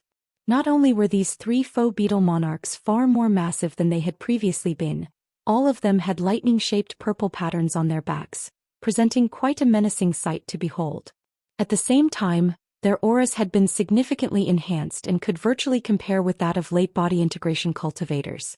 In conjunction with the fact that these 3 faux beetle monarchs were near indestructible and could devour almost everything, they were truly extremely fearsome. Unfortunately, the 3 faux beetle monarchs had called a truce once again instead of continuing to devour one another. Otherwise, the gold-devouring beetle monarch that Qin Yuanzi had mentioned to be quite a fearsome prospect even for true immortals to face may have come into existence already. All of a sudden, the 3 giant golden beetles began to fly through the air as 3 balls of golden light at Han Li's behest. The 3 golden balls of light were as fast as lightning and whizzed through the air in a wraith-like manner. On top of that, Han Li was able to control them perfectly with his spiritual sense as if they were extensions of his own body. Han Li was quite pleased with this, and he immediately made a hand seal, upon which the 3 giant golden beetles rapidly shrank before vanishing up his sleeve. With these 3 faux beetle monarchs, Han Li essentially had earned himself 3 late body integration stage allies, which would undoubtedly be a massive boost for him. After a brief moment of contemplation, Han Li's lips began to move in a silent manner, as if he were transmitting his voice to someone. Shortly thereafter, spatial fluctuations erupted in front of Han Li, and a humanoid figure emerged amid a flash of silver lightning. "You wanted to see me, fellow Daoist Han? Please take a seat, Brother Xia, and we'll continue our earlier conversation now that we have some privacy," Han Li said with a smile. "Sure. The current situation is very simple. You already satisfy the basic prerequisites to become my master, so if you satisfy a few more of my conditions, I'll be yours for you to use as you see fit," Daoist Xia explained. "Who was the one that established these conditions? You didn't just make them up on the spot, did you, Brother Xia?" Han Li asked in a cautious manner. "Of course not. The conditions were created by my former master, and I'll only reveal them to those who can satisfy the basic prerequisites," Daoist Xia immediately replied. "Your former master was a true immortal, so I'm sure the conditions he's proposed will all be quite meaningful. Tell me the conditions and I'll see if I'll be able to satisfy them," Han Li prompted after a long pause. "Alright, to begin with, I have a list of a few items here that I need you to track down," Daoist Xia replied with a nod, then raised a hand to send a blue jade slip flying toward Han Li. Han Li caught the jade and his brows furrowed slightly as he asked, "Is this the only condition I need to fulfill?" "Of course not, but if you can't even do this, then there's no need for you to be made aware of the rest of the conditions," Daoist Xia replied. "I see." Han Li nodded in response before adhering the jade slip to his own forehead, then instantly injected his spiritual sense into it. Moments later, Han Li withdrew his spiritual sense and removed the jade slip from his forehead with slightly furrowed brows. "These items are all very hard to find. Not only will I need to spend a lot of time to track them down, some luck will also be required. If luck isn't on my side, perhaps I'll never be able to track them down. Are you sure you require every single item on this list, fellow Daoist Xia?" "Not only do I need every single item, I can't make the slightest compromise even on the quantities required," Daoist Xia replied without any hesitation. "Alright, it looks like this certainly won't be an easy task. I'll do my best," Han Li replied with a determined nod after a moment of contemplation. "I wish you luck, fellow Daoist Han. If that's all you wish to speak to me about, then I'll be taking my leave now," Daoist Xia said with an expressionless nod, then vanished into thin air again amid another flash of silver lightning. A peculiar look appeared on Han Li's face as he appraised the spot where Daoist Xia had just disappeared. It appeared that following his breakthrough to the Grand Ascension stage, Daoist Xia really had become a lot more sentient. It seemed that this faux immortal puppet had some secrets about it that were still unknown to him. After that, Han Li stowed the jade slip into his storage bracelet, then sat down with his legs crossed and began to meditate. Having completed all of his errands, he was finally able to consolidate his cultivation base in peace now. Thus, Han Li remained in the secret chamber for day after day, and a month flew by in the blink of an eye.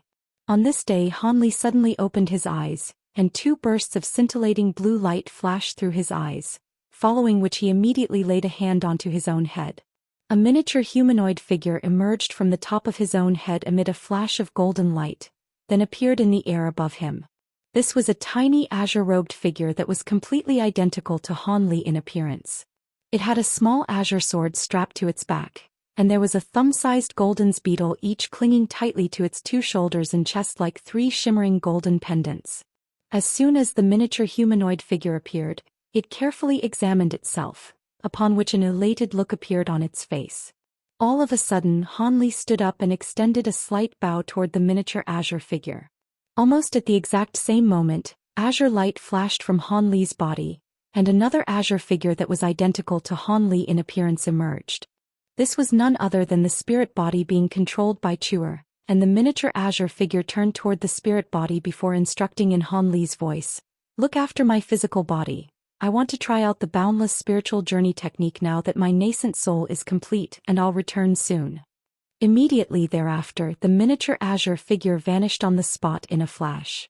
Down below, Han Li's physical body and the spirit body exchanged a brief glance, then both sat down in silence. Meanwhile, Han Li's nascent soul had already appeared hundreds of thousands of feet up in the air. A blanket of white clouds down below was only barely visible from this altitude, and gusts of fierce white winds were blowing toward the nascent soul, striking it with a stinging sensation on the skin of its face. However, not only was the nascent soul not alarmed by this, a smile appeared on its face as it murmured to itself, "These heavenly astral winds are truly as fearsome as the rumors proclaim them to be. If my nascent soul had come to this altitude prior to my breakthrough, these astral winds would have instantly torn it apart.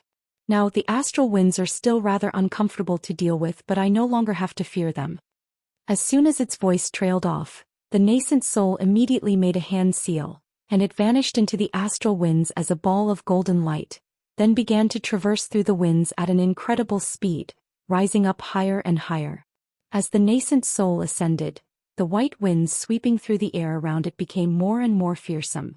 Blades of wind were beginning to take shape within the ferocious winds, slicing a series of black spatial rifts into the air around the nascent soul. The nascent soul's pupils contracted slightly upon seeing this, but it still continued onward without displaying any intention of taking evasive measures.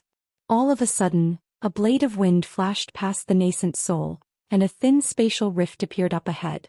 The nascent soul seemed to be about to be drawn into the thin rift, but it abruptly twisted around and escaped from the spatial rift, then continued onward as if nothing had happened. These spatial rifts were lethal even to body integration cultivators, yet they were completely unable to harm Han Li's nascent soul. The nascent soul ascended another 100,000 feet in the blink of an eye, following which an indescribable roar suddenly rang out up above, accompanied by a burst of peculiar energy fluctuations. The nearby astral winds shuddered and completely shattered, following which a gargantuan creature tore through the space overhead, glowering intently at Han Li's nascent soul with a pair of massive pavilion-sized eyeballs. Chapter 2195. Fan Paozi and the Dao Fruit Convention. Chill immediately ran down the spine of Han Li's nascent soul upon seeing this, and it felt as if it were immortal in the presence of a fearsome beast. The nascent soul immediately made a hand seal while letting loose a low cry, and the space within a radius of around half a kilometer tremored before everything suddenly became extremely sluggish as if the air had congealed.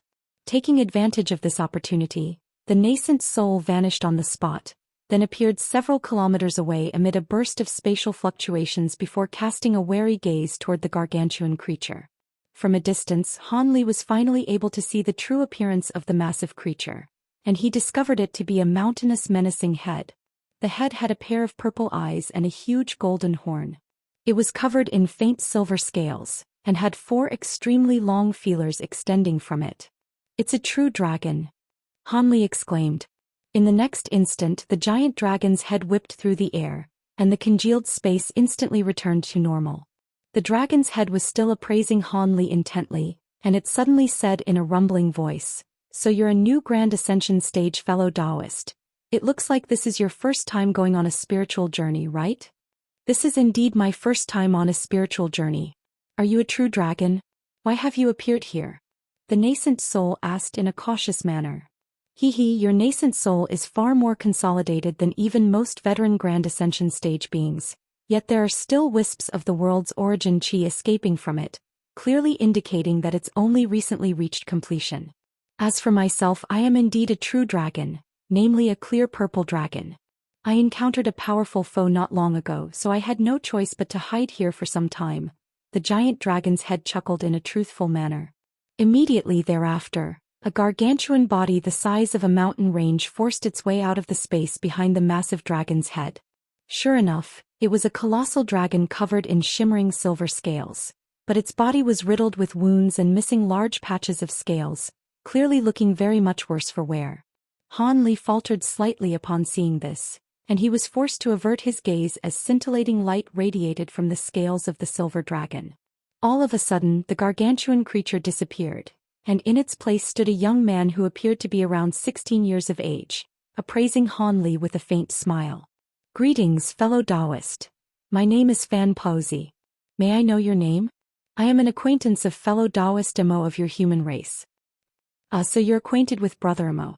I am Han Li, and I've heard much about the vastly renowned clear purple dragon.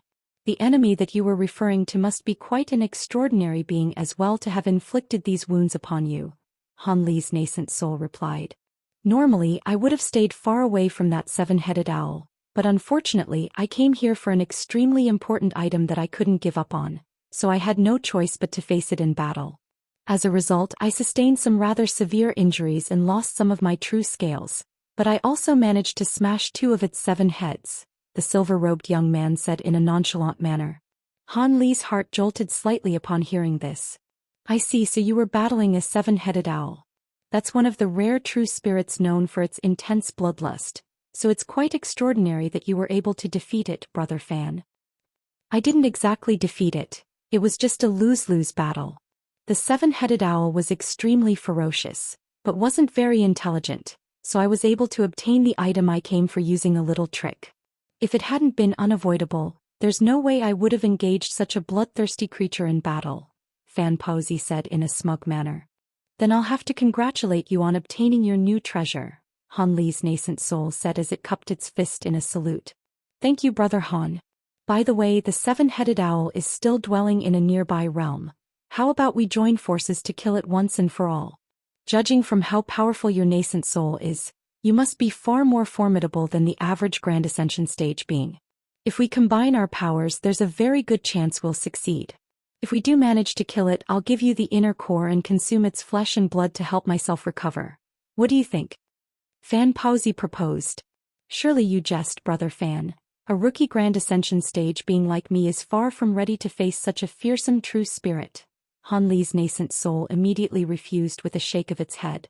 A forlorn look appeared on Fan Paozi's face upon hearing this. Oh, so you're not interested? That's quite a pity. This is a very rare opportunity. The inner core of the 7-headed owl is an extremely prized item. You can absorb the baleful chi within it to cultivate powerful abilities or use it as a material to refine a formidable treasure. Are you really not going to reconsider?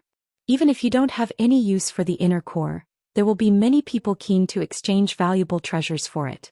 If you miss this brilliant opportunity, who knows when another one will come around. I wouldn't dare to irk such a formidable true spirit capable of wiping out entire nations and races. Please don't insist on this any further, fellow Daoist fan. I'm not conceited enough to think that I stand a chance here. If you really want to avenge yourself, then perhaps you can recruit another fellow Daoist to accompany you. Han Li refused again in a euphemistic manner. In that case, then I won't mention this matter any further. I do have some good friends that are no less powerful than myself, but none of them are in any of the nearby realms, so it won't be easy for me to track them down. As for other ordinary Grand Ascension stage beings, they most likely wouldn't stand much of a chance anyway. So be it, I don't want to face it again on my own, so I'll go somewhere else to rest and recuperate before returning to my own realm. Judging from the tone of Fan Paozi's voice, he had identified Han Li's true power and was regarding him as different from normal Grand Ascension stage beings. One had to realize that even though true spirits were technically supposed to be beings of the same caliber as Grand Ascension cultivators, even the most ordinary of true spirits could contend with several Grand Ascension stage beings at once. On top of that, some of the most powerful true spirits even possessed powers comparable or superior to some true immortals. Are you planning to leave right away, fellow Daoist fan? Han Li asked as his expression changed slightly. I was recovering from my injuries in the nearby spatial rift, but now that you're aware of my presence, are you content to allow me to remain in the territory of your human race? Are you not concerned that the 7-headed owl will pursue me to this place and bring disaster to your race? Fan Paozi chuckled. An awkward look appeared on Han Li's face upon hearing this, but his expression then quickly returned to normal as he cupped his fist in a salute.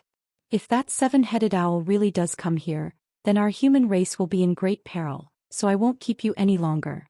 Fan Paozi smiled and replied, even though this is only our first meeting, I feel like we have a great deal of affinity with one another, so I have a gift for you here.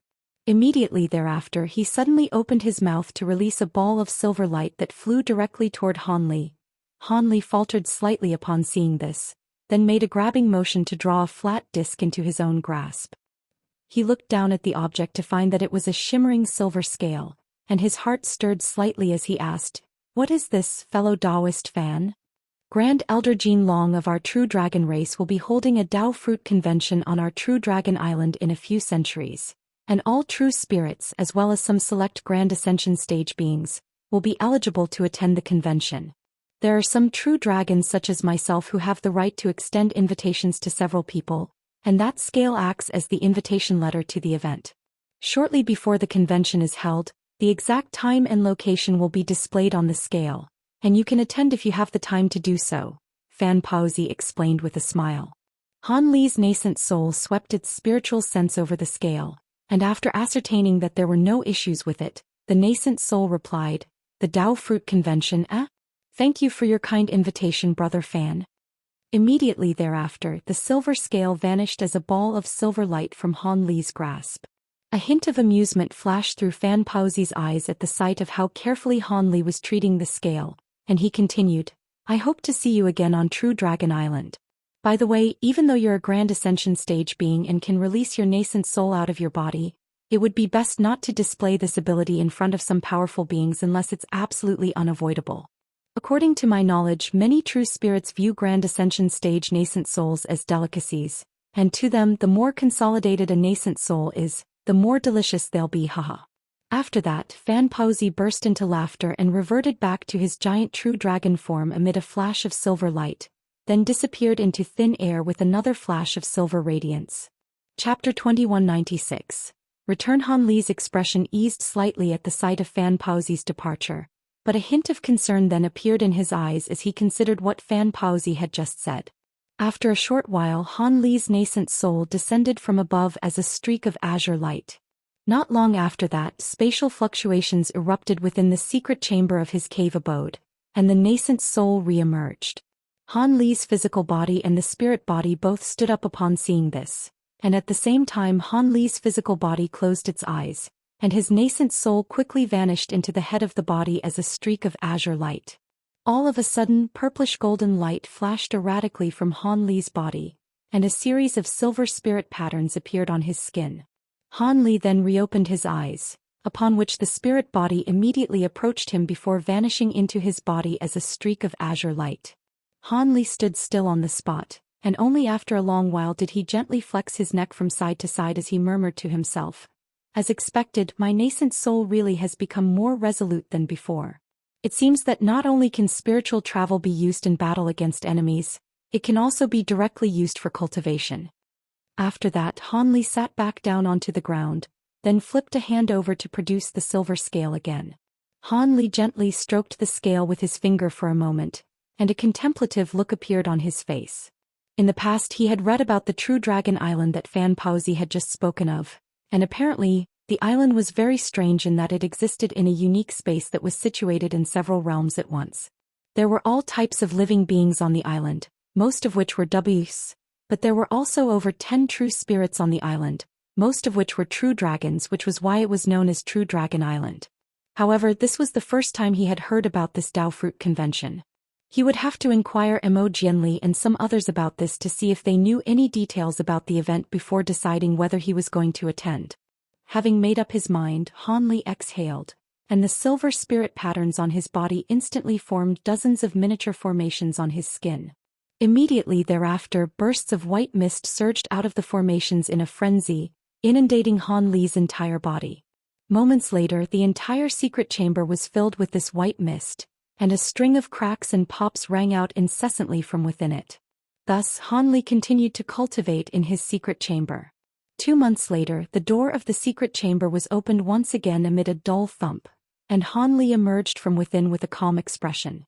Half a day later, spiritual light suddenly flashed on the peak of the mountain in which Han Li's cave abode was situated, and 2 dazzling streaks of light departed into the distance. Shortly thereafter, a group of around a dozen streaks of light also emerged from the mountain before flying away in another direction. Meanwhile, Daoist Xie, Silver Moon and Zhu Guer had already gathered before Han Li in the cave abode. "Let's go to Deep Heaven City. There are some disciples who I haven't seen in a long time, and I want to check on how they're doing," Han Li said. No one had any objections to this, and Han Li swept a sleeve through the air, releasing a burst of golden light that swept up everyone in the room, following which all of them instantly vanished on the spot. In the next instant, spatial fluctuations erupted atop the mountain peak, and Han Li's group re-emerged. Han Li then immediately raised a hand to release a ball of azure light, which transformed into an azure jade arc that was over 100 feet in length. Han Li and the others flew onto the arc, which immediately sped away as a ball of azure light. Deep Heaven City was still standing at the entrance to the primordial world, and its massive city walls had already been repaired from the damage inflicted upon it by the devilish army. Groups of armored patrolling warriors were roaming over the city walls, and even though the devilish tribulation had already passed, the guards of Deep Heaven City were still on high alert. Within a giant stone pagoda at the center of Deep Heaven City, 8 human and demon body integration stage elders were gathered and discussing something. Among the outermost 108 giant restrictions of the city, 97 of them were completely repaired as of 2 days ago. As for the remaining restrictions, the materials required to repair them are quite rare, and we haven't been able to gather all of them, so they can't be repaired for now. Up to this point, only around 20% of the puppets under the city have been repaired, and all of the ones that have been adjudged to be beyond repair have been refined into materials.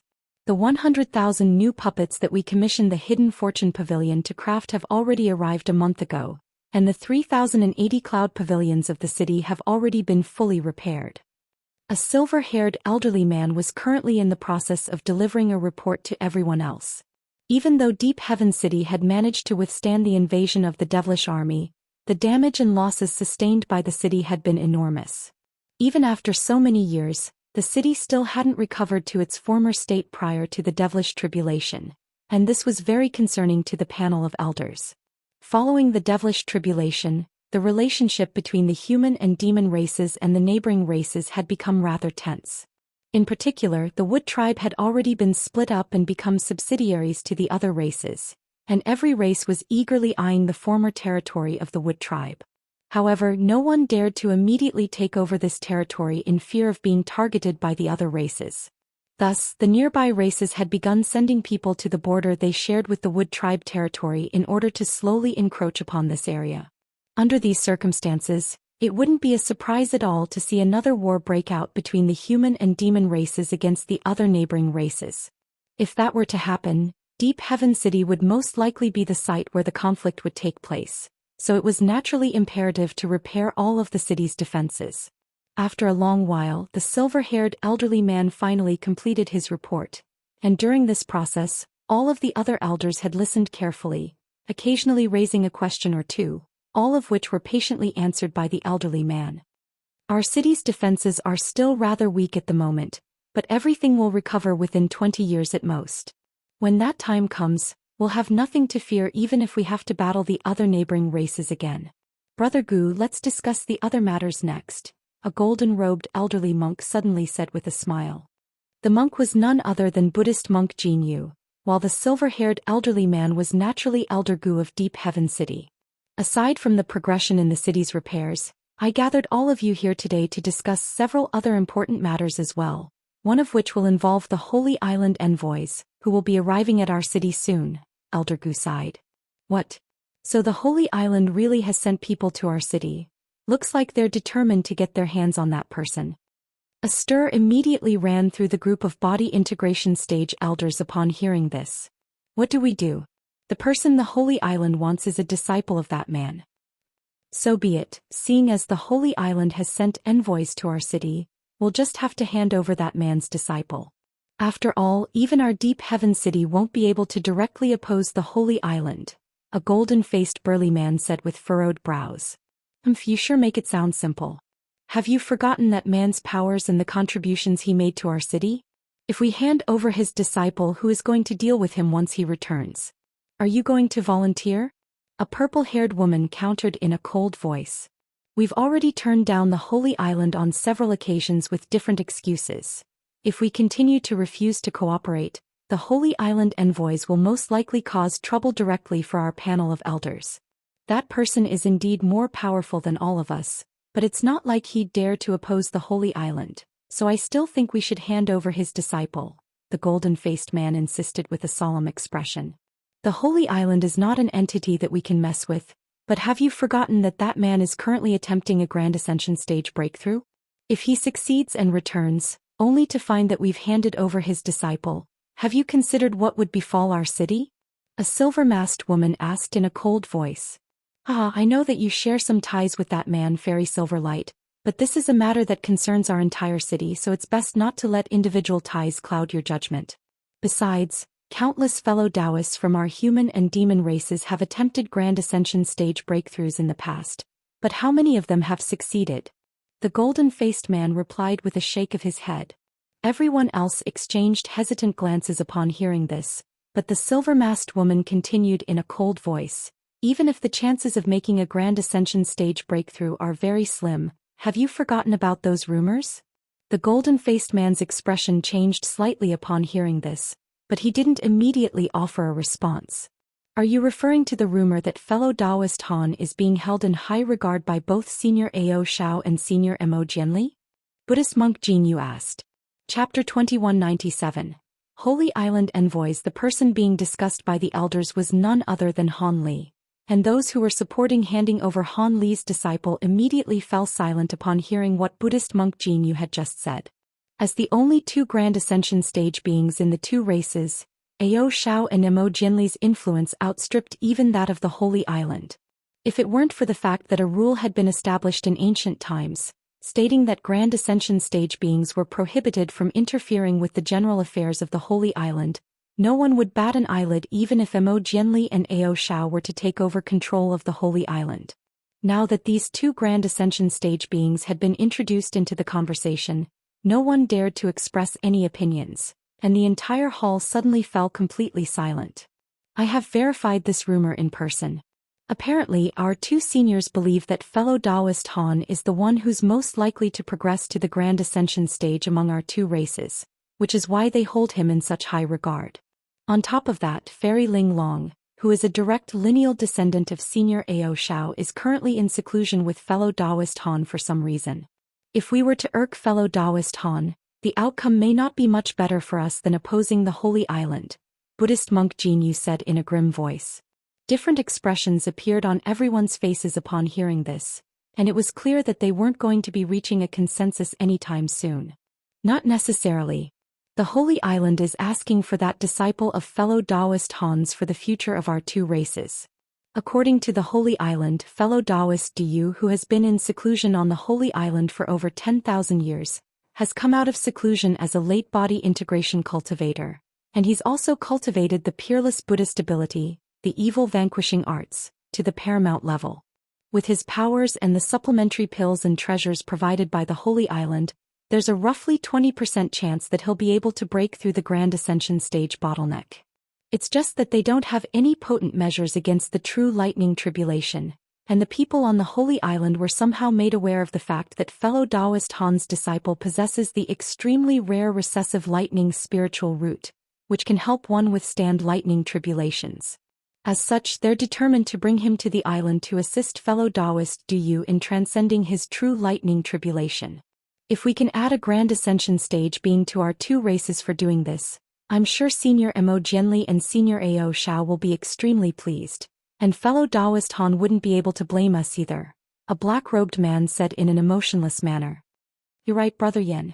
The Holy Island is only asking fellow Daoist Han's disciple to help fellow Daoist Du transcend his true lightning tribulation. It's not set in stone that something bad will happen to him. In fact, this may be an opportunity for him, the golden-faced man chimed in agreement. I wish I had half your optimism. Fellow Daoist Han's disciple has only just reached the deity transformation stage. Even though he possesses a recessive lightning spiritual root, how will he be able to resist the true lightning tribulation? They'll most likely force him to stimulate his latent potential and burn through his lifespan to forcibly enhance his own cultivation base. Even if he manages to survive the true lightning tribulation, he'll definitely be completely disabled. Do you think fellow Daoist Han will be willing to just let things slide then? Fairy Silver Light countered with a hint of fury in her voice. If we can sacrifice a deity transformation cultivator for a Grand Ascension cultivator, then that is a fantastic exchange for the greater good of our two races, the black-robed man said as his eyes narrowed slightly. If fellow Daoist Han doesn't manage to become a Grand Ascension cultivator, then we can just ask the Holy Island to forcibly keep him in check. But what if he succeeds in his breakthrough? How will we face him then? When that time comes, perhaps even the Holy Island will ask us to sacrifice ourselves in order to assuage fellow Daoist Han's fury. Our panel of elders has promised fellow Daoist Han that we would look after his disciples in his absence no matter what happens. Do you really think we can just detach ourselves from this? The purple-haired woman said in a cold voice. The black-robed man's expression changed slightly upon hearing this, and he didn't offer any response. Thus, the entire hall fell silent again, and everyone was quickly mulling over the pros and cons of the situation. What do you think, Brother Gu? Buddhist monk Jinyu sighed as he turned toward the silver-haired elderly man. My opinion doesn't matter here. This is an extremely troublesome matter, and I don't think we're equipped to make a conclusive decision here, Elder Gu replied with a wry smile. We have to make a decision that will appease both sides. We can't directly oppose the orders of the Holy Island, but fellow Daoist Han is the most powerful body integration stage being among our two races, so we can't irk him either. On top of that, fellow Daoist Han is not someone who's easy to fool, so I'd suggest we don't fabricate any excuses or try to play any little tricks on him. I don't want to see a repeat of what happened to fellow Daoist Azure Dragon all those years ago, Buddhist monk Jinyu said with a concerned expression. Everyone's heart jolted slightly upon hearing the mention of Master Azure Dragon. No one had witnessed the fall of Master Azure Dragon in person, but everyone knew that Han Li was most likely the culprit. Han Li had killed a body integration cultivator like Master Azure Dragon without any hesitation for the sake of his so-called junior martial sister. Who knew if he would do the same to the members of the panel of elders? If they were to irk Han Li, they could be making an enemy for themselves who could easily take their lives at any moment. Thus, even though the Holy Island was an almighty entity, they couldn't make a decision on who to side with. Let's set this matter aside for now. This issue concerns our entire panel of elders, and we definitely won't be able to arrive at a conclusion on our own. The Holy Island envoys will take some time to arrive at our city, so why don't we discuss this when we've gathered all of the other elders? Of course, during this time fellow Daoist Han's disciples will be temporarily prohibited from leaving Deep Heaven City. Also, please try to contact Senior Ao Shao and Senior Mo Jianli again, Fairy Silverlight. If either of them can make a decision for us, then we'll be out of this predicament. Fellow Daoist Yen, I'll entrust the duty of corresponding with the Holy Island to you. Find out who the Holy Island envoys will be, and whether there's a chance they can rescind their order. As long as the Holy Island is willing to give up on fellow Daoist Han's disciple, we can accept any other condition of theirs as long as it's within reason, Elder Gu finally decided after a long pause. Ever since the truce agreement was made with the Elder Devil race, Senior Ao Shao and Senior Mo Jianli have mysteriously disappeared. Even their disciples have been unable to contact them, so I can only do my best, Fairy Silverlight replied in an unconfident manner. I have several good friends on the Holy Island, so it'll be easy for me to find out some information, but I'm guessing that it'll be next to impossible to convince the Holy Island to rescind its order, the black-robed man sighed. I'm naturally aware that both of these tasks are very difficult, but we have to at least make an attempt. If we manage to succeed in either of these endeavors, then the issue will be completely resolved, Elder Gu said. The black-robed man and Fairy Silverlight could only nod in response. Thus, the issue regarding the Holy Island and Han Li was set aside for now, and the elders began discussing the extermination of the remnant devilish beings near Deep Heaven City. 3 months later, over 100 armored guards were standing on either side of Deep Heaven City's giant city gate. On top of that, there were also several people in different colored attire standing atop the city wall, peering into the distant sky. At the center of the group were Elder Gu and Buddhist monk Jinyu, and they were accompanied by several other elders, including Elder Yen and Fairy Silverlight. All of them were waiting atop the city wall in silence as if they were waiting for someone. However, a long time passed and there was still no sign of anyone arriving. Elder Gu looked up at the sun in the sky, and his brows finally furrowed slightly as he asked, Elder Yen, didn't you say that the Holy Island envoys will arrive at noon sharp? Has there been a miscommunication? I wouldn't make a mistake on such a simple matter, Brother Gu. Perhaps the Holy Island envoys were unexpectedly delayed for some reason, the black-robed man replied. What could they possibly have been delayed by? There are 3 Holy Island envoys in total, yet even you were unable to find out any of their identities. It looks like the Holy Island has already run out of patience with us. Elder Gu sighed with a slight shake of his head. Elder Yen offered no response to this, but Buddhist monk Jin Yu suddenly said, "We've discussed this issue on several occasions, but have still been unable to arrive at a consensus. As things are now, we can only go with the flow and make decisions on the fly." Wry smiles appeared on the faces of all of the elders upon hearing this. All of a sudden Fairy Silver Light exclaimed, "They're here." Everyone's hearts stirred upon hearing this, and they hurriedly looked up into the distant sky again. Azure light flashed in the distance and a streak of azure light approached at an incredible speed, reaching the city gate in just a few flashes. The azure light then abruptly faded and an azure jade arc appeared. At the front of the arc stood an azure-robed young man, and a hint of surprise flashed through his eyes at the sight of the elders down below, but he immediately cupped his fist in a smiling salute. "Brother Gu, Master Jin, why are you all here? Did you know that I was going to return to the city today?" All of the elders were immediately flabbergasted upon ascertaining who the young man was. Chapter 2198.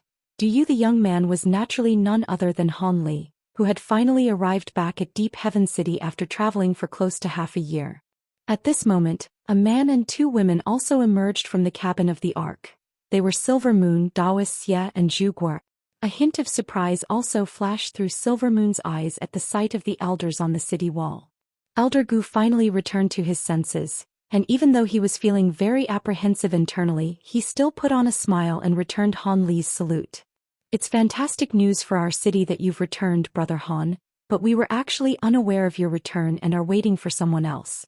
Otherwise, we definitely would have been better prepared to welcome you." He swept his spiritual sense toward Han Li as he spoke, only to discover that he was completely unable to ascertain Han Li's cultivation base. All he could sense was that Han Li's aura had become even more unfathomable, and his heart immediately jolted upon sensing this.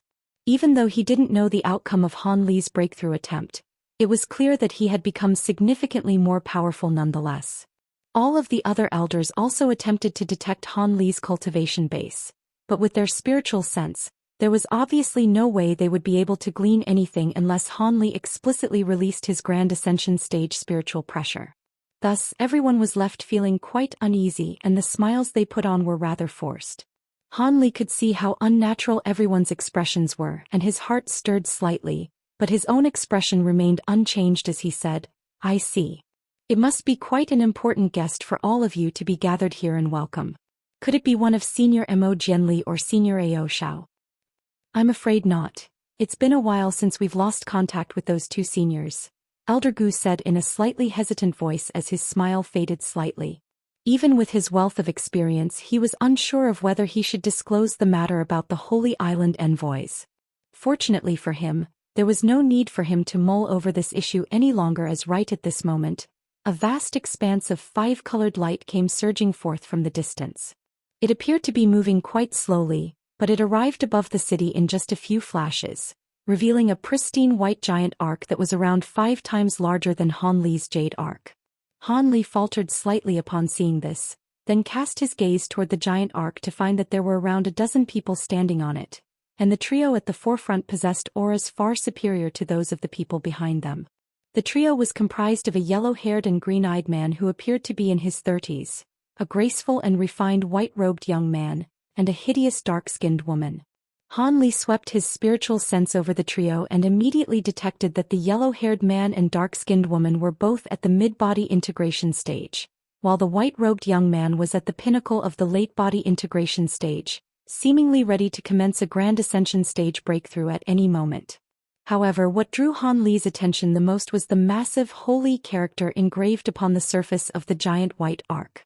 Han Li instantly recognized this to be the symbol of the Holy Island, and it became clear to him why so many elders of the city had gathered to welcome these guests.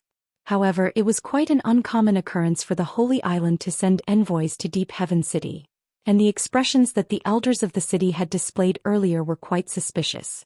Could it be that the arrival of these Holy Island envoys had something to do with him? Within mere moments, Han Li had roughly deduced the nature of the situation. However, he displayed no reaction to this and merely looked on in silence. At the sight of the Holy Island envoy's arrival, all of the elders present exchanged a wry smile. They didn't need to ponder what they had to tell Han Li anymore. Both sides had arrived at the city at the same time. However, what was quite alarming to Elder Gu was that aside from the white-robed young man, the other two envoys were also very powerful, and were quite renowned even on the Holy Island. As for the white-robed young man himself, this was the first time they had met him, but they were all struck by a sense of powerlessness in his presence, and that made Elder Gu even more uneasy. Just as Elder Gu was mulling over the situation, Elder Yen suddenly transmitted his voice to him. "I think this is a good thing, Brother Gu. We'll get fellow Daoist Han to communicate with the Holy Island envoys in person, and even if they end up taking his disciple in the end, he won't be able to blame us."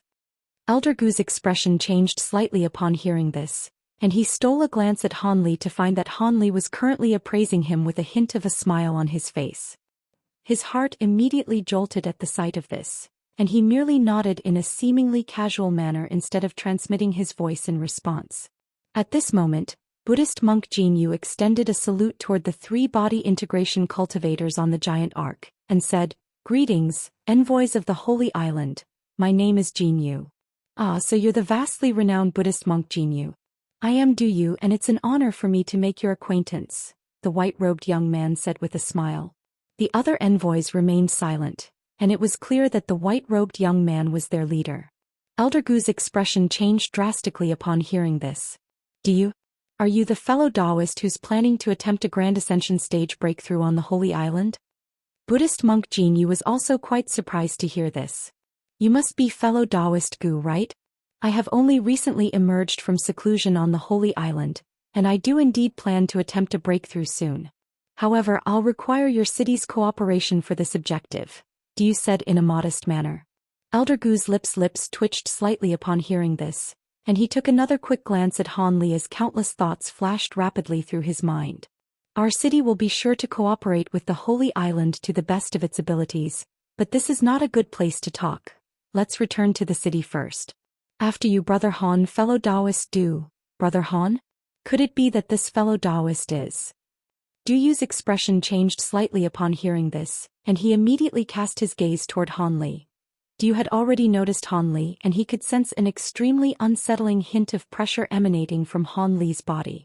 On top of that, his inability to glean Han Li's cultivation base with his spiritual sense further exacerbated his uneasiness, and even though he had always held himself in high regard, he was still rather intimidated in Han Li's presence. He had heard all of the rumors surrounding Han Li as soon as he had come out of seclusion, and after learning that Han Li's disciple could help him nullify some of the power of his true lightning tribulation, he conducted even more research into Han Li. As a result, he learned about how Han Li had managed to progress from the deity transformation stage to the late body integration stage in less than 2,000 years, as well as all of the miraculous victories that he had scored against all types of formidable enemies. There were even rumors that not only had Han Li killed an astonishing number of devilish lords during the devilish tribulation, he seemed to have ventured deep into the Elder Devil realm and returned safely not long ago. If all of this were true, then Han Li was simply far too fearsome to fathom. Du Yu had always thought that his aptitude was inferior to no one in the history of the human race, but he had to concede that there was no way he could match Han Li's extraordinary feats. However, it was rumored that Han Li had left Deep Heaven City to prepare for a Grand Ascension stage breakthrough, so why was he suddenly back? Could it be that he had received some news that his disciple was being targeted? If that were the case, then the situation could become very troublesome. Despite the shock and wariness in Du Yu's heart, he still cupped his fist toward Han Li in a polite salute. "I've heard much about your exploits, Brother Han. Seeing as you're here as well, we'll have to discuss my objective for coming here." "You wish to discuss your objective with me? Looks like there really is something going on. Brother Gu hasn't had a chance to disclose the situation to me yet, so I'll be hearing it firsthand from you, fellow Daoist Du," Han Li replied as his eyes narrowed slightly. "Of course, let's enter the city now," Buddhist monk Jin Yu said in a slightly awkward manner. Shortly thereafter, the elders Han Li and the Holy Island envoys arrived in a hall on the top floor of a massive stone pagoda, then each took a seat. A group of female servants immediately flocked into the room at Elder Gu's behest, carrying cups of spirit tea as well as platters of spirit fruits and spirit wine that they placed down onto everyone's tables. Han Li took a customary sip of spirit tea before setting the teacup down, then asked, Can you tell me why the Holy Island has sent envoys to our city now, Bothergoo? Could it be that this has something to do with me? Chapter 2199. Turning on the envoys. At Han Li's current level of power, there was virtually no issue in the human race that could stump him, so he wasn't overly concerned about the situation. I'd be happy to explain everything to you, Brother Han. Fellow Daoist Han has just returned to the city, so you wouldn't mind if I filled him in on the recent state of affairs, would you? After all, this matter concerns his disciple, Elder Gu asked with a serious expression. Pai disciple? Of course not. Han Li faltered slightly upon hearing this, while Du Yu immediately agreed to the request. Indeed, this issue concerns one of your disciples, Brother Han. Am I correct in stating that you have a disciple who possesses a recessive lightning spiritual root, Brother Han? Elder Gu asked. You must be referring to Hai Yuetian. He does indeed possess a recessive lightning spiritual root, but I don't recall ever telling anyone about this. How do all of you know about this? Han Li asked as his expression changed slightly. Apparently, your disciple unintentionally revealed this on his own during a drunk ramble at a gathering, Buddhist monk Jin Yu explained. I see. This disciple of mine has always been quite scatterbrained, so I'm not surprised to hear that. Go on, Brother Gu, Han Li sighed in a resigned manner. Elder Gu offered a rather awkward smile before continuing. I'm sure you're even more aware of the special properties of a recessive lightning spiritual root than we are, fellow Daoist Han. The elders of the Holy Island were informed of this matter, so they issued an invitation to your disciple not long ago to borrow the power of his recessive lightning spiritual root. I'll get fellow Daoist Du Yu to disclose the rest of the situation to you, Elder Gu said, deferring to Du Yu to continue the explanation. All of the other elders present were thoroughly impressed by Elder Gu's wily deflection. If he were to tell Han Li everything in the stead of the Holy Island envoys, it wouldn't be right of them to express any displeasure here, but they definitely wouldn't be pleased nonetheless. Thus, Elder Gu was essentially doing Du Yu a favor by allowing him to elaborate on the situation. And now that the negotiation was going to take place between Han Li and Du Yu, the panel of elders wouldn't incur the wrath of the Holy Island nor Han Li regardless of the final outcome. Du Yu immediately saw through Elder Gu's intentions and he nodded as he said, in that case, allow me to explain the situation. The recessive lightning spiritual root possessed by Brother Han's disciple is extremely important to both our human and demon races. Aside from Senior Mo Jianli and Senior Ao Shao, there are no other Grand Ascension stage being among our two races, and both of them are at quite an advanced age, so we won't be able to rely on them for much longer. Du Yu paused momentarily here, and solemn looks appeared on everyone's face upon hearing this. Without a Grand Ascension stage being to act as a guiding force, the fate of our two races will immediately fall into dire straits. As such, the Holy Island has been doing its best to create another Grand Ascension stage being for our two races. If another Grand Ascension cultivator could arise among our ranks, we still won't be able to compare with the superpower races of the spirit realm, but the safety of our two races will be guaranteed for tens of thousands of years. As such, the elders of the Holy Island have agreed to pool together all of the island's resources to assist the late body integration stage beings on the island in their breakthrough attempts. As such, we are inviting your disciple to the island for the greater good. I hope you can see the bigger picture and allow your disciple to come with us to the Holy Island, Brother Han. It was clear that Du Yu had already recognized Han Li to be the biggest obstacle that stood before him, so he was speaking directly to Han Li and completely disregarding the elders of Deep Heaven City. So what you're saying is that the Holy Island sent 3 envoys to the city for a disciple of mine, Han Li summarized as a cold look appeared on his face, and the displeasure in his voice was very apparent. Du Yu's heart jolted slightly upon hearing this, but he displayed no intention of backing down. I can assure you that no mortal peril will befall your disciple on the Holy Island, and our Holy Island will be sure to reward him handsomely for his efforts. This disciple of mine has only been with me for a short time, and his cultivation base isn't all that advanced. If he were to use his recessive lightning spiritual root to nullify a Grand Ascension stage true lightning tribulation, he would at least have to progress to the spatial tempering stage to be of any use at all. I know of around 7 methods that can forcibly enhance one's cultivation base to that extent, and all of them require the overexertion of one's latent potential and lifespan. Even if my disciple doesn't perish during the tribulation, he won't be able to benefit from the rewards given to him by the Holy Island anyway. Han Li's expression darkened even further as he spoke, and a hint of mockery had crept into his voice. Your disciple will indeed be incurring a certain level of risk here, but the prosperity of our two races hinges on this matter. I'm sure I don't need to educate you on which is more important between a single person and two entire races, fellow Daoist Han, the yellow-haired man seated beside you interjected. I am of course well aware of that, but I want to know if my disciple's inclusion will guarantee that a new Grand Ascension stage being will arise from the Holy Island.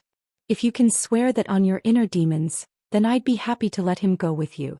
Otherwise, if the chances of success are very slim, then why should my disciple sacrifice himself for nothing? Do you think I'm someone that you can walk all over without repercussions?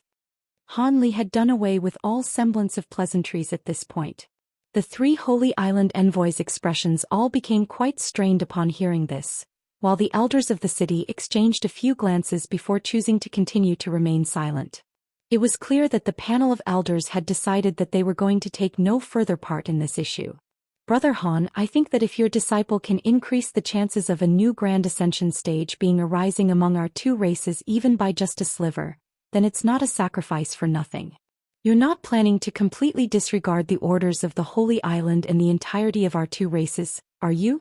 If so, then you might have to answer to the elders of our Holy Island, the hideous woman accompanying you threatened. Oh, is that supposed to be a threat? You three are constantly going on about the Holy Island and our two races. Do you really think the three of you can represent our two races? I haven't been cultivating for all that long, but if you think you can fool me with such broad and abstract terms, then you're dead wrong. If I hand over my disciple to you like this, I'll be viewed by everyone as a master who can't even protect his own disciples, Han Li countered in a frosty voice. The hideous woman immediately flared up with rage upon hearing this, but Han Li raised a hand to cut off what she was about to say and continued, I can tell you now that unless your Holy Island is 100% confident that sacrificing my disciple will produce a Grand Ascension stage being for our two races, then I won't let him go with you. Is the Grand Ascension stage bottleneck a joke to you, fellow Daoist Han?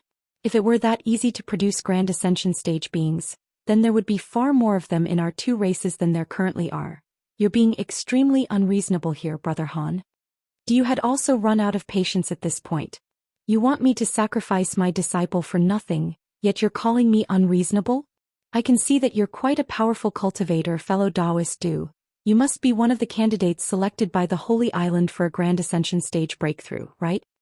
Han Li asked with a cold smile. I am indeed one of the chosen candidates. Do you think I'm not up to standard, fellow Daoist Han?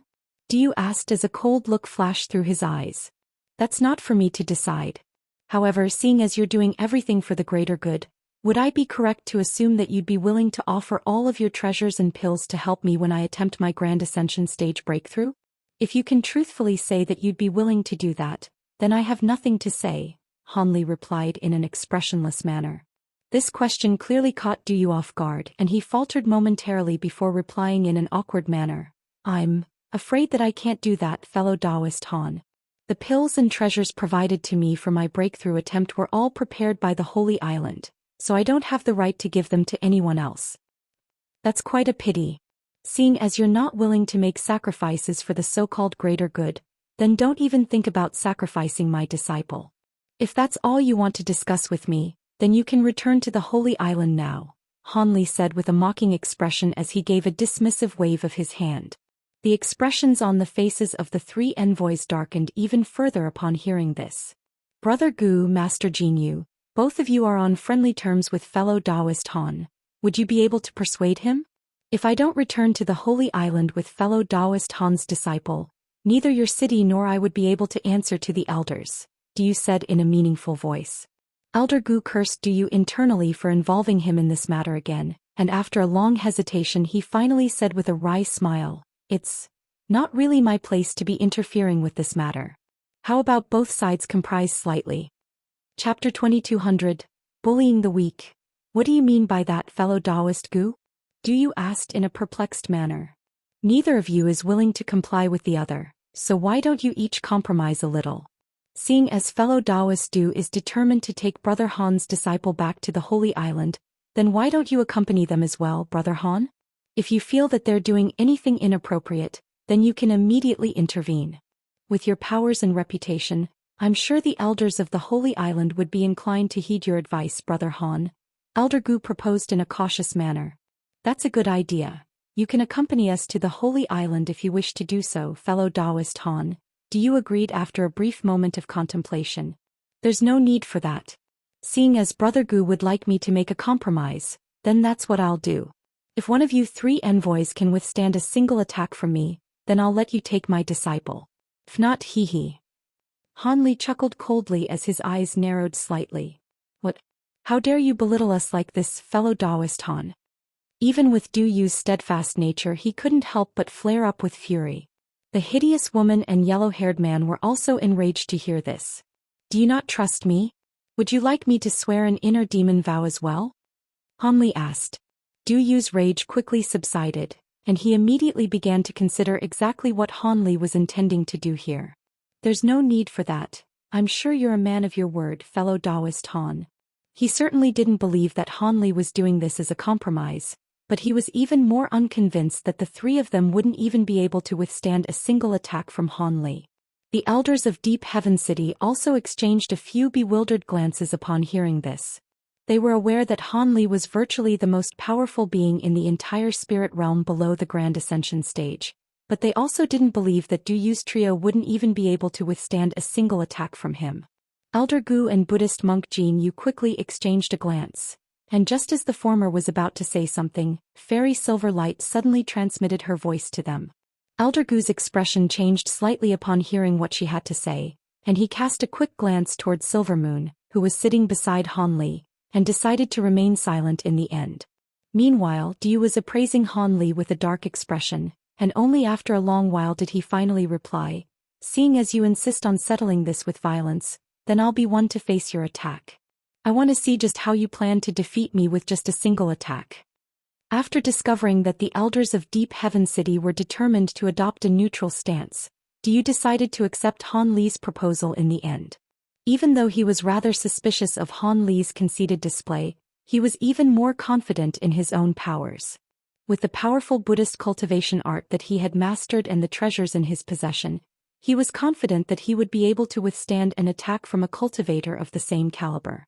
The yellow-haired man and hideous woman were clearly also very confident in Du Yu's powers, and they offered no objections to this, but they were displaying even greater animosity toward Han Li. As Holy Island envoys, they were always treated with respect everywhere they went. Occasionally they would encounter some rather cold and aloof body integration cultivators, but no one had ever been as openly hostile as Han Li had been toward them. Upon receiving agreement from Du Yu, Han Li immediately burst into laughter. "You're a straightforward man, fellow Daoist. I'll be waiting for you in the sparring hall on the lower level." As soon as his voice trailed off, Han Li stood up, then vanished into thin air amid a burst of spatial fluctuations, leaving only his laughter still resounding throughout the hall. Han Li's display of nonchalance and spatial abilities immediately brought a hint of wariness to Du Yu's eyes. He was also able to teleport away by tearing through space, but he couldn't do it as easily and casually as Han Li could. This made him a little more cautious, but he was still quite confident in his own abilities. Right at this moment, Daoist Xia also rose to his feet before sweeping a sleeve towards Silver Moon and Zhu Guo, releasing a burst of silver light to envelop both of them. Immediately thereafter, the 3 of them also vanished amid a flash of silver lightning, and Du Yu's heart jolted again upon seeing this. He immediately turned to Elder Gu and asked, "Who was that fellow Daoist, Brother Gu? He seems to be quite powerful as well." Their attention had been entirely focused on Han Li before, and Daoist Xia had intentionally repressed his own aura, so no one had paid him much heed. However, Elder Gu was just as shocked as Du Yu was, and after exchanging a glance with the other elders, he shook his head and replied, "This is the first time I've seen that fellow Daoist as well." After a brief moment of hesitation, Du Yu's expression returned to normal and he said, "I guess we'll find out who he is soon enough. Besides, I'll be facing fellow Daoist Han anyway, so it doesn't matter how powerful he is. Let's go, Brother Gu." Elder Gu could only repress his own astonishment as well upon hearing this, and nodded in response. Thus, everyone also departed from the hall one after another. Around 15 minutes later, A giant light barrier was activated within a massive hall with an area of several thousand feet, encompassing virtually the entire hall beneath it. High up in the air within the light barrier, Han Li and Du were facing one another from afar. Du was wearing a rather wary expression, while Han Li was relaxed as ever and had his hands clasped behind his back. "Let me just ascertain one final time that you'll allow me to take your disciple as long as I can withstand an attack from you," Du suddenly said. "That's right. As long as you can withstand a single attack from me, I won't oppose you even if you intend to take all of my disciples to the Holy Island. However, if you can't, then you'll have to go back to the Holy Island empty-handed," Han Li replied in an uncompromising manner. "All right, then go ahead," Du prompted with a dark expression. Han Li chuckled coldly upon hearing this, and all of a sudden, his Provenance True Devil projection appeared behind him amid a flash of golden light. Immediately thereafter, a gust of fierce winds erupted from the projection's body, and it made a hand seal with each of its 6 hands in unison, upon which it swelled to around 800 feet in size with countless arcs of golden lightning coursing all over its body. The projection opened all 6 of its eyes at once, then slowly reached out with a giant hand before making a grabbing motion. The massive hand seemed to be moving very slowly, but it was exerting a terrifying aura that threatened to crush the entire space. Du's expression changed drastically upon sensing this fearsome aura, and he immediately laid a hand onto the back of his own head, then opened his mouth to release a jade book that was enshrouded in a ball of white light. At the same time, he swept his other sleeve through the air, summoning a pristine white inkstone amid a burst of white mist. The inkstone contained a type of unknown silver liquid, and as soon as the 2 items emerged, they began to revolve above Du's head, with one treasure releasing a burst of 5-colored light, and countless golden and silver runes surging out of the other in a frenzy. Among these 2 items, one was a powerful divine spirit treasure, while the other was an even rarer treasure refined from a fragment of a profound heavenly treasure. A hint of surprise flashed through Han Li's eyes at the sight of these 2 treasures, but he then immediately harumphed coldly, and a series of silver patterns surfaced on the descending giant palm, forming around a dozen silver formations of different sizes at once. In the next instant, the massive golden hand swelled slightly in size, then instantly turned a purplish golden color. The spiritual pressure it was releasing immediately became 4 times more powerful, and it continued to descend with astonishing might. In the face of this burst of terrifying spiritual pressure, Du shuddered slightly and took several involuntary steps backward, following which a hint of fear surfaced in his eyes. Even though he was at the pinnacle of the late body integration stage, he felt like this burst of spiritual pressure could crush him to a pulp in an instant. No, this definitely isn't late body integration stage power. Only a grand Ascension stage being could unleash such fearsome power. Du almost instantly realized exactly what he had gotten himself into, and he immediately tried to call for help, but the terrifying spiritual pressure weighing down upon him prevented him from being able to utter so much as a single sound. Chapter 2201. Crushed by a single attack. Du's horror had mounted to a peak, and in the face of the unstoppable purplish golden hand, he knew that he had to fight for his own life. Evil vanquishing holy projection. He quickly made a hand seal, following which a white nascent soul that was around half a foot tall immediately flew out of the top of his head. The nascent soul bore a strong resemblance to Du, and as soon as it appeared, it opened its mouth in an urgent manner to expel a ball of shimmering golden blood essence. In the instant that the ball of blood essence was expelled, Du's youthful face suddenly became wizened and shriveled, as if he had instantly aged over 10 years, and his eyes also became completely blank and soulless. At the same time, a white humanoid figure that was over 100 feet tall emerged behind the nascent soul, standing in the air right above Du. The giant humanoid figure was as clear as an actual person, but its facial features were completely blurred. It wore a set of white scholarly robes with a scholarly hat on its head, and its entire body was radiating a burst of indescribable pure yang energy. However, the giant projection merely hovered still in midair as if it were incapable of movement. All of a sudden, Du pointed a finger upward, and the ball of golden blood essence instantly exploded, forming a huge golden rune that vanished into the projection's body in a flash. A burst of translucent light flashed over the projection's face, following which an extremely authoritative set of facial features appeared. At this point, The massive purplish-golden hand was only around 70 feet away from the white projection. In the face of the terrifying power crashing down upon it, the projection's body was beginning to blur slightly, as if it were about to be crushed into nothingness. Right at this moment, the white projection suddenly opened its eyes to reveal a pair of silver pupils, then raised a hand upward before making a grabbing motion. A burst of white mist immediately surged out of its sleeve, then transformed into a massive white hand that clashed violently with the purplish-golden hand. An earth-shattering boom rang out as the two clashed, sending powerful shockwaves erupting forth in all directions, causing the entire light barrier to tremor violently. However, the purplish-golden hand was only stopped momentarily before it crushed the giant white hand and continued to descend. However, during this split-second delay, the two treasures above Duyu instantly appeared in front of him, then began to radiate dazzling light in unison. The holy projection raised a hand to conjure up a huge five-colored brush, which was dipped into the unknown silver liquid in the inkstone before being tapped onto a page of the jade book. A burst of Buddhist chants rang out as brilliant five-colored erupted from the jade book, following which countless silver runes surged out in a frenzy, converging to form a gigantic rune that was around an acre in size. The massive purple hand grabbed onto the huge silver rune like 5 steel hooks, while all of the world's origin chi within the entire light barrier surged toward the giant rune in a frenzy, causing it to swell by close to half its original size. Golden and silver light flashed violently, and the purplish-golden hand was temporarily rendered unable to descend any further. Interesting. But if that's all you've got, then it won't be enough to stop me, Hanli chuckled as he pointed a nonchalant finger from afar. A near-transparent incantation seal vanished into thin air in a flash, following which the silver spirit patterns on the fingertips of the giant purplish-golden hand converged to form profound formations.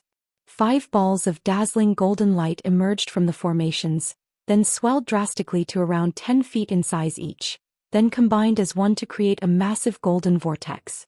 All of a sudden, a burst of tremendous force surged out of the vortex, and in the face of this enormous force, the huge silver rune was unable to hold itself together any longer. The silver rune was destroyed amid a dull thump, following which the tremendous force came crashing down toward the white projection without any further inhibition. The space down below twisted and warped, and the giant white projection instantly exploded. A howl of anguish rang out as an indistinct white nascent soul flew down as a ball of white light, returning to Duyu's physical body in a flash.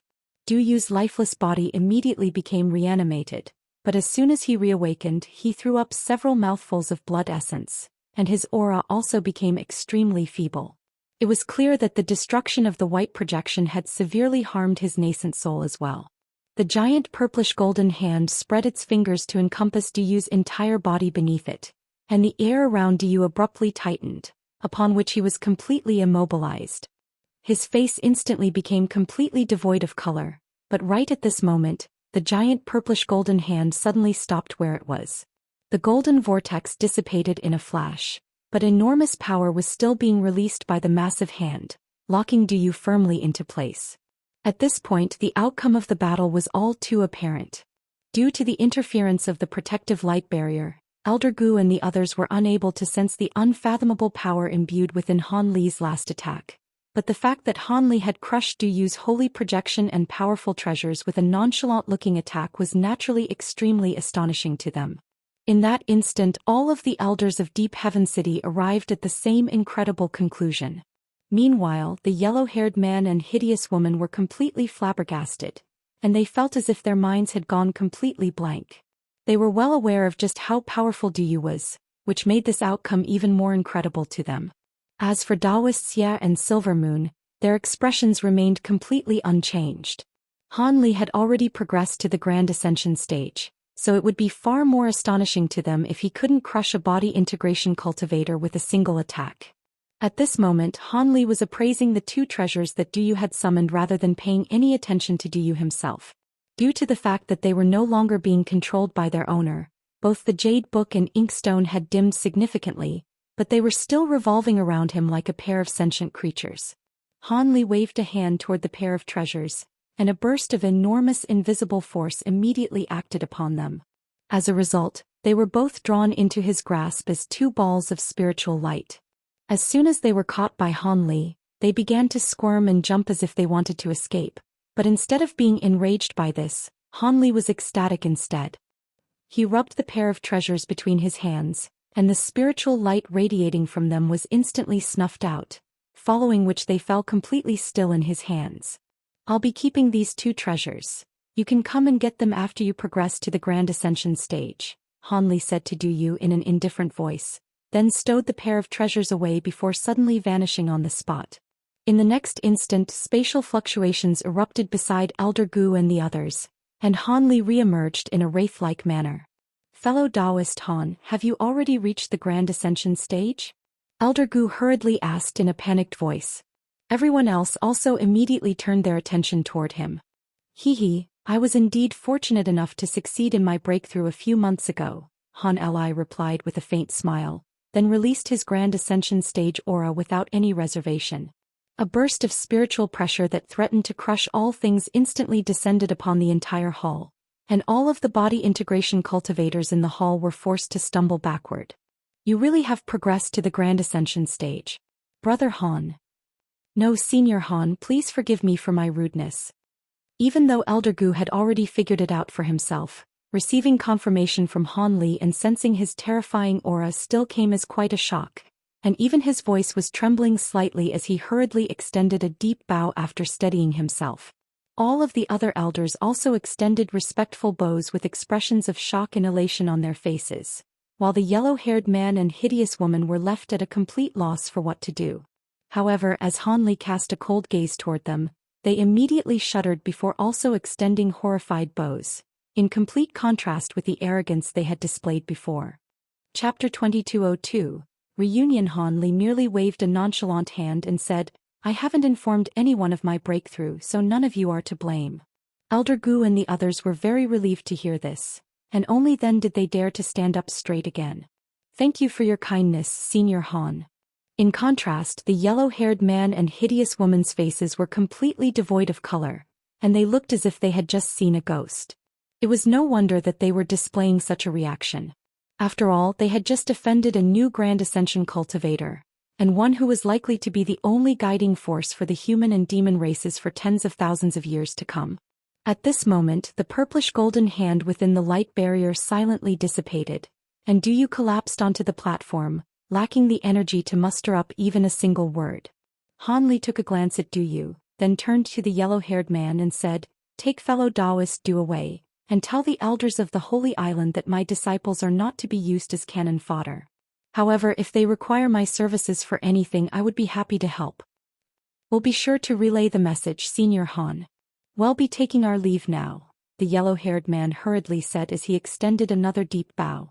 The hideous woman also quickly chimed in agreement. Han Li nodded in response before waving a dismissive hand, and only then did the 2 of them dare to fly onto the platform. They then helped Du Yu to his feet before hurriedly departing from the sparring hall. As for the 2 treasures of Du Yu's that Han Li had taken, they didn't even dare to mention it. Following the departure of the Holy Island Envoys, Han Li turned to the elders with a smile and said, Please excuse me, fellow Daoists. I've been away for quite some time and must go back to check on my disciples. If there's anything you'd like to discuss with me, please visit me tomorrow. Of course. It must have been a long journey for you to return to the city, so it's only right that we give you some time to rest and visit you later, Senior Han. Indeed, I hope you won't refuse an audience with us when the time comes. A faint smile appeared on Han Li's face at the sight of Elder Gu and Buddhist monk Jin Yu's respectful displays, and he merely extended a parting salute before departing with Silver Moon and the others. Fairy Silverlight looked on with a blank expression for a long while before murmuring to herself in a barely audible voice, So he really did manage to progress to the Grand Ascension stage. Looks like Sister Silvermoon really has chosen the right person this time. Her voice was filled with elation, but also a hint of wistfulness. As for all of the elders who had supported handing over Haiyuatian to the Holy Island, all of them were feeling very fearful now that it had been determined that Han Li was a Grand Ascension cultivator. If Han Li were to hear about the stance they had taken and decided to take revenge on them for it, then they would definitely be in a world of trouble. Meanwhile, as Han Li's group emerged outside the hall, Silvermoon suddenly smiled and asked, Are you going to let the Holy Island Envoys go this easily, Brother Han? Aren't you worried that they'll harbor resentment and plot against you? With my current status, they'll be thanking their lucky stars if I don't harbor any resentment toward them. There's no way they'd dare to plot against me, Han Li replied in a nonchalant manner. That Duyu was able to manifest a holy projection, so he's clearly no ordinary late-body integration cultivator. Aren't you afraid that he'll also progress to the Grand Ascension stage in the future? Silver Moon chuckled. Setting aside whether he'll be able to advance to the Grand Ascension stage, even if he does succeed, it'll only be a minor inconvenience for me at most, Han Li replied with a confident smile. Even back at the late-body integration stage he could ensure self-preservation against Grand Ascension stage beings. Now that he had progressed to the Grand Ascension stage himself, he naturally wasn't going to fear other beings of the same caliber. That's true. Most importantly, with your current status, it would be unbefitting of you to stoop to plotting against a group of body integration cultivators, Silver Moon chuckled. Hee, that's true as well, Han Li replied, but he knew that if those Holy Island envoys actually posed a threat to him, he would kill them without any hesitation, even if doing so would be unbefitting of someone of his status. Several hours later, Han Li sat down on the main seat of the hall situated on the top floor of the pagoda he was residing in. Haiyuetian and Qilingzi were knelt before him alongside around a dozen of their disciples, and all of them were extremely excited. No need for formalities. I can see that you two haven't slacked off. Both of you have made good progress in your cultivation, Han Li said as he swept a sleeve through the air to help everyone to their feet. Congratulations on progressing to the Grand Ascension stage, Master. Not only is this a massive blessing to all of us disciples, it's also a huge stroke of fortune for the entire human race, Qilingzi said in a respectful manner. They had been living in constant apprehension due to the imminent arrival of the Holy Island envoys, but not only did the dreaded envoys not arrive, their master returned instead, and immediately told them that he had already progressed to the Grand Ascension stage. Such a massive contrast naturally filled the hearts of Qilingzi and Haiyuetian with elation. During Han Li's absence, Qilingzi had already progressed to the late deity transformation stage, while Haiyuetian had also recently advanced to the deity transformation stage. The two of them were able to make such fast progress partly due to their exceptional cultivation aptitude, but also thanks to the huge amount of pills left to them by Han Li prior to his departure. With Han Li's enormous wealth, he was able to easily leave his two disciples sufficient pills both for their cultivation as well as for their breakthroughs. Otherwise, they wouldn't have been able to progress to this point so easily. A faint smile appeared on Han Li's face and he said, I was quite fortunate to have managed to break through to the Grand Ascension stage. If it isn't for the customary celebratory ceremonies held by each race whenever a new Grand Ascension stage being emerges among their ranks, I'd be inclined to keep this a secret. There's no need for you two to do anything prior to the official announcement. Just send some people to deliver messages to the important figures in our human race so that all fellow Daoists will have enough time to ensure their attendance. The ceremony will be held a year from now in Deep Heaven City. Yes, Master, Qilingzi and Haiyuetian answered in unison. By the way, where are fellow Daoist Ice Phoenix and Bai Guer? Why aren't they here? Han Li suddenly asked. Bai Guer returned following the conclusion of the devilish tribulation, but she went on a journey with some friends several years ago, and she occasionally sends some letters back to us. As for Senior Ice Phoenix, she ventured into the primordial world on her own several decades ago, and we haven't received any news from her yet. However, she left us with a soul lamp prior to her departure, and it shows that she's still alive and well, Qilingzi replied.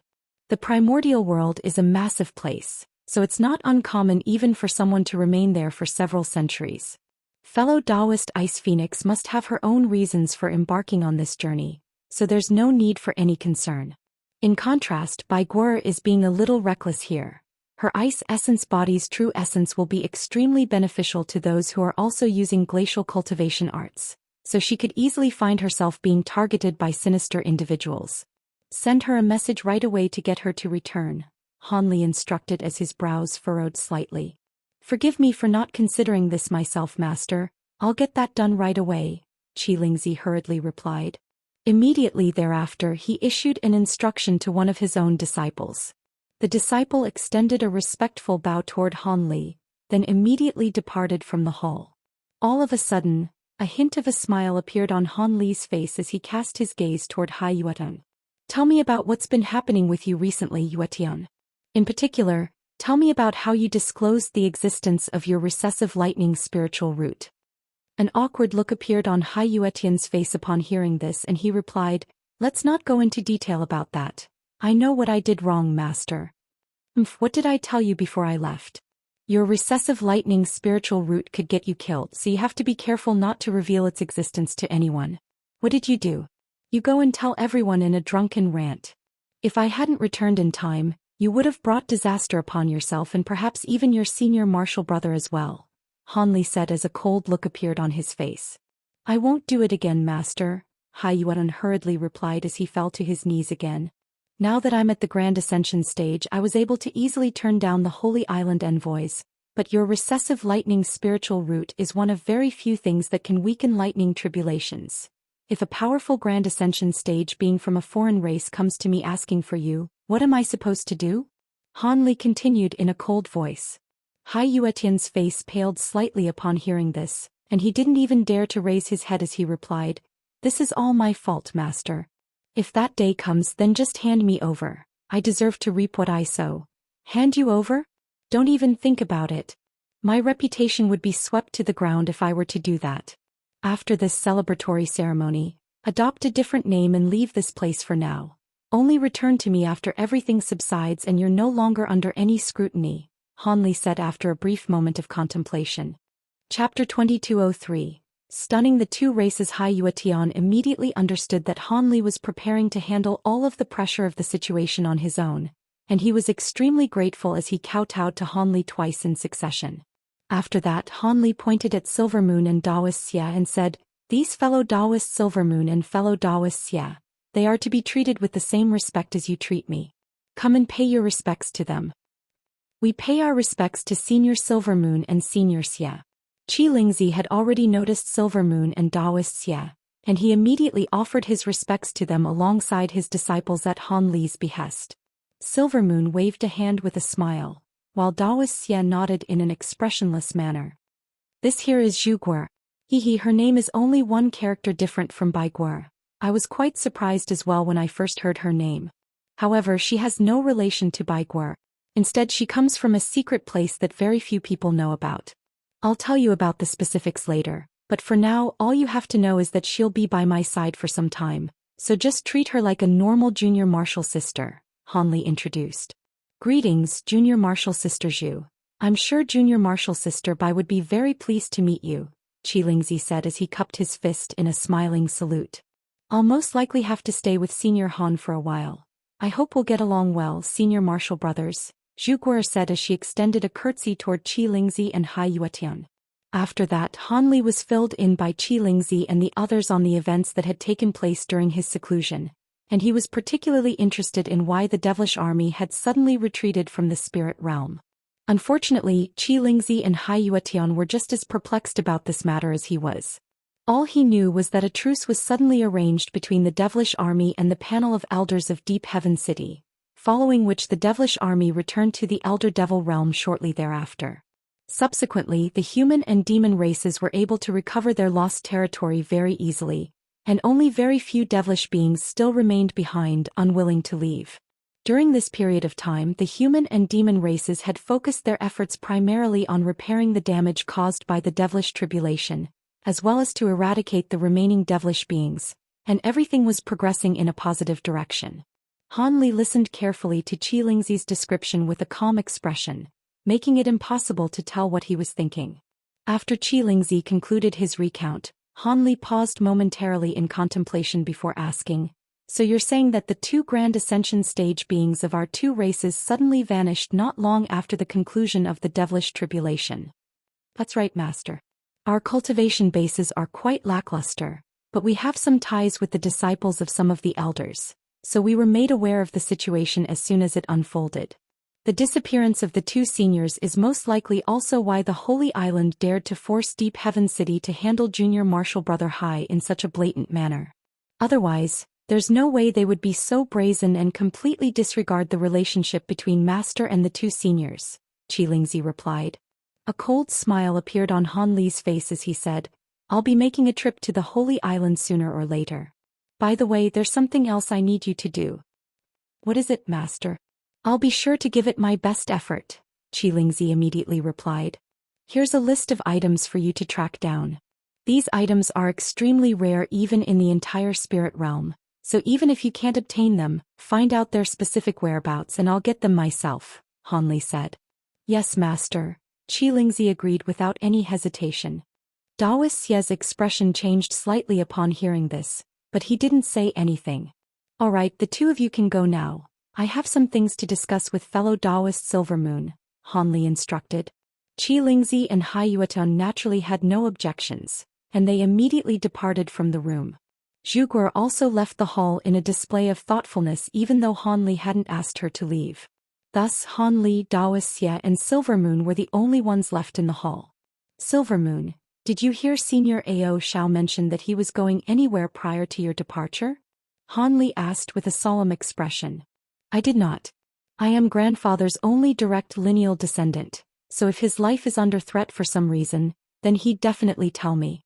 On top of that, there was also nothing strange about grandfather's behavior prior to my departure, Silvermoon replied, and her expression had also become slightly grim. In that case, it looks like your grandfather and Senior Mo's disappearance must be related to the devilish beings.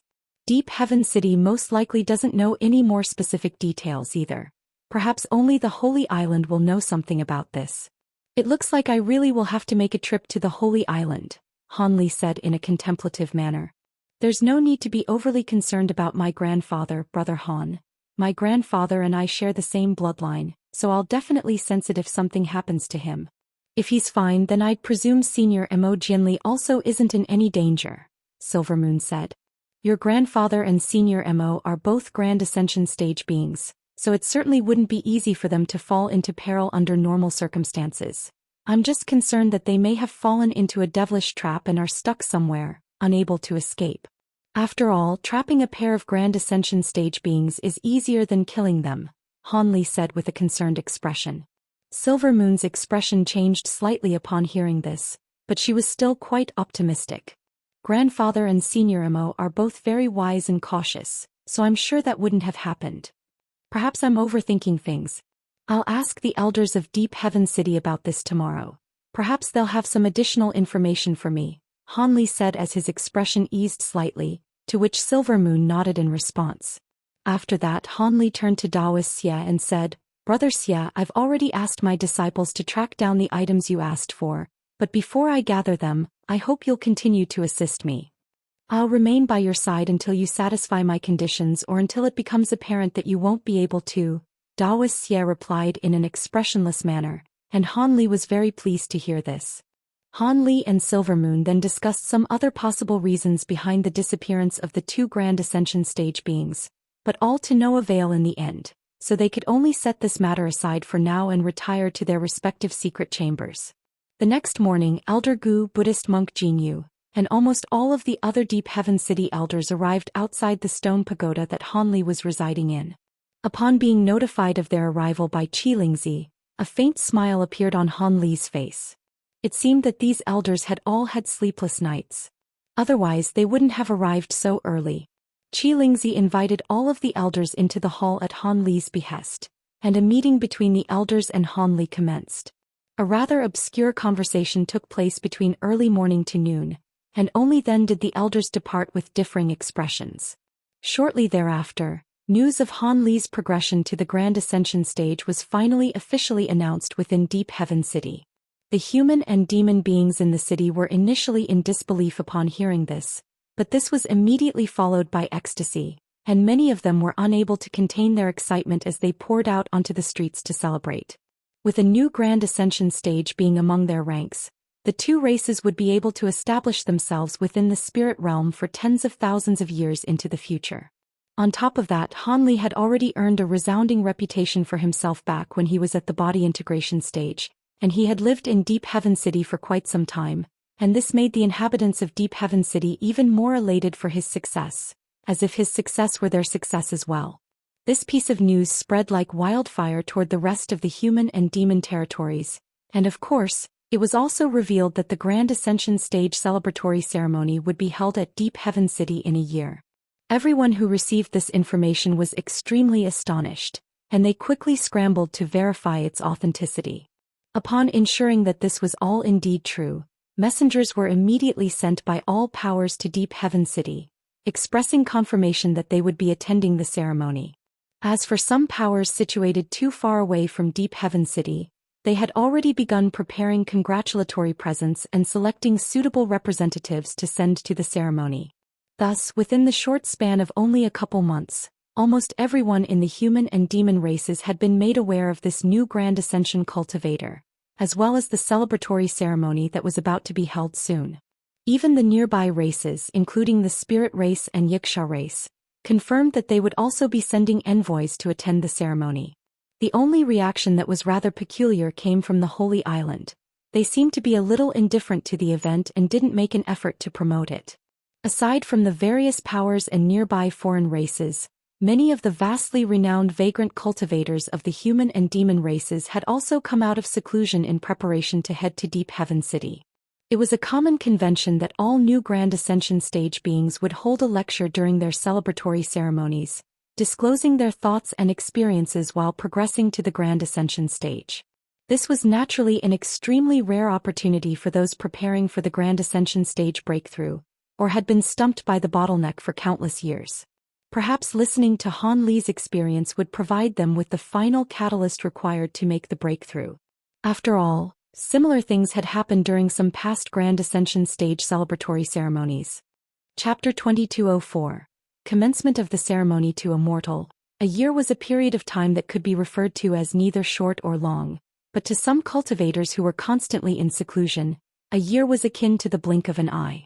Ever since news of Han Li's Grand Ascension stage celebratory ceremony was announced, cultivators in the nearby area had immediately begun to flock to Deep Heaven City.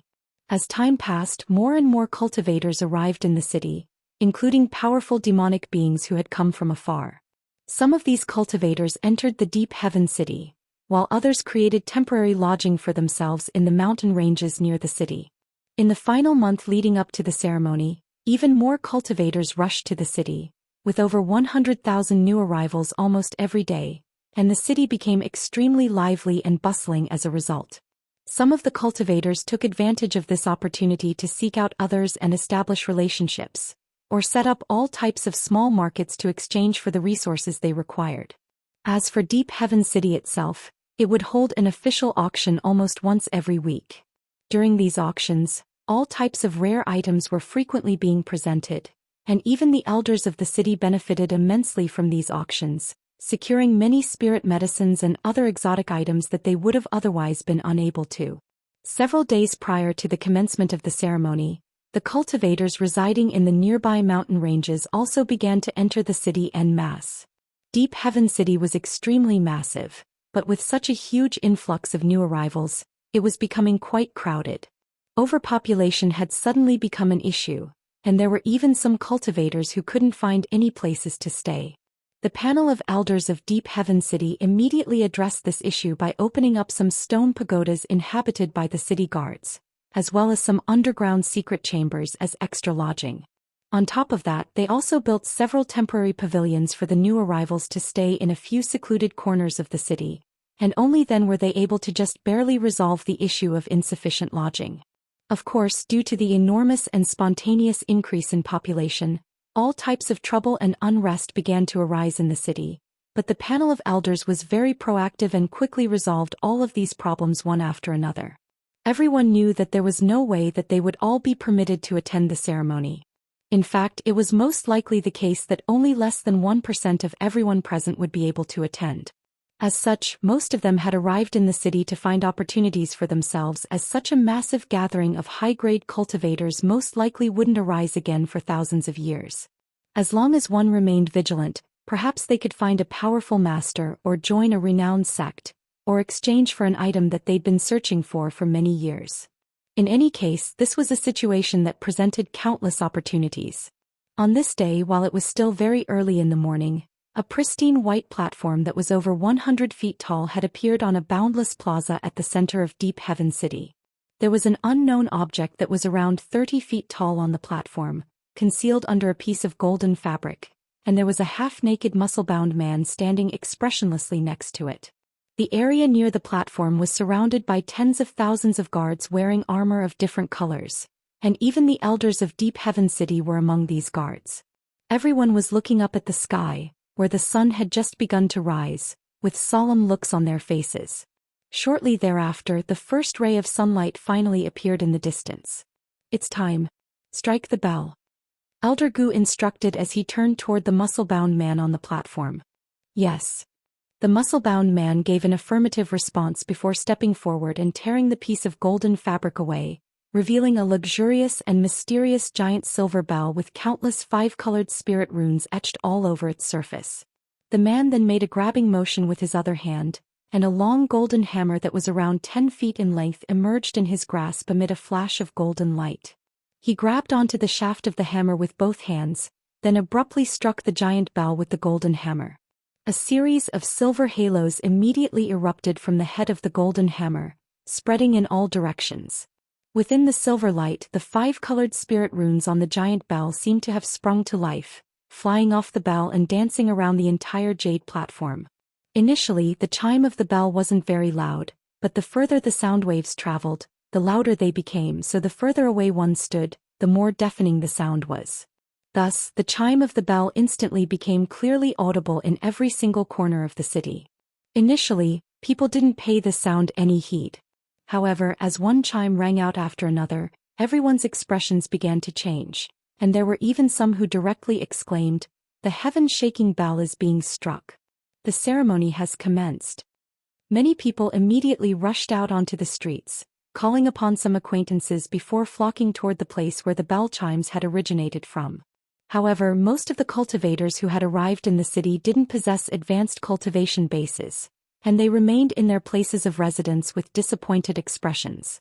Only after a total of 81 bell chimes had rung out did the sound draw to an abrupt halt, and at this point, some of the cultivators living near the plaza had already arrived.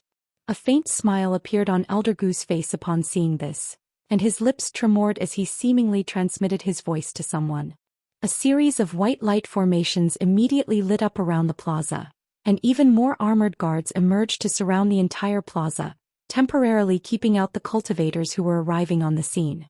The presence of so many armored guards effectively prevented anyone from trying to barge their way forward, and at the same time, the armored guards near the platform changed their formation to open up around a dozen patches of empty land. Around a dozen temporary teleportation formations appeared at the center of these patches of land, and some of the cultivators arriving on the scene were enlightened upon seeing this, while others were still as confused as ever. "Senior Han should be ready soon, right? Could it be that he's been unable to complete that thing in time? If so, the ceremony will have to be delayed," Fairy Silverlight said in a slightly uneasy manner as more and more people began to gather around the plaza. "The power of a Grand Ascension cultivator is unfathomable to the likes of us. Senior Han instructed us to wait for him here a year ago, and I'm sure he won't be late," Elder Gu replied with a smile. "Such a trivial matter naturally won't be able to stump a Grand Ascension stage being like Senior Han, but prior to his departure, Senior Han took close to a third of our city's supplies. Even though he only took very ordinary tool refinement materials, it's still a staggering amount," Elder Yen said with a wry smile. "Hee, that may be the case, but just like you said, they're only ordinary materials, so we'll be able to gather more over time. If we can leave Senior Han with a good impression of our city, then those materials would be an entirely insignificant price to pay," Elder Gu chuckled in response. "Indeed, Brother Gu. It looks like you're still the one with the most foresight among all of us," Buddhist monk Jin Yu said with a smile. Within a certain stone pagoda, Han Li was currently seated with his eyes, but his body was entirely enshrouded within a layer of purplish-golden flames. Following the conclusion of the 81 bell chimes, Han Li's expression changed slightly, and he finally opened his eyes as a smile appeared on his face. "I made it just in time. That item has just been completely refined and can be used during the ceremony." As soon as his voice trailed off, Han Li made a hand seal, and the purplish-golden flames around his body faded. At the same time, he opened his mouth to expel a ball of silver flames, within which was an indistinct miniature three-colored mountain that didn't appear to be a substantial object. Han Li quickly appraised the miniature mountain, and a pleased look appeared on his face as he pointed a finger at the object. Dazzling light immediately erupted from the miniature mountain, and it abruptly vanished into thin air. In the next instant, spatial fluctuations erupted tens of thousands of feet above the plaza at the center of Deep Heaven City, following which a tiny three-colored mountain that was only several inches in size emerged. Countless arcs of golden lightning then erupted over the mountain's surface, and it began to rapidly expand, swelling to over 1,000 feet in size in just a few flashes, while emitting a terrifying aura. Immediately thereafter, spatial fluctuations erupted near the mountain, and Han Li suddenly appeared. He looked down at the masses of people gathered around the plaza, and a mysterious smile appeared on his face. He then cast his gaze toward the three-colored mountain up ahead before opening his mouth to expel a burst of azure light, which vanished into the mountain in a flash. The giant three-colored mountain began to rotate on the spot, and the three-colored runes on its surface surged forth in a frenzy while releasing a formidable aura. All of a sudden, a resounding boom akin to a rumbling thunderclap rang out, and all of the world's origin chi in the entire sky surged violently before converging toward the plaza as streams of five-colored light. Brilliant silver light radiated from the surface of the three-colored mountain, absorbing all of the world's origin chi, upon which it swelled drastically in size once again. Chapter 2205. Revered by countless cultivators within the flashing lights, a gargantuan mountain that was close to 100,000 feet tall appeared high up in the air. Just the base of the gigantic mountain was close to 50 kilometers in size, and the shadow that it case encompassed the entire central area of Deep Heaven City. Such a massive commotion naturally drew the attention of everyone around the plaza, and they all looked up with stunned expressions, only to be greeted by the sight of the enormous underside of the mountain. It wasn't the case that no one had seen such a massive mountain before, but no one had ever seen a mountain of this stature hovering in midair.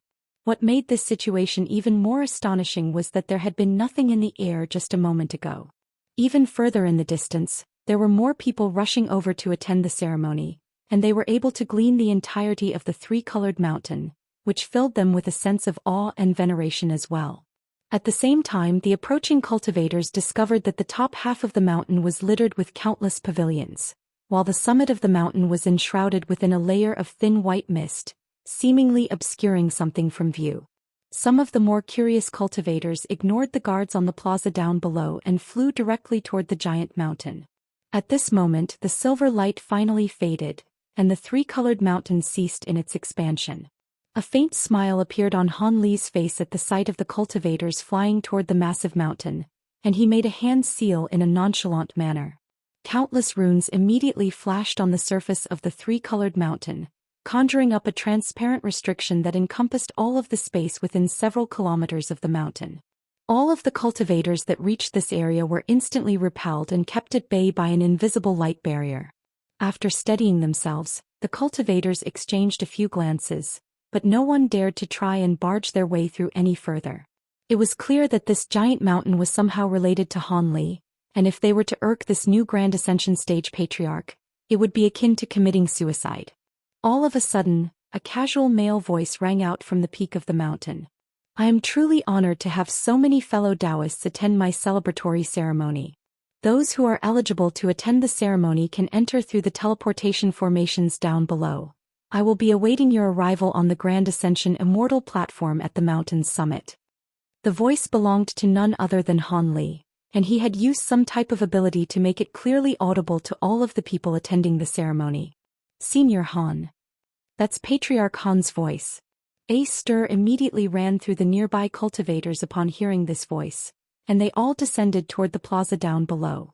At the same time, some of the attendees had already been arranged into orderly lines by the armored guards in front of the dozen or so teleportation formations on the platform, and they were teleported away in groups. The first batch of cultivators to enter the teleportation formations arrived within a hall on the giant three-colored mountain, and as soon as they emerged, they began to inspect their surroundings in a curious manner. There was already a group of white-robed servants waiting for them, and after extending slight bows toward these cultivators, one of the servants stepped forward as he said, "Please follow me, seniors. I'll take you to the top of the mountain." These servants were mostly at the core formation stage and nascent soul stage, so the cultivators that had arrived didn't pay much heed to them. They merely nodded in response and allowed themselves to be led out of the hall, onto a winding path that led to the mountain summit. Some of these white-robed servants were Xianxia's disciples, while the rest had been temporarily borrowed by Han Li from the elders of the city. Their cultivation bases weren't all that advanced, but they were certainly fit for such a simple task, and they had been teleported into the hall in the instant that the giant three-colored mountain had taken shape. More and more people began to pour out of the teleportation formations in the hall, and once the hall was crowded to a certain extent, a servant would guide everyone up to the mountain summit. As the cultivators walked upward along the mountain path, they were greeted by the sight of a series of beautiful buildings, as well as strange and exotic plants and flowers. There were also some spirit beasts and spirit birds roaming their scenic surroundings, and there was no lack of rare and legendary beasts among them. Some of the cultivators became very curious upon seeing this, and they wanted to take a closer look, but as soon as they strayed off the mountain path, they would find themselves in a space that filled with white mist, and the ground beneath their feet would also disappear, leaving them feeling as if they were hovering in mid-air. These people were all quite alarmed by this, and some of them stood still on the spot, not daring to move, while others unleashing different incantation seals to try and break out of the restriction. However, regardless of what they did, none of the measures that they had taken proved to be effective. In the eyes of those who were still on the mountain, it appeared that the cultivators who strayed off the path suddenly stiffened and became completely still, as if they had been turned into puppets. They've fallen into an illusionary technique. Those who were more adept in the art of formations immediately identified what was going on. The white-robed servant that was leading the group remained calm as he raised a hand to summon a silver badge, which he swept through the air to release a burst of five-colored light.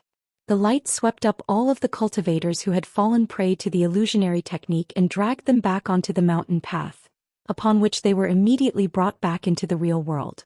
Before these cultivators had a chance to react, the white-robed servant extended a bow toward them and said, "This mountain is a treasure created by Patriarch Han, and aside from the mountain path we're currently walking on, there are restrictions everywhere else, so please follow along closely behind me, seniors.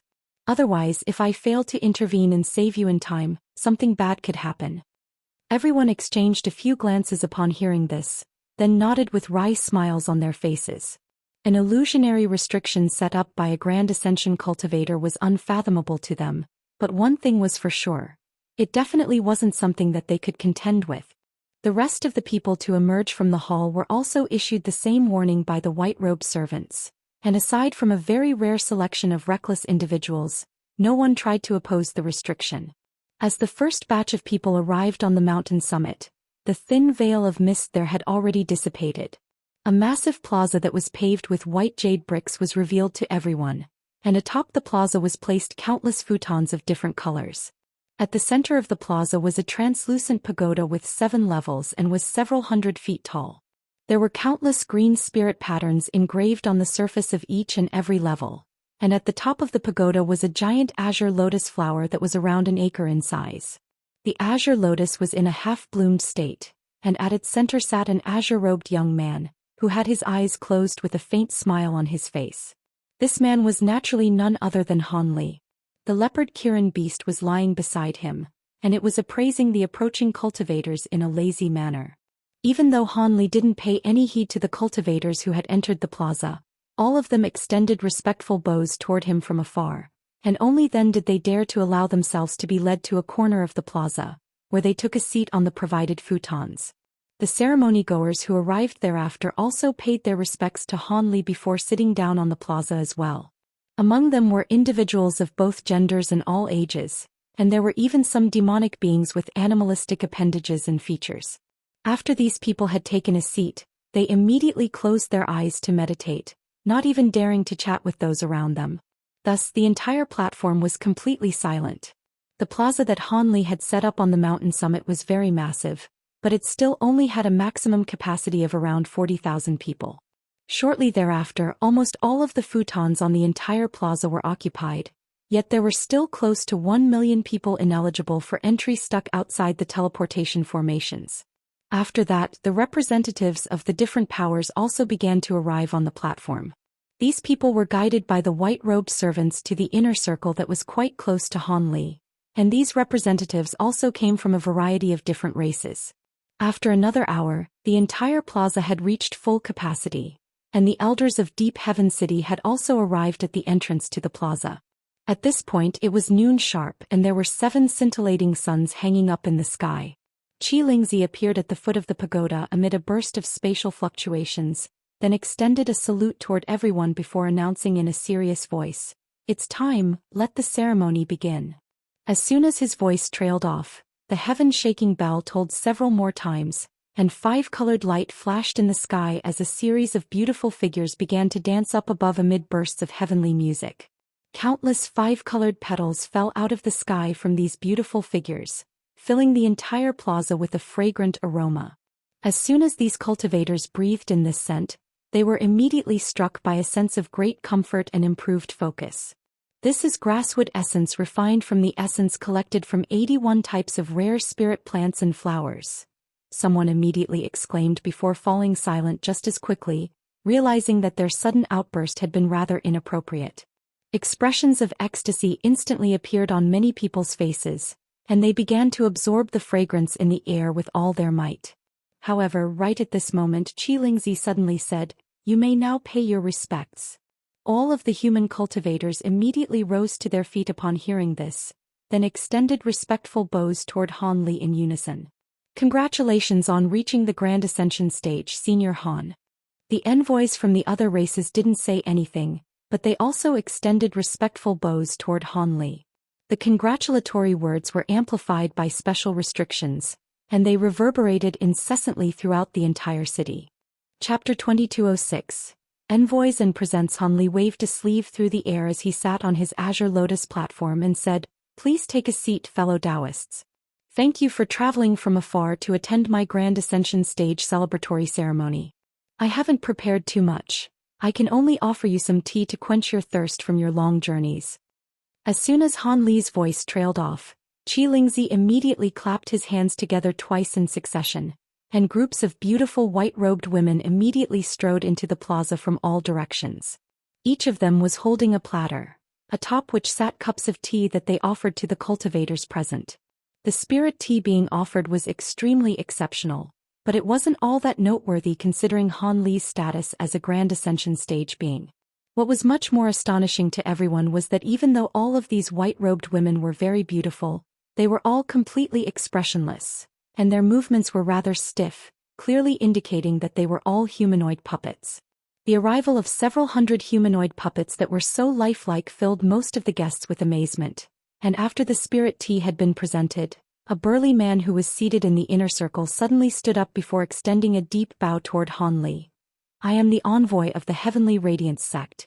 As a congratulatory present, our sect offers you a pair of longleaf insect shells, both of which are over 10,000 years old.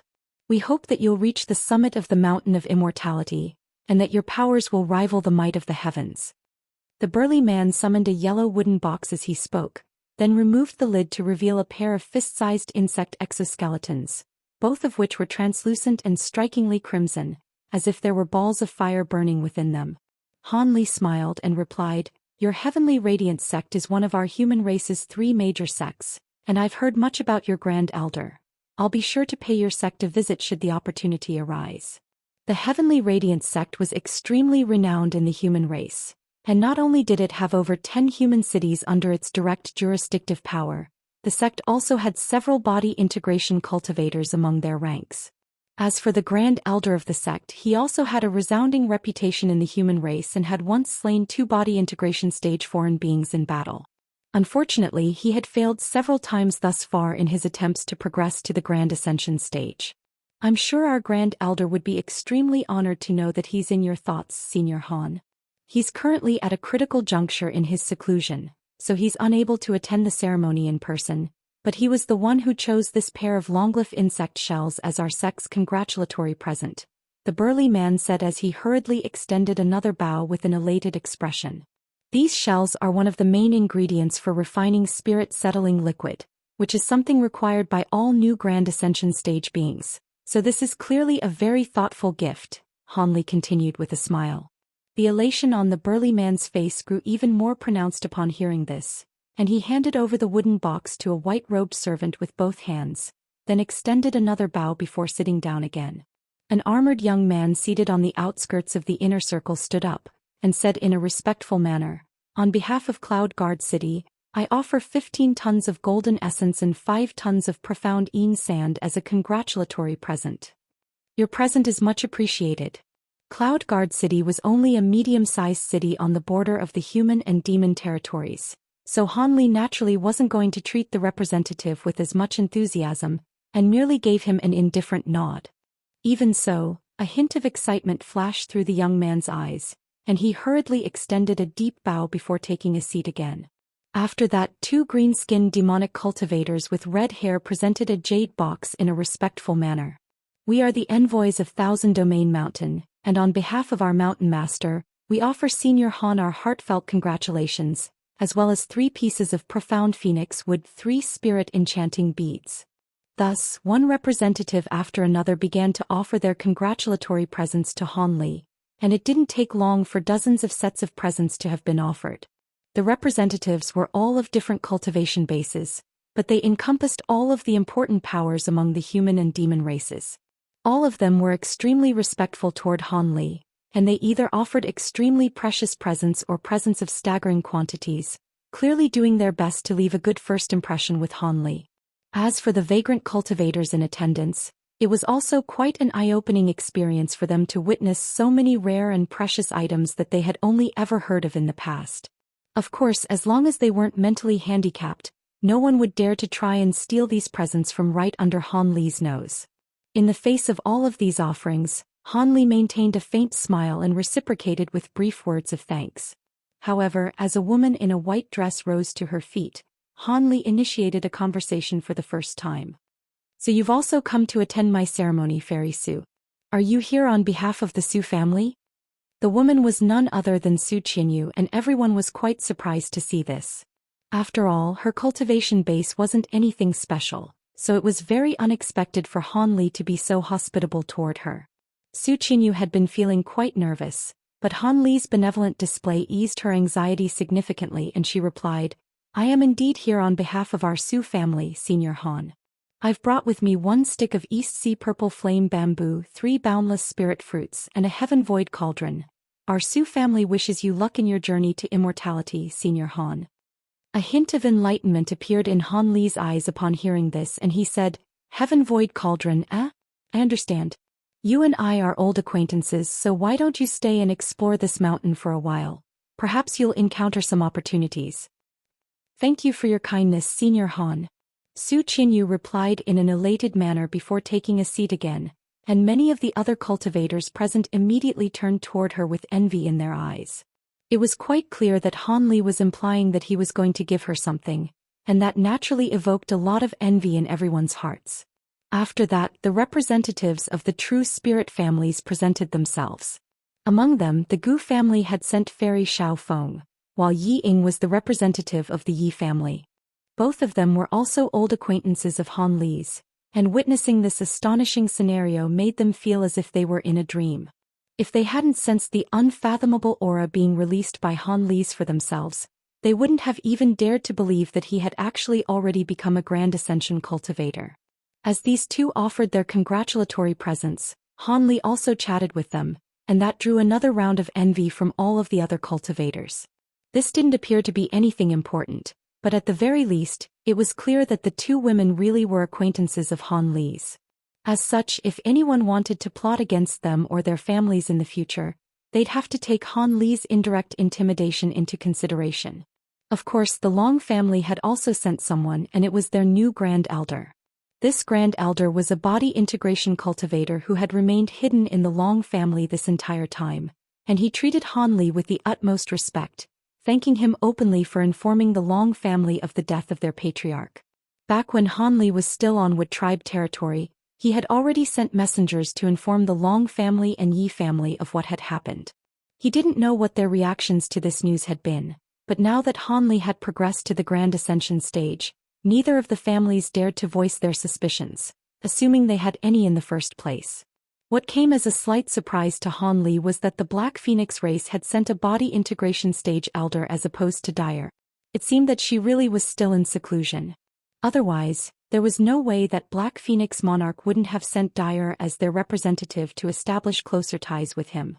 I am Ben Yu of the Spirit Race, and on behalf of the Spirit Monarch, I offer one each of the 5 elemental spirit cores, 3 balls of heavenly light spirit flames, 10 top-grade treasures, 100 pieces of azure lockwall and 5 tons of deep-sea purple crystal iron. A humanoid figure who was enshrouded in purple light said as he extended a respectful salute. Welcome.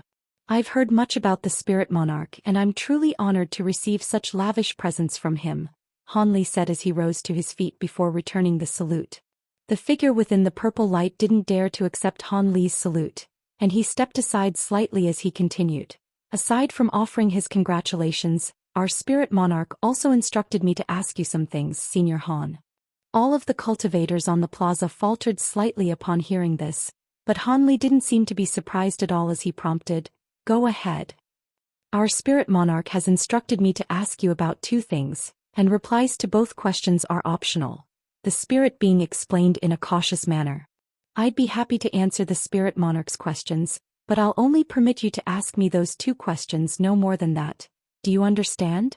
Han Li said in a calm voice. The spirit being's heart jolted slightly upon hearing this and he hurriedly replied, "I understand. I definitely won't harass you with unnecessary questions, Senior Han." "All right, then go ahead," Han Li replied with a nod. "The first question pertains to Holy Maiden Thousand Autumns. Is she still alive?" the spirit being asked. "No," Han Li replied without any hesitation. The spirit being wasn't surprised to hear this and he continued, "Who was she killed by?" "A devilish patriarch," Han Li replied as his eyes narrowed slightly. Chapter 2207. Black Owl Monarch. The term, devilish patriarch, immediately sent a massive stir running through the crowd, and everyone's expressions changed drastically. Having just endured the devilish tribulation, they were naturally extremely fearful of the most powerful trio among all devilish beings. The spirit being's expression also changed slightly upon hearing this, but he also didn't seem to be surprised by this answer. After heaving a long sigh, he extended another respectful salute. "Thank you for your response, Senior. Please forgive me if I've caused you any offense, and I'll be sure to relay your answers to our Spirit Monarch." Han Li merely nodded in response. After the spirit being sat down again, the other representatives of the foreign race also began to offer their congratulatory presents and good wishes, among which were several Wood tribe representatives from the factions that had already become subsidiaries to the other races. Han Li offered his gratitude to these foreign representatives, and after that, a beauty in a yellow hooded cloak stood up from a corner of the plaza. After removing her cloak, an exquisitely beautiful set of facial features that resembled an artistic masterpiece was revealed. "Impossible. It's very wrong. Really is very wrong. Didn't the Holy Island declare that no news of her has surfaced since she ventured into the primordial world over 3,000 years ago?" A stir immediately ran through the crowd among those who were familiar with this woman, and all of them were incredulous to see her. It seemed that she was also quite a renowned figure.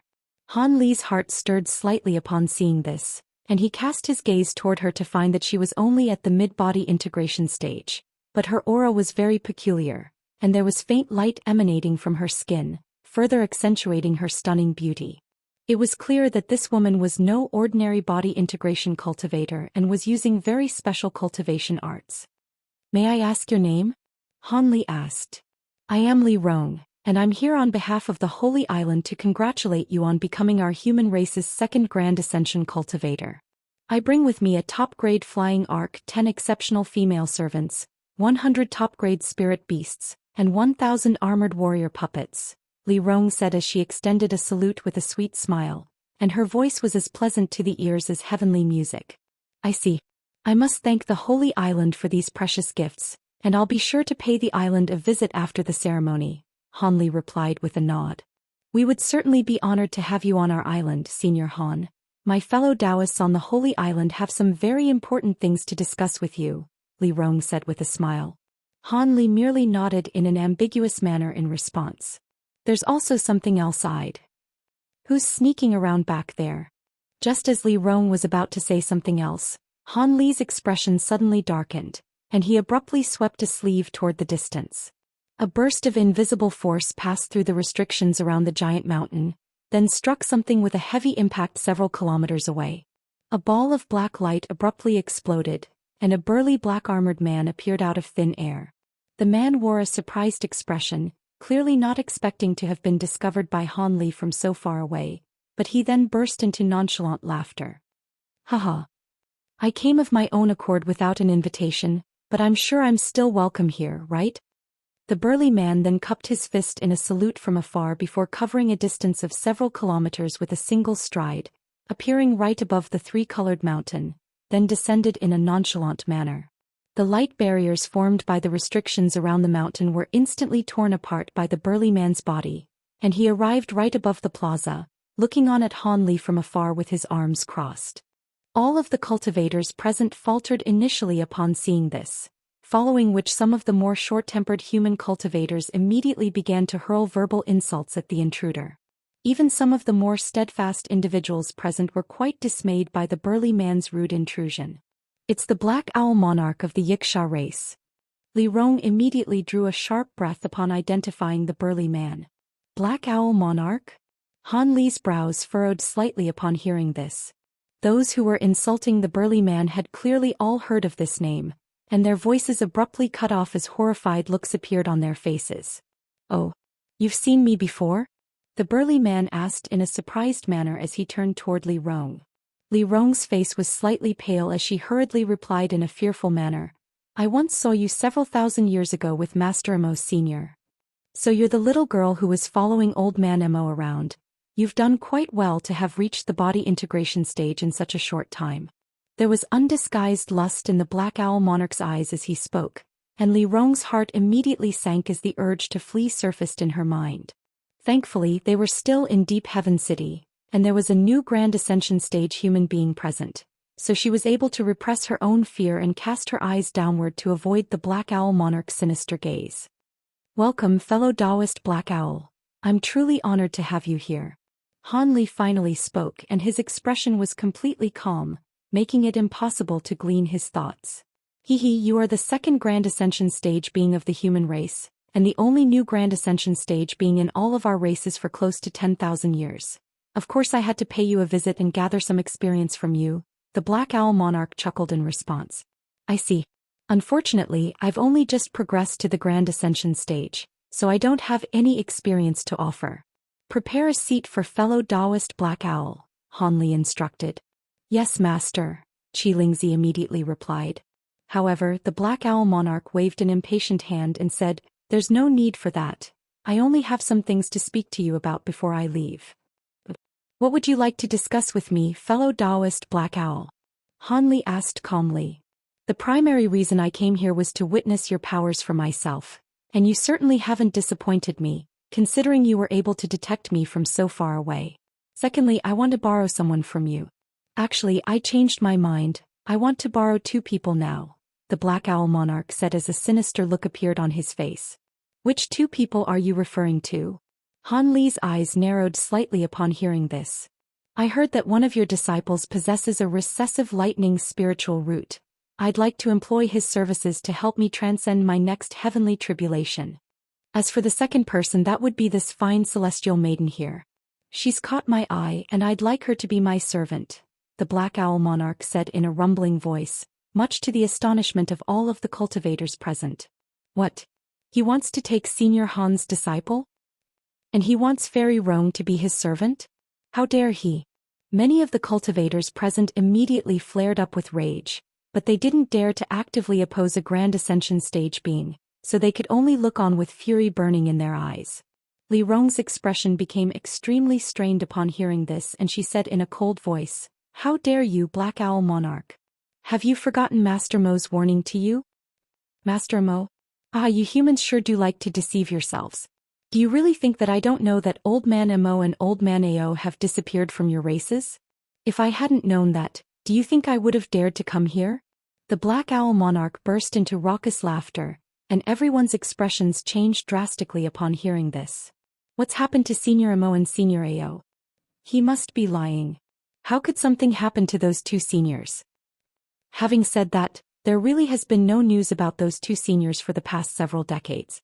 Everyone on the plaza had become extremely panicked upon hearing this, while the foreign representatives all displayed differing reactions. Fellow Daoist Han, you're not going to bring disaster to your race over those two people, right? You've only just reached the Grand Ascension stage and it would take you at least several centuries to fully master your newfound power, so you're no match for me, the Black Owl Monarch threatened in a cold voice. I see, so you're here to cause trouble rather than actually attend my celebratory ceremony, Han Li chuckled in response. 'Cause trouble? I guess you can say that, fellow Daoist Han. The Black Owl Monarch had done away with all semblance of pleasantries. Alright, in that case it'll be my duty to kick out an unwelcome guest like you and teach you a lesson, Han Li said as a cold look appeared in his eyes. As soon as his voice trailed off, he made a hand seal and countless streaks of five-colored light erupted from all parts of the plaza, sweeping directly toward the Black Owl Monarch. At the same time, golden and silver lighting flashed in the air above the plaza, then came crashing down with devastating power. Han Li had unleashed the restrictions around the giant mountain without any hesitation. You dare to attack me? What an insolent fool. In that case, everything I do from here onward will be justified self-defense, the Black Owl Monarch guffawed with glee. Immediately thereafter he clenched his fists before smashing them together, and black sound waves instantly erupted forth in a frenzy. Chapter 2208. First Grand Ascension Stage Battle. Both the five-colored streaks of light and the lightning crashing down from above were instantly destroyed by the black sound waves, and the Black Owl Monarch let loose a loud cry as he made a grabbing motion downward. The black sound waves immediately converged toward his hand, then transformed into a black Kirin projection that pounced forward violently. Gusts of glacial winds were swept up around the projection, causing the air to warp and blur as if it were about to be frozen solid. Han Li's expression remained unchanged, and he merely pointed a finger upward. A burst of silver flames flew out of his fingertip, then transformed into a giant fire raven that opened its beak to release a pillar of crimson light directly upward. A huge hole was instantly punched into the Kirin projection's body by the pillar of light, and the projection disintegrated into nothingness along with the glacial winds. The silver fire raven then unleashed another pillar of crimson light directly toward the Black Owl Monarch, and it traveled extraordinarily quickly, reaching the Black Owl Monarch in the blink of an eye. However, the Black Owl Monarch merely opened his mouth to devour the pillar of light, then smacked his lips as he praised, "Not bad." All of the cultivators down below were stunned to see this, but a smile appeared on Han Li's face as he said, "We're both Grand Ascension stage beings, so let's do away with these little tricks. Let's use our true powers to decide this battle." "My thoughts exactly." The Black Owl Monarch was infuriated by Han Li's condescending attitude, and he opened his mouth to release a green jade fan that landed in his grasp. At the same time, his body swelled drastically to several thousand feet tall amid bursts of swirling black light. The jade fan in his hand had also expanded to around 1,000 feet in length, and its surface was riddled with countless golden and silver runes. On top of that, the fan was enshrouded within 7 layers of light, creating quite a mystical sight to behold. The Black Owl Monarch's muscular arm bulged as he swept the giant fan through the air, sending a vast expanse of 7-colored light crashing down toward Han Li and the people on the plaza. The cultivators on the plaza immediately adopted defensive measures in a horrified manner, and thus, countless treasures rose up into the air in retaliation. A cold smile appeared on the Black Owl Monarch upon seeing this, and he pointed a finger at the jade fan, upon which a burst of black chi shot out of his fingertip before vanishing into the fan. As a result, the 7-colored light it had unleashed swelled even further, and the attacks from all of the opposing treasures were instantly nullified. In the next instant, many of the weaker cultivators present threw up mouthfuls of blood essence, both from magic power backlash and due to the enormous spiritual pressure of the giant fan weighing down upon them from above. The more powerful cultivators were able to just barely repress the effects of the backlash, but their blood and magic power were also churning violently, rendering them unable to unleash any further attacks. The Black Owl Monarch had crushed all of the cultivators on the entire plaza, and even though it was only for a short while, this was still an extraordinary feat. The Black Owl Monarch was very pleased with himself. Yet just as he was about to burst into hearty laughter, his gaze fell upon Han Li, following which his expression immediately stiffened. Han Li was standing atop his giant azure lotus with azure flames rising up over 1,000 feet from his body to keep the seven-colored light at bay with ease. He was currently appraising the Black Owl Monarch with a hint of a smile on his face, completely unaffected by his attack. The Black Owl Monarch was further incensed upon seeing this, and the seven-colored light focused most of its power on Han Li at his behest. Immediately thereafter, a giant ball of seven-colored light took shape above Han Li, and Han Li's smile faded at the sight of the ball of light, but he then immediately harumphed coldly, "Know your place." As soon as his voice trailed off, he made a hand seal, and a purplish-golden projection with 3 heads and 6 arms emerged behind him amid a flash of golden light. Not only was the projection completely enshrouded in purplish-golden light, there were silver spirit patterns all over its body, and it instantly transformed into the substantial provenance golden body. As soon as the golden body appeared, it thrust all 6 of its shimmering golden palms upward in unison. A resounding boom immediately rang out up above as 6 bursts of enormous power erupted upward, forcibly keeping the ball of seven-colored light at bay. The Black Owl Monarch expression changed slightly upon seeing this, and he rubbed his hands together before raising them, sending a torrential barrage of incantation seals flying into the giant fan. Even so, the giant fan was still unable to descend any further. The Black Owl Monarch was truly astonished to see this, yet before he had a chance to do anything, Han Li swept a sleeve toward the massive azure lotus flower below him, and it immediately exploded as 72 streaks of azure sword chi rose up into the in unison. The streaks of sword chi then combined to form a giant azure sword projection, which came crashing down toward the Black Owl Monarch at an incredible speed. The Black Owl Monarch harumphed coldly upon seeing this, and he raised a mountainous hand to catch the oncoming sword projection before tightening his grip, upon which the sword projection immediately exploded, unable to withstand the crushing force of his grip. The Black Owl Monarch immediately burst into raucous laughter upon seeing this, but in the next instant, the azure light that had exploded through the air shot forth as a translucent thread that revolved around his wrist in the blink of an eye. A geyser of blood erupted over 100 feet up into the air, and the giant hand was completely detached. The Black Owl Monarch howled with agony as he hurriedly tossed his giant fan aside before reaching for his detached hand.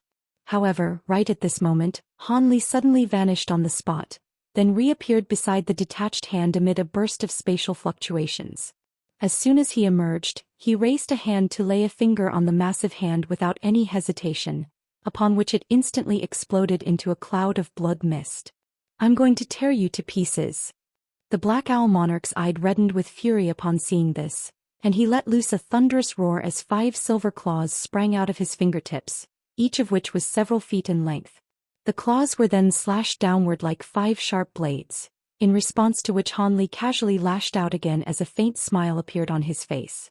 Countless silver patterns instantly surfaced over his body alongside a purplish-golden light barrier, and as soon as the 5 sharp claws struck his body, they were immediately snapped like twigs bursts of piercing purplish-golden light.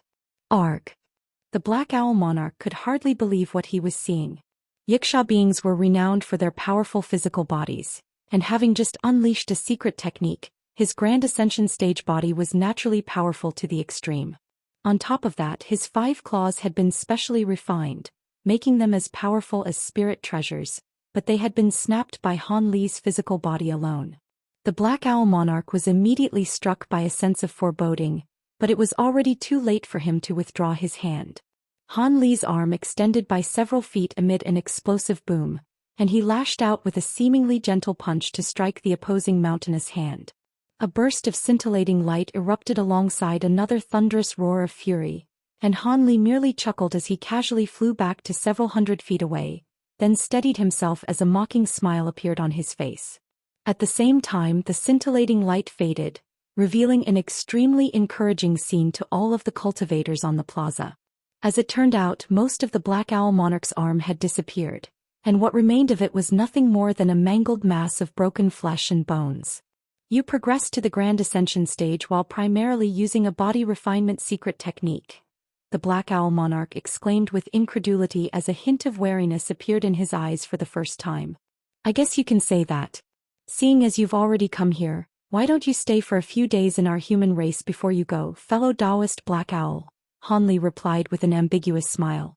Don't think that these trivial injuries will hinder me. The show has only just begun. I was only caught off guard by your attack. There's no way a rookie Grand Ascension stage being like you could be a match for me, the Black Owl Monarch said in a vicious manner as bursts of black chi surged out of his body to instantly inundate the entirety of his massive frame. A string of loud cracks and pops rang out incessantly from within the black chi, and a hint of surprise appeared on Han Li's face upon seeing this. In the next instant the black chi dissipated, and it was revealed that the Black Owl Monarch had fully regenerated from all of his injuries. So you've cultivated an immortal body. It's no wonder that you dare to fight me directly with your physical body, Han Li mused as he appraised the Black Owl Monarch. I'll concede that your physical body is more powerful than mine, but how about this? Reversing heaven and earth. The Black Owl Monarch's body expanded even further in size, and it swept an arm through the air, sending a burst of indescribable energy fluctuations spreading in all directions. You're using the power of laws. Han Li murmured to himself as his pupils contracted slightly. That's right, there's no way a rookie Grand Ascension stage being like you could have much of an understanding of the laws of heaven and earth. The Black Owl Monarch guffawed as a thin black line suddenly appeared in the air before him. Immediately thereafter the line blurred and heaven and earth suddenly flipped as the sky became inky black, while the earth abruptly became bright and clear. Chapter 2209. Crushing a Grand Ascension stage being all of the cultivators were horrified to find that they had suddenly become completely immobilized, as if their bodies were being crushed under giant mountains. In contrast, a cold smile appeared on Han Li's face as he swept his spiritual sense through this black and white world, following which the Provenance golden body rose up into the air as a streak of purplish golden light, then surged into Han Li's body.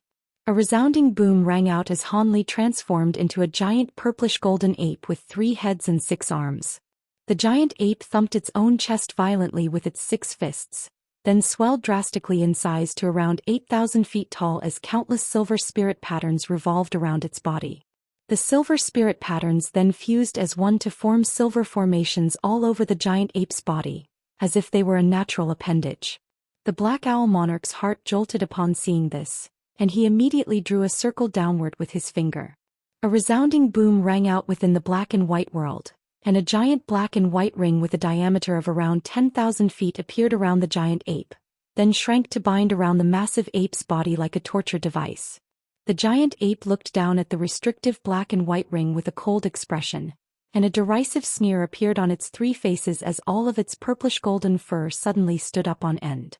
Immediately thereafter the silver patterns became extremely bright, and a burst of enormous invisible power surged forth in a frenzy, striking the massive ring with a devastating impact.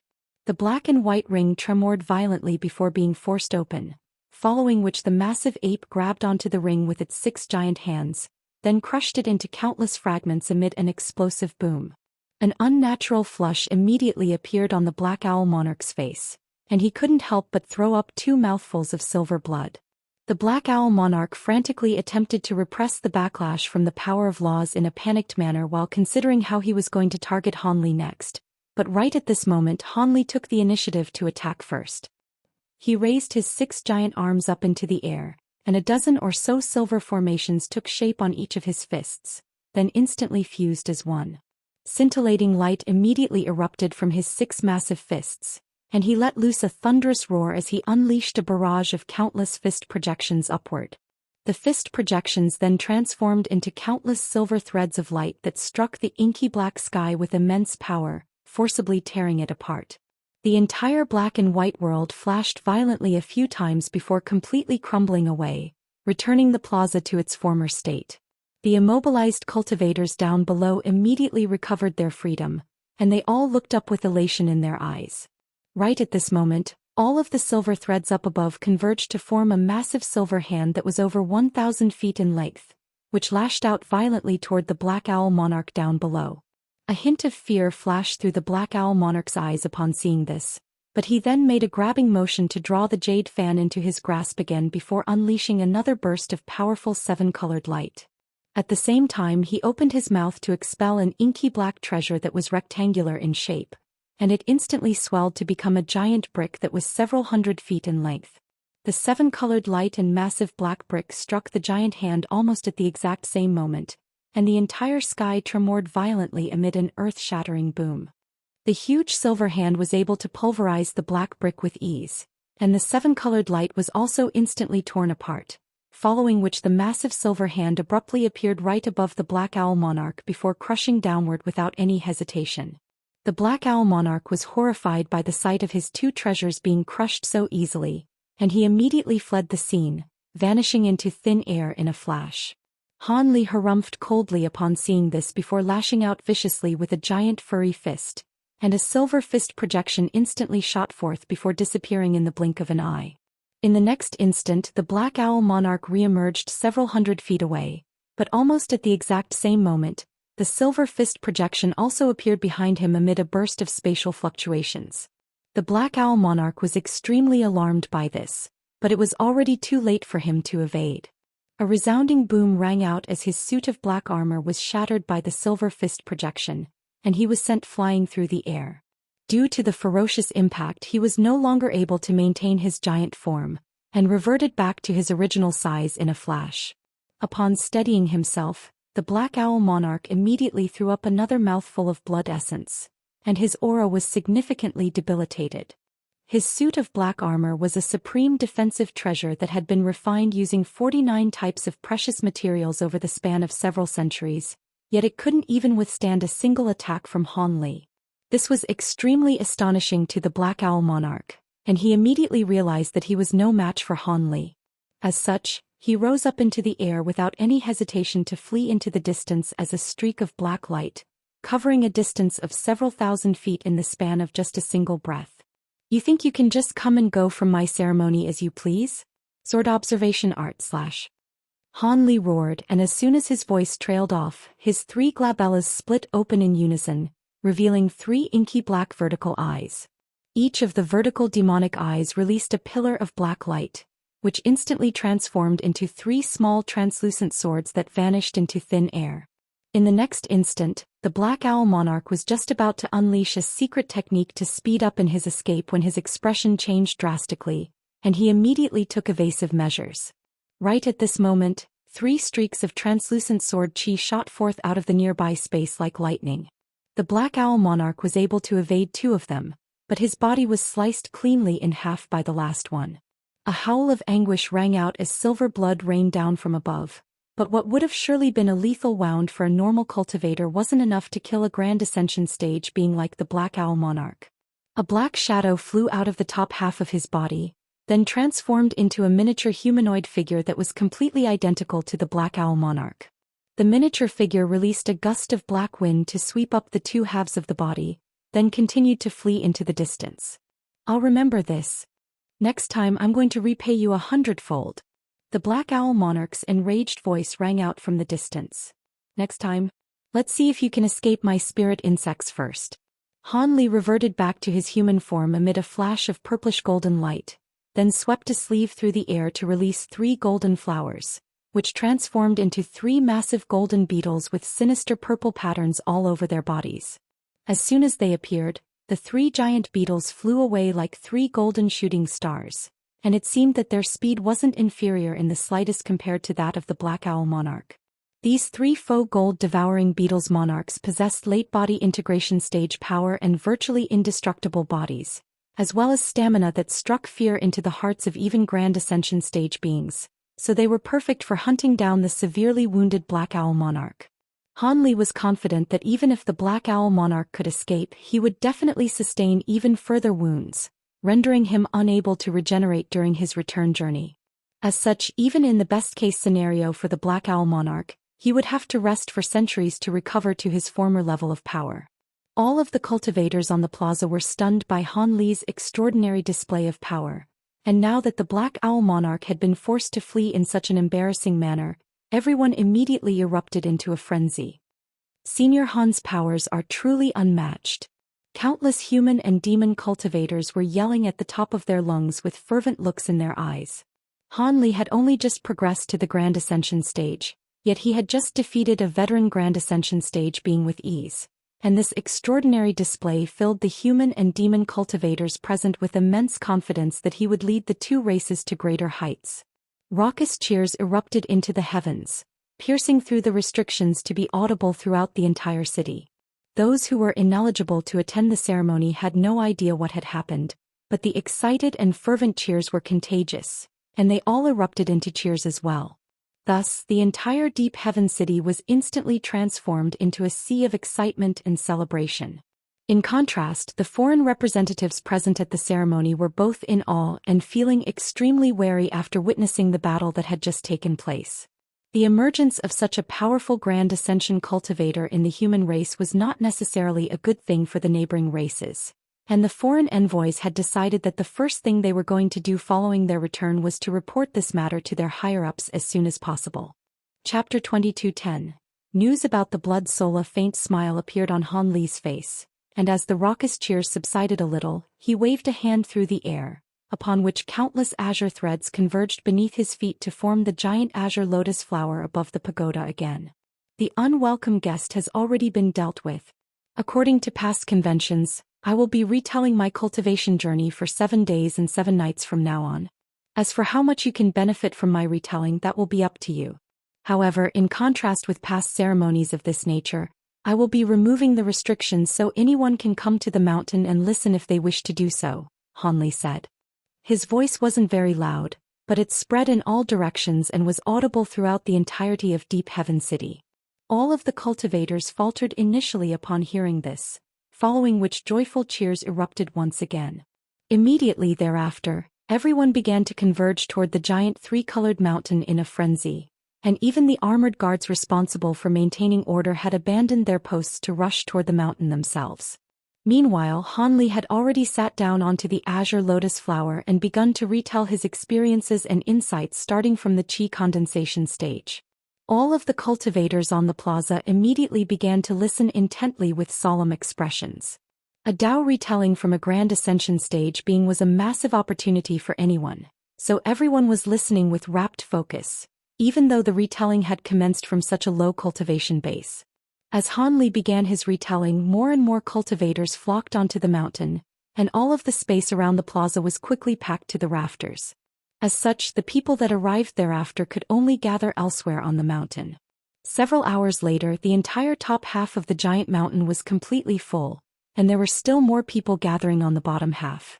Regardless of where one stood, as long as they were situated on the mountain, Han Li's voice would immediately become clearly audible to them.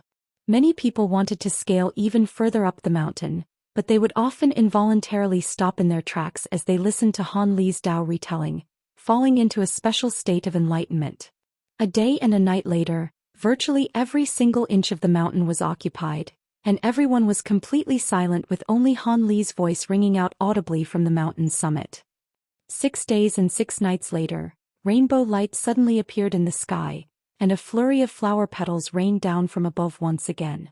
Han Li's voice drew to an abrupt halt, and all of the enraptured listeners were instantly brought back to reality. Many people were immediately able to return to their senses, but they still appeared to be slightly disoriented, as if they had just awoken from a dream.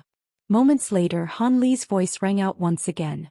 Thank you for attending my Grand Ascension stage celebratory ceremony. The ceremony has concluded. You may all go now. For many cultivators, Han Li had only just reached the critical juncture of his Dao retelling, so they were naturally very reluctant to leave, but in their eyes Han Li was currently like a god, so they didn't dare to oppose his instructions. Thus, everyone extended respectful bows toward the mountain summit before departing, and only then did the ceremony truly conclude. Half a day later, the three-colored giant mountain vanished amid a rumbling boom, and the remaining armored guards near the plaza extended respectful bows once again before departing in an orderly fashion. In the hall on the first floor of the stone pagoda, Han Li was already situated on the main seat. On either side of the hall stood Qi Lingzi Hai Yuetian, and the elders of Deep Heaven City. Bai Guer had also returned, and she was standing next to Zhu Guer, who was of a similar age, and they really did look as if they were sisters. Bai Guer had managed to return just before the commencement of the ceremony, and she was currently at the mid-deity transformation stage. As for the elders of Deep Heaven City, the respectful expressions in their eyes had become far more genuine compared to prior to the ceremony. It was quite clear that they had been completely won over by Han Li's dismantling of the Black Owl Monarch. Li Rong was also standing in front of Han Li in the hall, listening intently to his every word. So you're saying that Senior Ao Shao and Senior Mo Jianli have entered the Elder Devil realm with the Grand Ascension stage beings of the other races to help the devilish patriarchs transcend the tribulation of the Elder Devil realm, Han Li said with furrowed brows. Indeed. Not only have all of the Grand Ascension stage beings of the neighboring races entered the Elder Devil realm, many of the super races of the Spirit realm have also sent Grand Ascension stage beings to assist in the same endeavor. That's why the devilish army was forced to abandon the territory they had claimed in our Spirit realm and return to the Elder Devil realm, Li Rong replied. So in return the Grand Ascension stage beings of our races must enter the Elder Devil realm with the Grand Ascension stage beings of those super races to resolve the issue in the Elder Devil realm. After all, if the Stemborer Queen were to destroy the Elder Devil realm, perhaps our Spirit realm would be next, Han Li sighed. Indeed, Senior Han. If it weren't for this agreement the devilish army wouldn't have retreated, Li Rong said in a resigned manner. I was wondering why no battle had erupted between our two races and the Shadow Tribe and Yiksha race. So it's because all of the Grand Ascension stage beings have entered the Elder Devil realm. The Yiksha race must have intentionally hidden the Black Owl Monarch as a trump card to usurp our two races. If I hadn't made a breakthrough to the Grand Ascension stage at this juncture, our two races would have been in some trouble, Han Li mused in a contemplative manner. Indeed. If you hadn't progressed to the Grand Ascension stage, no body integration stage being would have been able to oppose the Black Owl Monarch. I'm sure that once word of what happened during the ceremony spreads, none of the foreign races would dare to plot against us again, Li Rong replied with a smile. So the elders of the Holy Island would like to meet me to discuss how to deal with the other races, as well as to track down Senior Ao Shao and Senior Mo Jianli, is that correct? Han Li asked. Yes, Senior Han, Li Rong replied. It was clear that she had already been completely won over by Han Li's scintillating display of power, and was telling him everything that she knew. Alright, you can accompany me to the Holy Island later. Aside from discussing these matters with the fellow Daoists on the Holy Island, I'm also quite interested in the Heavenly Tome Library and Chaotic Myriad Spirit role there, Han Li said. Li Rong was ecstatic to hear this and she immediately replied, I'd be honored to accompany you to the island, Senior Han. Han Li then turned to Elder Gu and the others and said, I'll have to trouble you to look after my disciples again, fellow Daoist Gu. Rest assured, Senior Han, as long as they continue to remain in our city, we'll be sure to keep them safe, Elder Gu assured with a respectful bow, and all of the other elders also chimed in agreement. There's no need to be overly concerned, I'll be taking Yue Tian away from the city for now. In his absence, I'm sure no one will cause any trouble for the city. Qilingzi Zhuguer, you two can come with me as well, Han Li instructed with a smile. Yes, Senior Han. Yes, Master. The two of them replied in unison. Shortly thereafter, everyone departed from the hall, but right before Qilingzi left, Han Li delivered an instruction to him through voice transmission, and Qilingzi immediately gave an affirmative response before also departing. Han Li remained in the hall with a contemplative look on his face, and shortly thereafter footsteps rang out outside again, following which a slender figure appeared before him. Su Qinyu pays her respects to Senior Han. No need for formalities. I'm sure you know why I asked you to stay, right, fellow Daoist Su? Han Li asked. Su Qinyu didn't dare to look directly at Han Li, so her head was slightly bowed as she replied. I'm guessing you want to ask me about the Heaven Void Cauldron. That's right. If I recall correctly, the Heaven Void Cauldron is an extremely important treasure to your Su family. Why has it suddenly been offered to me as a present? Han Li asked. Truth be told, I was instructed by the blood soul of our matriarch to present the Heaven Void Cauldron to you as a congratulatory present, Senior Han, Su Qinyu replied in a slightly uneasy manner. Han Li faltered slightly upon hearing this before asking, the blood soul? Has fellow Daoist Ice Soul's blood soul already returned to the Su family? Yes. Around half a year ago she suddenly returned with severe injuries, but not long after her return she fell unconscious from those injuries. However, prior to this she instructed us to present the Heaven Void Cauldron to you in the hope that you would pay a visit to our Su family with the cauldron, Su Qinyu replied. I see, so fellow Daoist Blood Soul asked you to present this cauldron to me after she was made aware that I had progressed to the Grand Ascension stage, is that correct? Han Li asked as his brows furrowed slightly. That's right, Su Qinyu replied. Has your Su family not tried to treat fellow Daoist blood soul? Han Li asked. The seniors of our Su family have exhausted all available methods for treatment, but all to no avail. Prior to my departure, Senior Blood Soul was still in an unconscious state, Su Qinyu replied. Alright, I understand now.